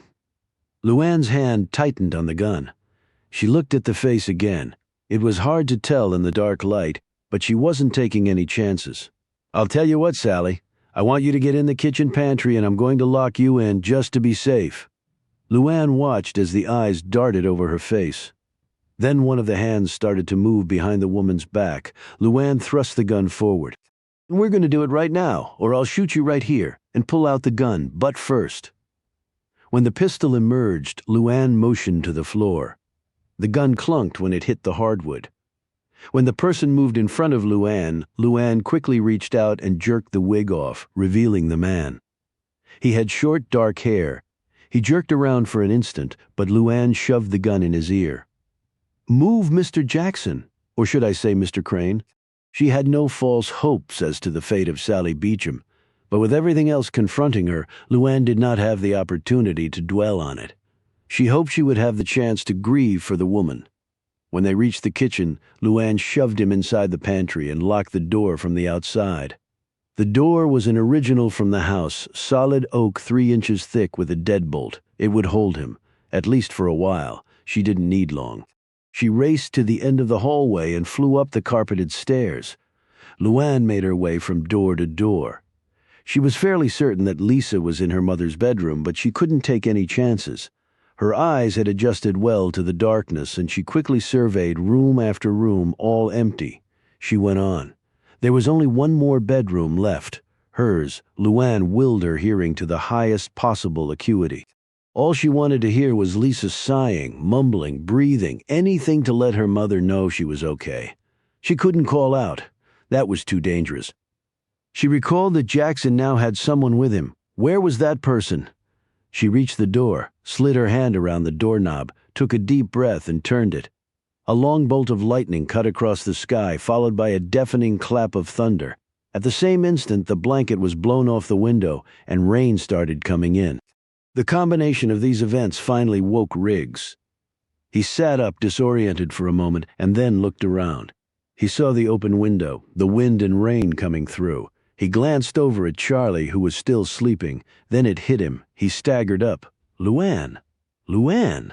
His cries roused Charlie. "What the hell?" he said. In a minute they had searched the small cottage. "She's not here," he screamed to Charlie. They both raced outside. The car was still there. Riggs looked around, bewildered. "Luann!" Charlie screamed over the sounds of the storm. Riggs looked over at the shed. The doors were open. It hit him. He raced over and looked in the empty shed. He looked down at the mud in front of the shed. Even in the darkness, he could make out the hoof prints. He followed the tracks to the edge of the woods. Charlie ran up beside him. "Joy was in the shed," he told Charlie. "It looks like she's gone back to the house." "Why would she do that?" Riggs thought hard for a minute. "Were you surprised she agreed to finally calling the FBI tomorrow?" "Yes," Charlie said, "but I was too damn tired and too relieved to think much about it." "Why would she go to the house?" Riggs repeated Charlie's question. "The FBI is guarding the place. What would be there that she'd take that sort of risk?" Charlie went pale and he staggered slightly. "What is it, Charlie?" "Luann once told me something Jackson had told her, a rule he lived by." "What was it?" Riggs demanded. "If you want to hide something, put it out in plain sight because no one would see it." Now it was Riggs's turn to go pale as the truth hit him. "Lisa's at the house, and so is Jackson." They raced to the car as the sedan flew down the road. Riggs picked up the portable phone. He dialed the police and then the local FBI. He was shocked to hear Masters' voice come on the line. "He's here, George. Crane's at Wiccan's Hunt. Bring everything you got." Riggs heard the phone drop to the desk and footsteps running off. Then he clicked off the phone and floored the car. As the door swung open, Luann darted into the room. Smack in the center was a chair, and in that chair was Lisa, slumped over, exhausted. The next sound Luann heard was the labored ticking of that clock, that wonderful, beautiful clock. She closed the door behind her and ran to her daughter, hugged her. Her face dissolved into a big smile when her daughter's eyes met her mother's. And then a loop of thick cord was around Luann's neck, was pulled tight, and Luann's breath was suddenly gone. Her gun fell to the floor. Lisa screamed and screamed in agonizing silence, the tape still tightly across her mouth. She kicked at her chair, trying to topple it over, trying to reach her mother, help her in some way before this man killed her. Jackson was fully behind Luann now. He had watched from the darkness next to the dresser as Luann had sailed toward Lisa, oblivious to his presence in the room. Then he had struck the cord, had a piece of wood attached to it, and Jackson was winding it tighter and tighter. Luann's face was turning blue, her senses were slipping away as the cord dug deeply into the skin of her neck. She tried to punch him, but it was too awkward. Her fists flailed helplessly, sapping away what remaining strength she had. She kicked at him, but he was too quick and dodged those blows as well. She dug at the rope with her strong fingers, but it was so embedded in her skin that there was no space left to get a grip. He whispered into her ear, "Tick-tock, Luann. Tick-tock of the little clock like a magnet. It led you right to me. I held the phone right next to it so you couldn't help but hear it. I told you I find out everything about someone I do business with. I visited your trailer in good old Rikersville. I listened to the rather unique sounds of that timepiece several times, and then seeing it on the wall of the bedroom the night I first visited you, your little cheap family heirloom." He laughed. "I would have loved to have seen your face when you thought you had outsmarted me. Was it a happy face, Luann? Was it?" Jackson's smile deepened as he felt her giving way, her vaunted strength almost gone. "Now don't forget your daughter, there she is." He hit a light switch and swung her around violently so that she could see Lisa reaching for her. "She'll watch you die, Luann, and then it will be her turn. You cost me a family member, someone I loved. How does it feel to be responsible for her death?" He yanked on the cord harder and harder. "Die, Luann. Just give in to it. Close your eyes and just stop breathing. Just do it. It's so easy. Just do it. Do it for me. You know you want to," he hissed. Luann's eyes were close to erupting out of their sockets now, her lungs almost dead. She felt like she was deep underwater. She would give anything to take one breath, just one long drink of air. As Luann listened to those taunting words, she was swept back to a graveyard, to a plot of dirt, to a small brass marker in the ground many years ago, exactly where she was heading. "Do it for Big Daddy, Luann? It's so easy. Come and see Big Daddy. You know you want to." From the corner of her blood-filled right eye, she could barely see Lisa silently screaming for her mother, reaching for her across a chasm that was barely seconds from becoming eternal. At that very moment, and from a place so deep that Luann never even knew she possessed it, there came a rush of strength so unbelievably powerful that it almost knocked her over with a shriek. Luann jerked upright and then bent forward, lifting an astonished Jackson completely off the floor in the process. She clamped her arms around his legs so that she was carrying him piggyback style. Then she exploded backward, her legs pumping like a long jumper about to erupt into flight, until she slammed Jackson violently into the heavy dresser against the wall. The sharp wooden edge caught him dead on the spine. He screamed in pain but hung onto the cord. Luann reached up and dug her fingernails right into the recent wound on his hand, the one from the fight at the cottage, tearing the cut wide open. Jackson screamed again, and this time he let go of the cord, feeling the rope go lax. Luann whipped her torso forward, and Jackson went flying over her shoulders and crashing into a mirror hanging on the wall. Luann staggered drunkenly around in the middle of the room, sucking in huge amounts of air. She reached up to her throat and pulled off the cord. Then her eyes settled dead center on the man. Jackson grabbed at his injured back and struggled to stand up. It was too little too late. As with a guttural scream, Luann pounced. She flattened him to the floor and pinned him there. Her legs clamped against his, immobilizing them. Her hands encircled his throat, and now his face started to turn blue. The grip he felt against his throat was 10 times as strong as the one he had battled on the cottage porch. He looked into her blood-filled eyes, red with burst capillaries from her near strangling, and he knew there was no way he could ever break her chokehold. His hands groped the floor as she continued to squeeze the life out of him. A series of visions proceeded across his mind, but there was no rush of strength to accompany it. His body started to go limp. His eyes rolled in their sockets, his neck constricted to the breaking point under the ever-increasing pressure. His fingers finally closed around a bit of glass from the shattered mirror and held. He swung it upward, catching her in the arm and cutting through her clothing and into her skin. She didn't release her grip. He cut her again, and then again, but to no avail. She was beyond pain. She would simply not let go, finally. With the last bit of strength he had left, his fingers felt under her arm, and he pressed as hard as he could. Suddenly, Luann's arms went dead as Jackson found the pressure point, and her grip was abruptly broken. In an instant he had pushed her off and sprinted across the room, gasping for breath. Luann watched in horror as he grabbed Lisa's chair and dragged it across the room to the window. She got to her feet, flying toward them. She knew exactly what he was going to do, but damn if she was going to let him do it. He was lifting the chair and Lisa with it, and Luann dove for it, her hand closing around her daughter's leg as the chair smashed against the window that overlooked the brick patio almost 30 feet below. Luann and Lisa crashed to the floor amid the shattered glass. Jackson tried to snatch up her gun, but Luann was one step ahead of him. Luann's leg flew up and caught Jackson, who had strayed a little too close, directly in the crotch. He bent down, groaning. She jumped up and landed a powerful right hand squarely against Jackson's chin. He went down to the floor in the distance. They all heard the police sirens coming.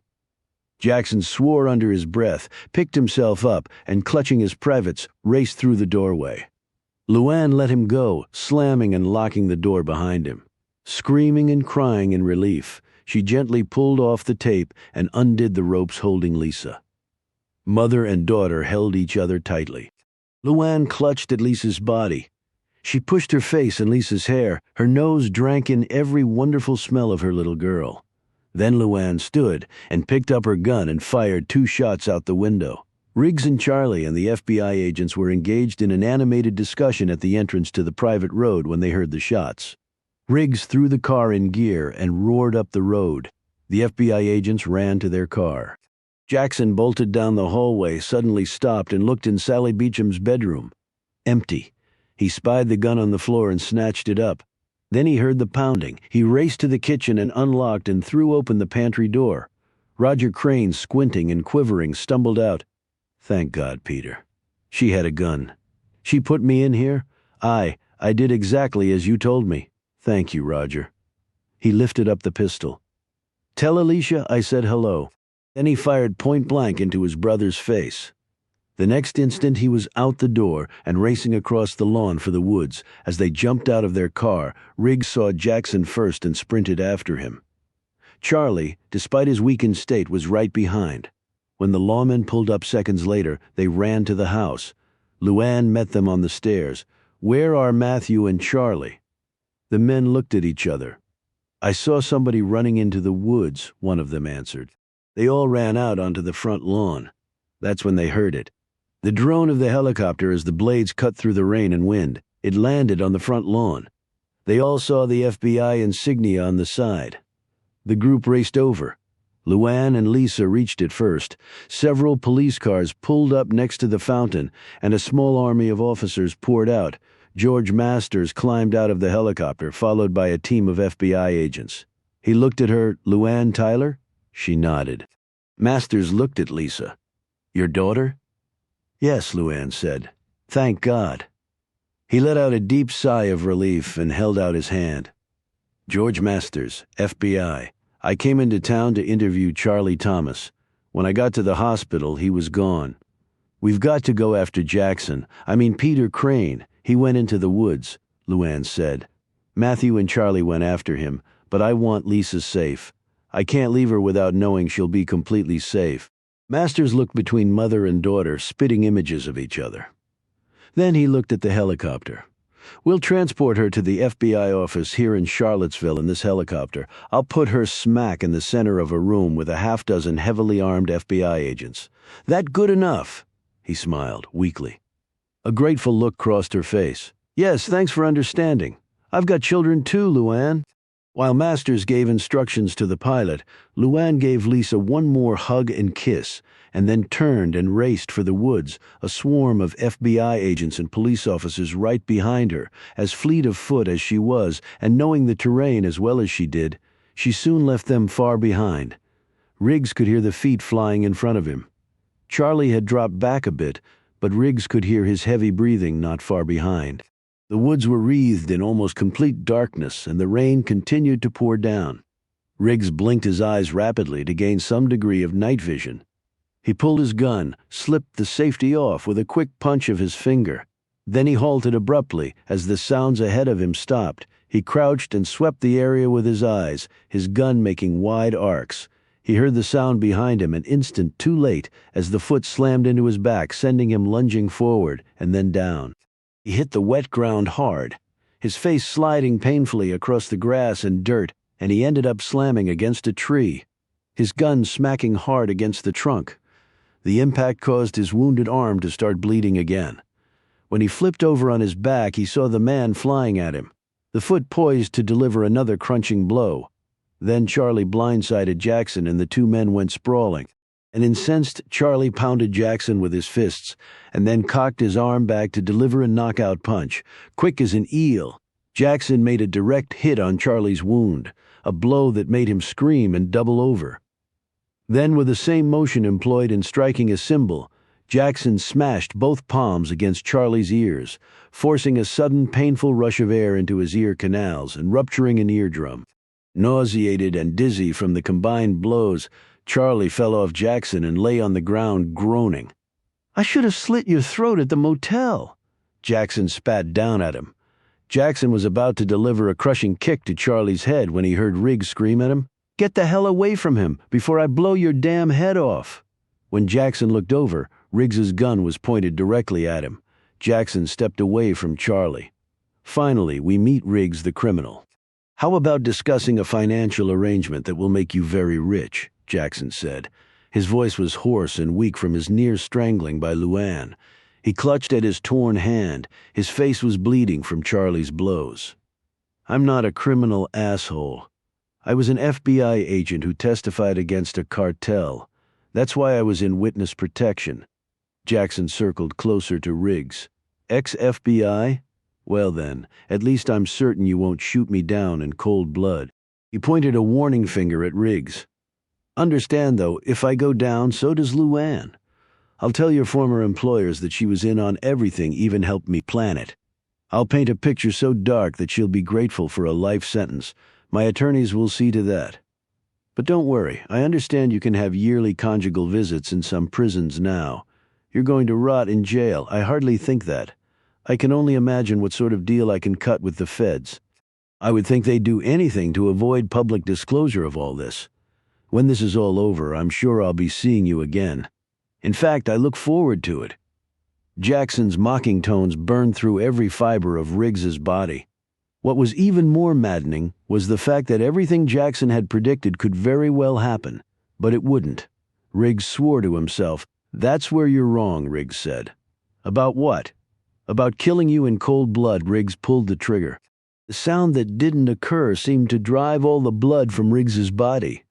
The gun didn't fire. The impact with the tree had jammed it.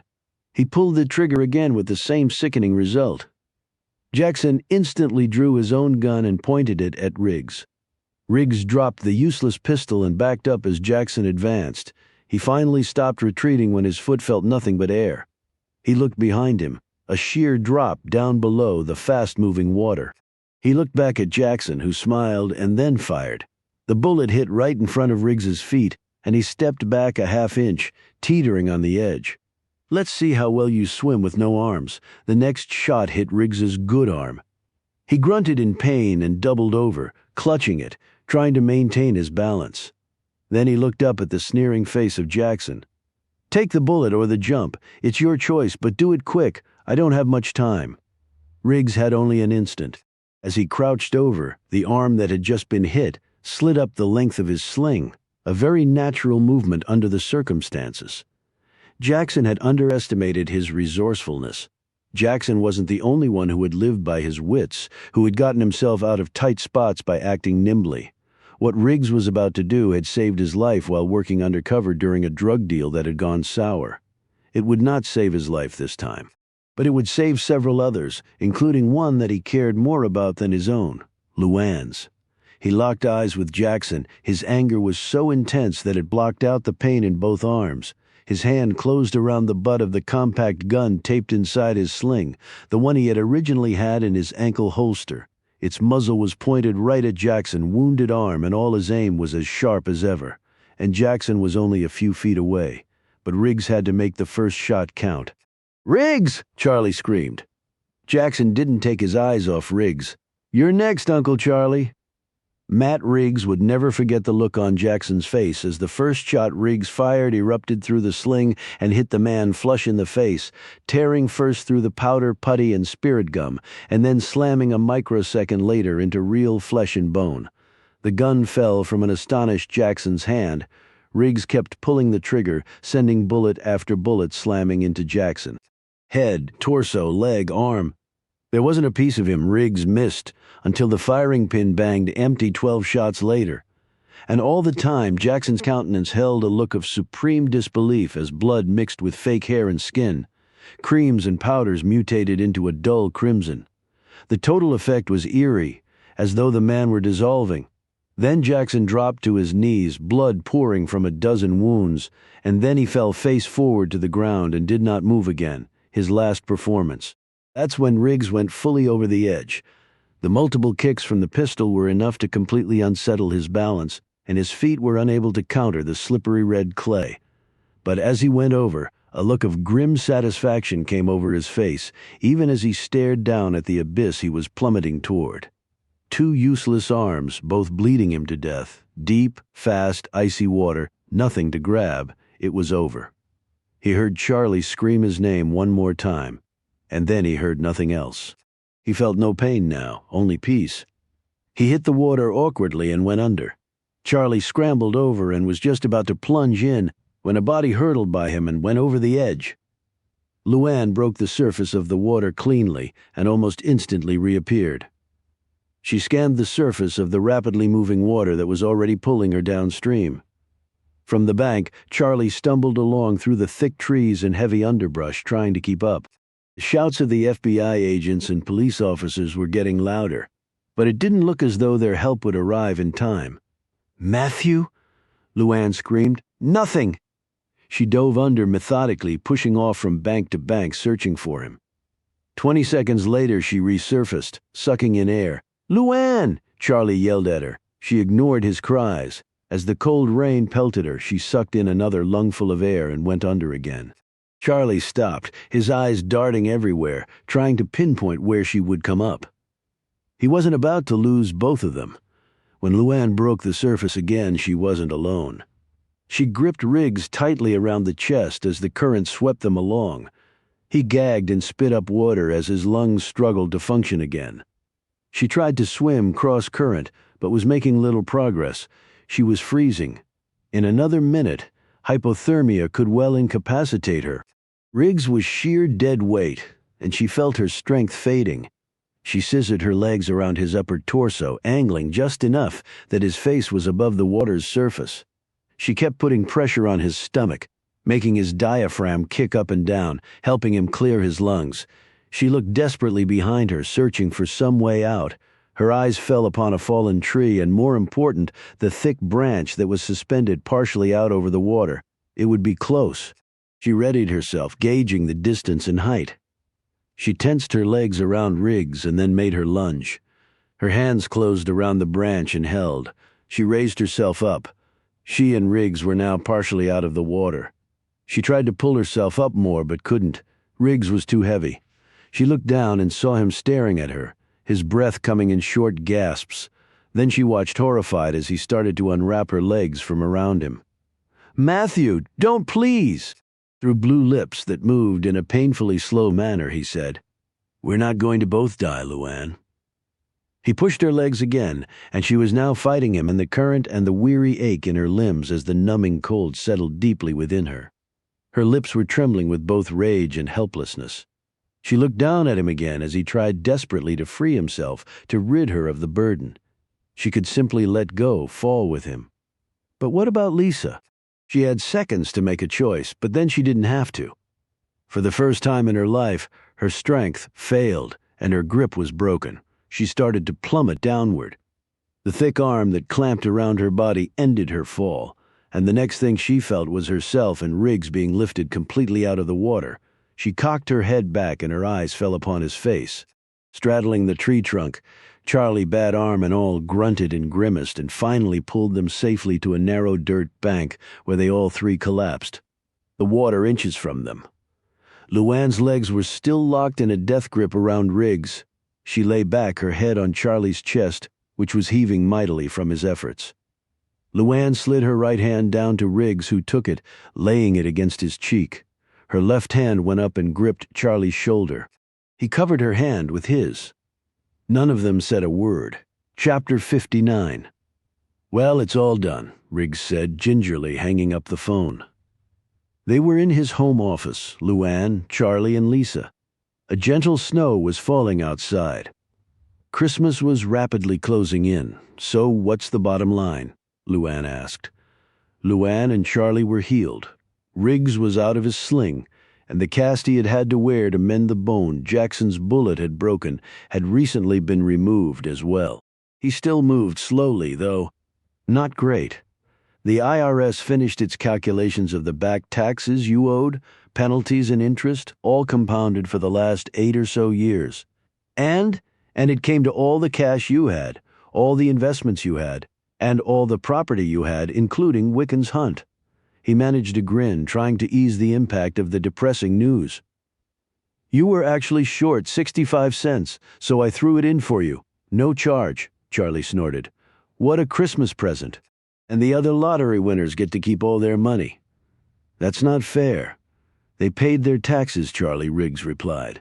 "She's paid taxes, only since coming back to this country, and only under the name Catherine Savage. Well, she couldn't before. Not without probably going to prison for a crime she didn't commit." "Well, gee, that's a real winning argument." "Yeah, but they all won by cheating too," Charlie retorted. "Well, the government isn't about to announce that to the world. They make billions off the lottery.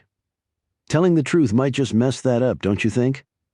"How about all the millions she gave to charity? Doesn't that count for something?" Charlie said angrily. The IRS applauded Luann's generosity but said they really couldn't help on that because she had never filed a return. "I'm telling you, it's not a bad deal. She could have gone to prison for a long time over this. Except for that fact, she probably could have kept some of the money. But that was a very real threat over her head. Sheriff Harvey didn't go away very easily." "I can't believe this crap after all she's been through." "She broke up Crane's worldwide criminal syndicate. The FBI looks like heroes. They confiscated all his property, billions of bucks into the treasury, and she winds up with nothing, not even a pat on the back. It's not fair." Luann put a hand on a seething Charlie's shoulder. "It's okay, Charlie. I didn't deserve any of that money. And I wanted to pay what I owed. I just want to be Luann Tyler again. I told Matthew that. But I didn't murder anyone. All the charges against me are gone, right?" She looked at Riggs for confirmation. "That's right. Federal, state, everything, free as a bird." "Yeah? And poor as a church mouse," Charlie added angrily. "Is that it, Matthew? They can't come back on me later, the IRS, I mean, for more money? All the papers are signed. They dropped everything. It's over. They confiscated all your accounts. They foreclosed on the house anyway. Even if they came after you, which they can't, you don't have any more money." Lisa looked at him. "Maybe we can move in here, Mom?" she added quickly. "I mean for a little while." She looked between Luann and Riggs nervously. Luann smiled at Lisa. Telling her daughter the entire truth had been the hardest thing she had ever had to do, but the second she had finished, she had never felt greater relief. Lisa had taken the news admirably. Now at least their relationship could take on a semblance of normalcy. Riggs looked at Luann, a little nervous himself. "I was thinking along those lines myself," he swallowed hard. "Can you excuse us for a minute?" he asked Charlie and Lisa. He took Luann by the arm and they left the room. Charlie and Lisa watched them go and then exchanged smiles. Riggs sat Luann down by the fireplace and stood in front of her. "I'd love for all of you to move in here. There's plenty of room, but..." He looked down. "But what?" she asked. "I was thinking about a more permanent arrangement." "I see. I mean, I earn a good living and, well, now that you don't have all that money." She cocked her head at him as he blew out a deep breath. "I just never wanted you to think I was after you because of your wealth. It would have driven me crazy. It was like this big roadblock I couldn't get around. I don't want you to think that I'm happy you're not rich anymore. If there had been some way for you to keep the money, That would have been great. But now that you don't have it, I just want you to know. Here he stumbled again, unable to continue, suddenly terrified at the deep waters he had ventured into. I love you, Matthew, Luann said simply. Riggs's features fully relaxed. He didn't look terrified anymore. In fact, he couldn't remember ever being this happy before. I love you too, Luann, Tyler. Have you ever been to Switzerland? She asked. He looked surprised. No, why? I always thought about honeymooning there. It's so romantic, so beautiful, especially at Christmas time. Riggs looked troubled. Well, sweetie, I work hard, but small town. One-man shop general contractors don't make enough money to do those sorts of things. I'm sorry. He licked his lips nervously. I'll understand if you can't accept that after all these years of being so rich. In response, Luann opened her purse and took out a slip of paper. On it was an account number at a bank in Switzerland. The account had been opened with $100 million, Jackson's return of her principal. It was all there, just waiting. It cranked out $6 million a year in interest alone. She would retain her lottery prize after all, and she wasn't feeling any guilt about it this time around. Right now, in fact, it seemed like she had earned it. She had spent the last 10 years trying to be someone she wasn't. It had been a life of great wealth and great misery. Now she was going to spend the rest of her life being who she really was and enjoying it. She had a beautiful, healthy daughter and 2 men who loved her. No more running, no more hiding for Luann Tyler. She was truly blessed. She smiled at him, stroked his face. You know what, Matthew? What? Right before she kissed him, she said, I think we'll be just fine.